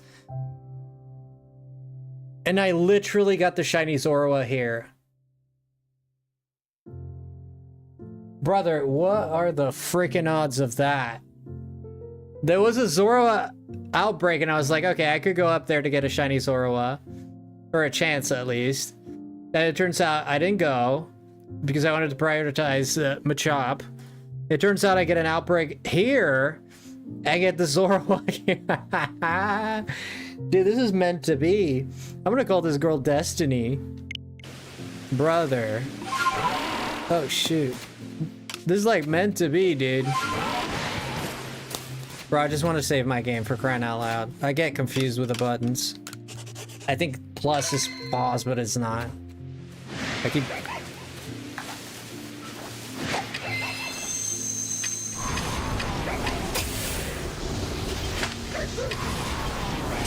Dude, that thing looks... Oh, fudge.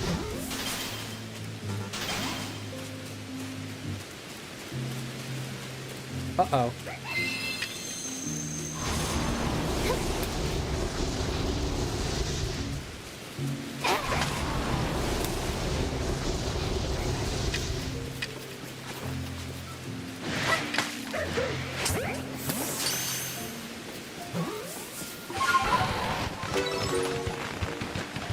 Get the heck out of here, bro. The paradox of that, brother. That's crazy. That is one of the funniest stories I've ever seen when it comes to capturing Pokemon, shiny Pokemon. That's my first shiny Zoroa. Ooh, Ponyta. I already have 3-4 of these mother fluffers. So... I got a lot of repeat, like, copy shiny, so...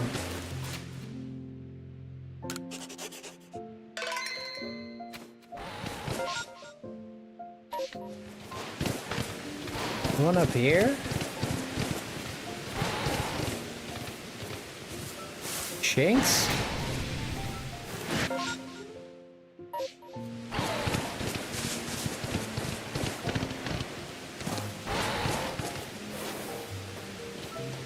Kricketot.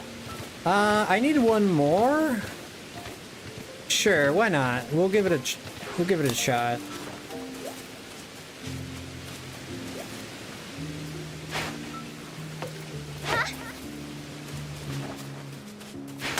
I already have one, but I could get another one for the shiny dex too.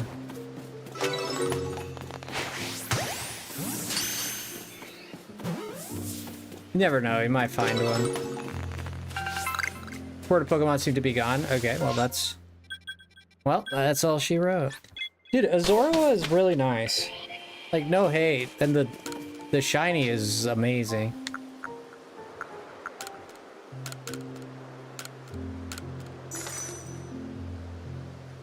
Bum, ba, dum, bum. Good night, Chev. You have a great night, buddy. Rest well. Alright, we're gonna try and do the Machop again. Machop is the one I'm really hurting for, is Machop. I really, really need that Machop.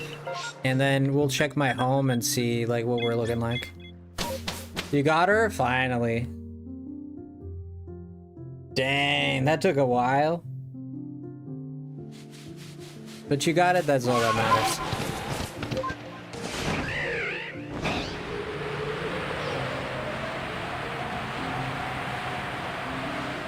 Bum, ba-dum, bum. Bum, ba-dum, bum. One thing I didn't like about this game too much. Oh yeah, we've gotten a lot of them, Surya. We've gotten quite a bit of them. We got a Shalfa Apom. We just got a shiny Zorua. We also got, gosh, we got a few more. We got a Paris. We got 2 Parises actually, 2 Paris shiny. There's one more, I don't remember now. A Tangela, we got a Tangela. Might be one more I'm forgetting. We're kind of looking for a Machop right now, because we got the Hitmonchan, Hitmonlee, we got those going. Those are done. I'm thinking like in terms of fighting Pokemon right now, what are we missing from Gen 1? Machamp, yeah. Machamp, Machop, Machop. Machop. Machop, Machop. Machaki, Machopi. Blazing me with Yopi.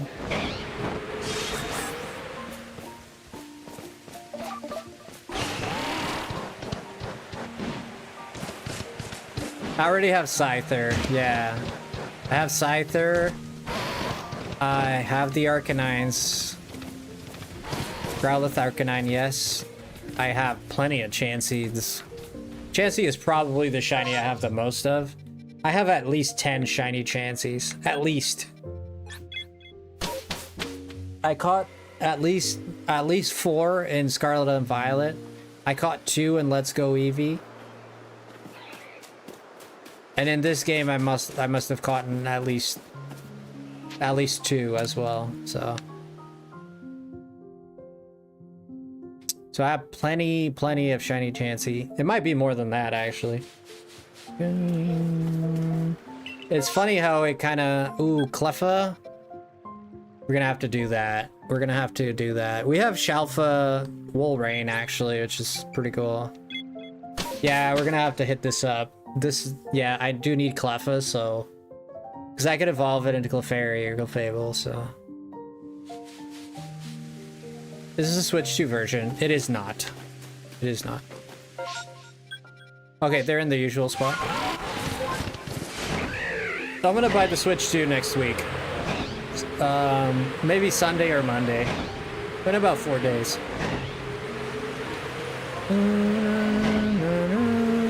I'm just waiting to get paid.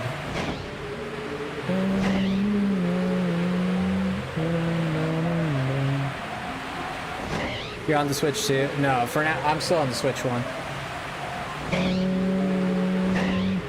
I'm only getting the Switch 2 to make content.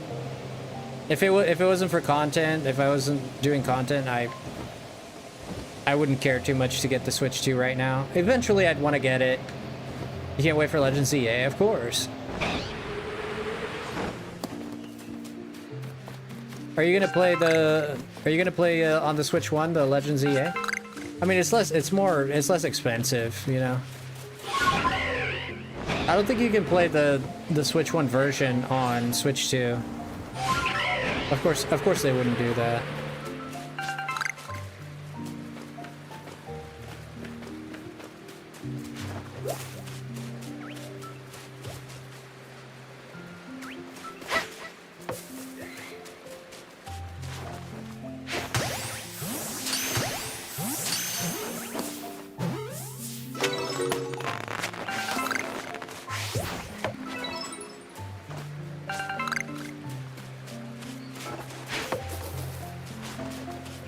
So far, no shiny, but that's okay.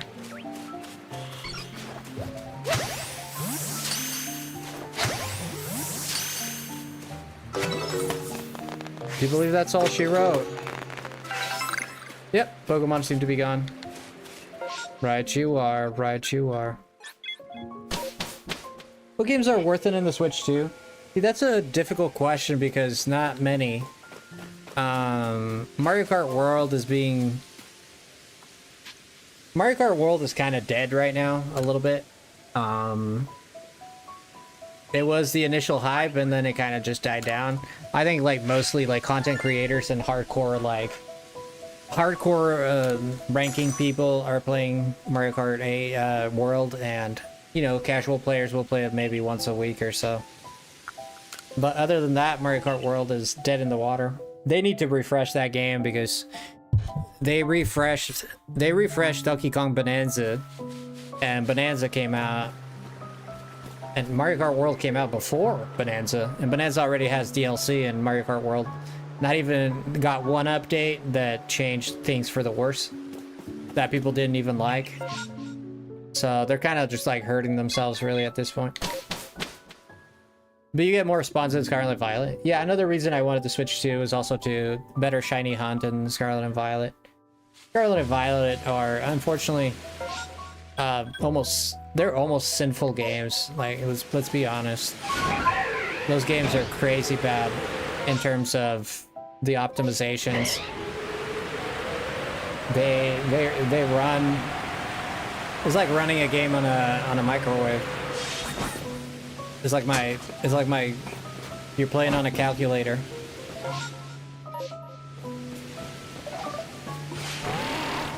Ooh, Snovers. Don't mind if I do, one of my favorite Pokemon. Usually I wouldn't go for a Snover, but...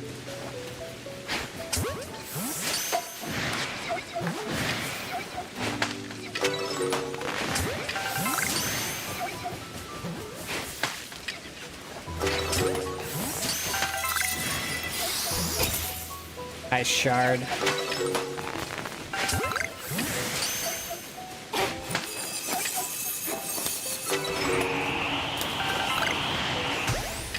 Bomb of snow.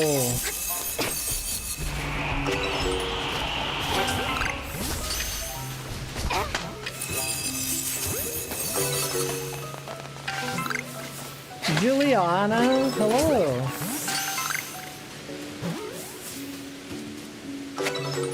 That's all she wrote. Okay.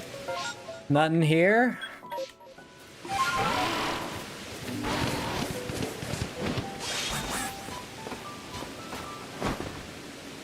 I'm doing good, Juliana. How are you doing? Ursa rings. Oh, shoot. Oh, shoot. Yeah, I don't care for the Ursa ring. Oh, it's not even the reported Pokemon. How are you, Juliana? What have you been up to? I told you I love your name. I love your name. What the hell is that? Rowlets? Sure.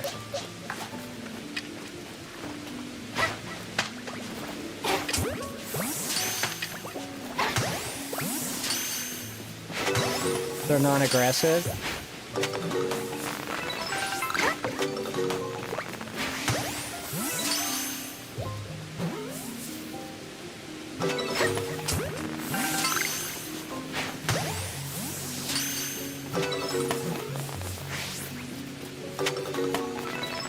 Okay. Nothing here. Head on there. Oh yeah, I had a friend in school with that name, yeah.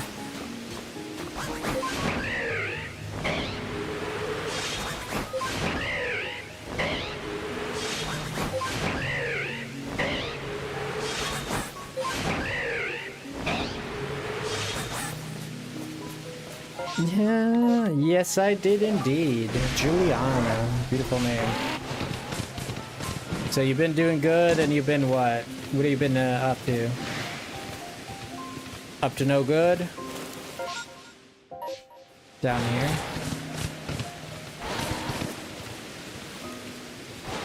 Where the frick? Rotoms? Sure, we'll take a dig at it.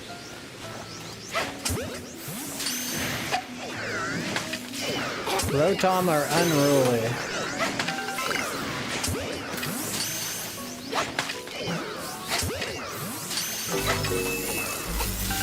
Ouch.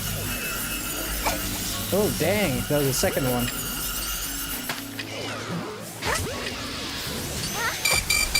Okay.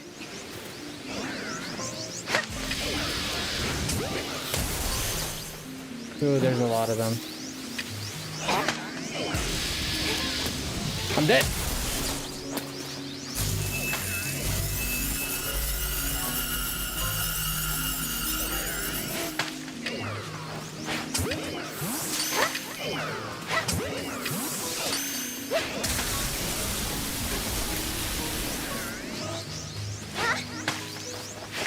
Dude, these things are dangerous.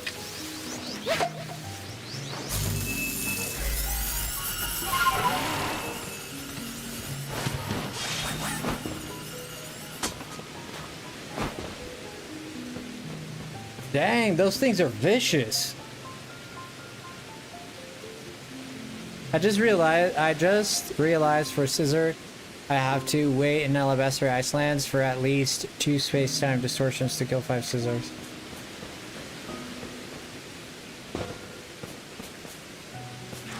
Isn't there a battle you can do, maybe? I'm gonna try this again.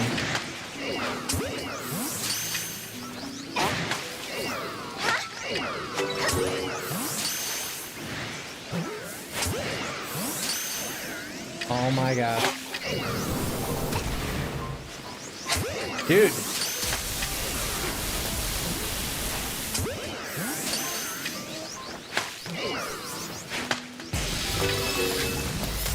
Brother, none of them are going in the balls.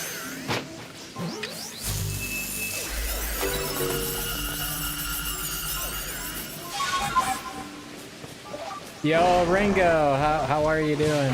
I should play Silk Song. You think so? Okay, let's see what else do we have here. This way. You enjoying Silk Song yourself, or you've been just watching people play it? Further up.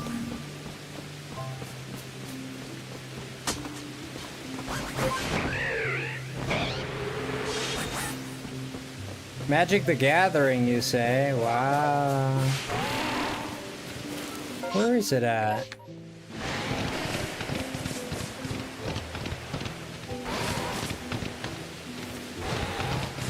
Ooh, Gibble Outbreak.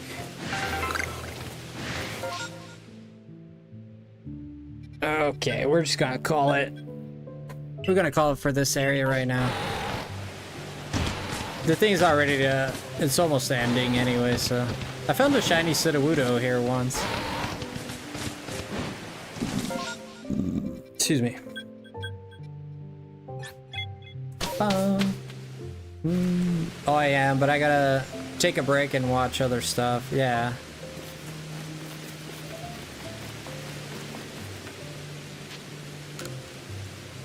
Yeah, I played Hollow Knight and I wasn't...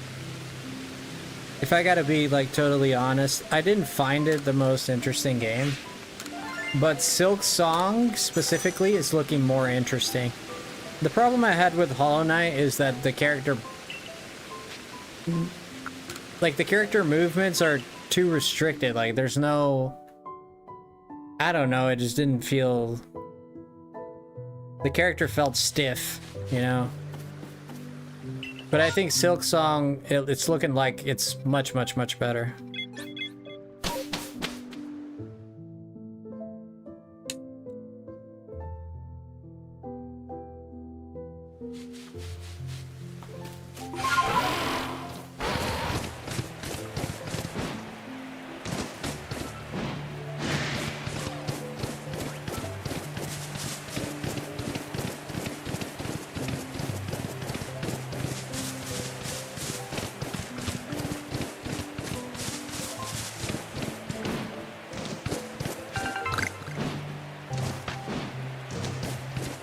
Service industry is a brutal one? Oh yeah. 100%.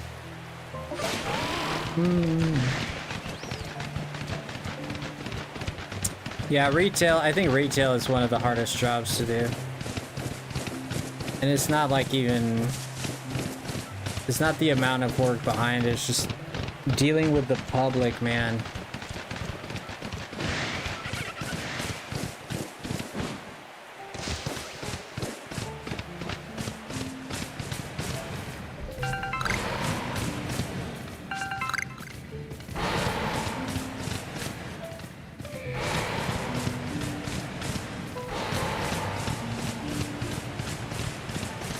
Can be, right?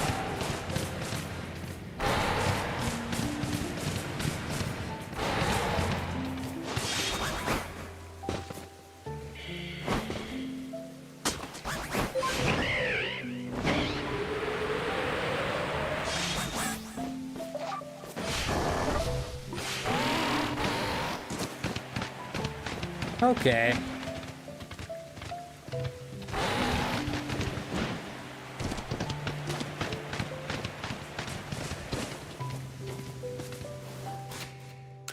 Alright, this is gonna be a good time for us to leave it there. We've been live for 5 hours, going on 5 hours. TV production industry is brutal as well. You think so? I've never been. I don't understand it very well, so I wouldn't know, but I think this is a good time for us to leave it as it is and go on a Rady Rooski, shall we?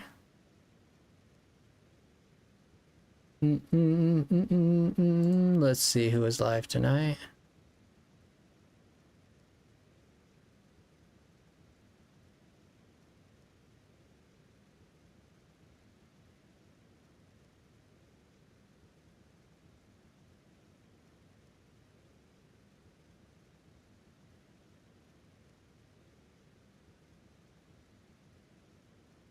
I don't see anyone live tonight.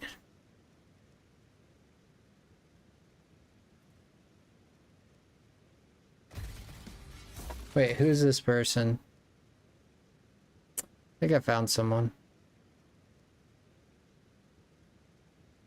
These ads, they drive me nuts. Oh, can I buy heels?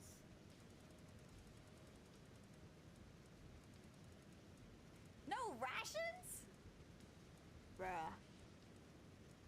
Oh, I don't think she has a chat. That's fine. I just bought a bunch of grenade launchers. Oh, she has no live. She has no live chat. What? Yeah, chat is disabled for this live stream. Wow, a streamer without a chat? That's crazy. Never. And that's a first for me.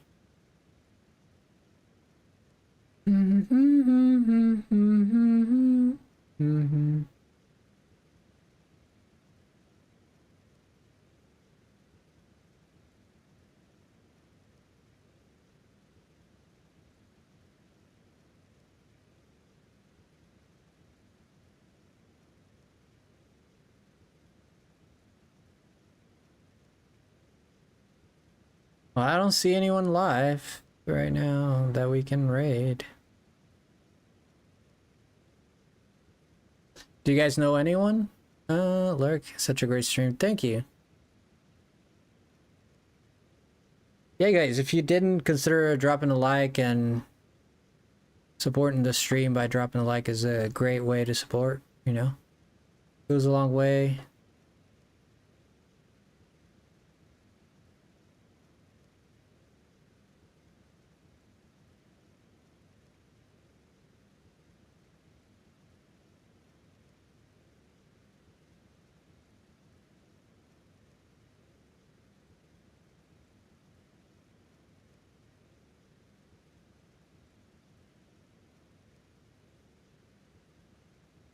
Yep, I don't see anyone, so we'll just not raid. I don't see anyone right now. So we'll just leave it at that. Hey man, hope you had a good night of sleep. Yeah, more or less, not really. I've not been sleeping well. I sleep for 5-6 hours at most, and then I don't know why I wake up, and then during the day I try to get a little nap in. But most of the time, it's hard for me to sleep during the day. I have a hard time sleeping during the day. And usually if I sleep during the day, I get a headache, so I try to avoid it. But not always, but sometimes. But hope you had a good night's sleep. Yeah, absolutely. Okay, that is fine. Have a great night. All right. We won't go on a raid tonight, but thank you guys. Stay frosty and love you guys. Take care. And hit that like button, hit that subscribe button. Love you guys. Bye. Stay frosty, guys. Stay frosty.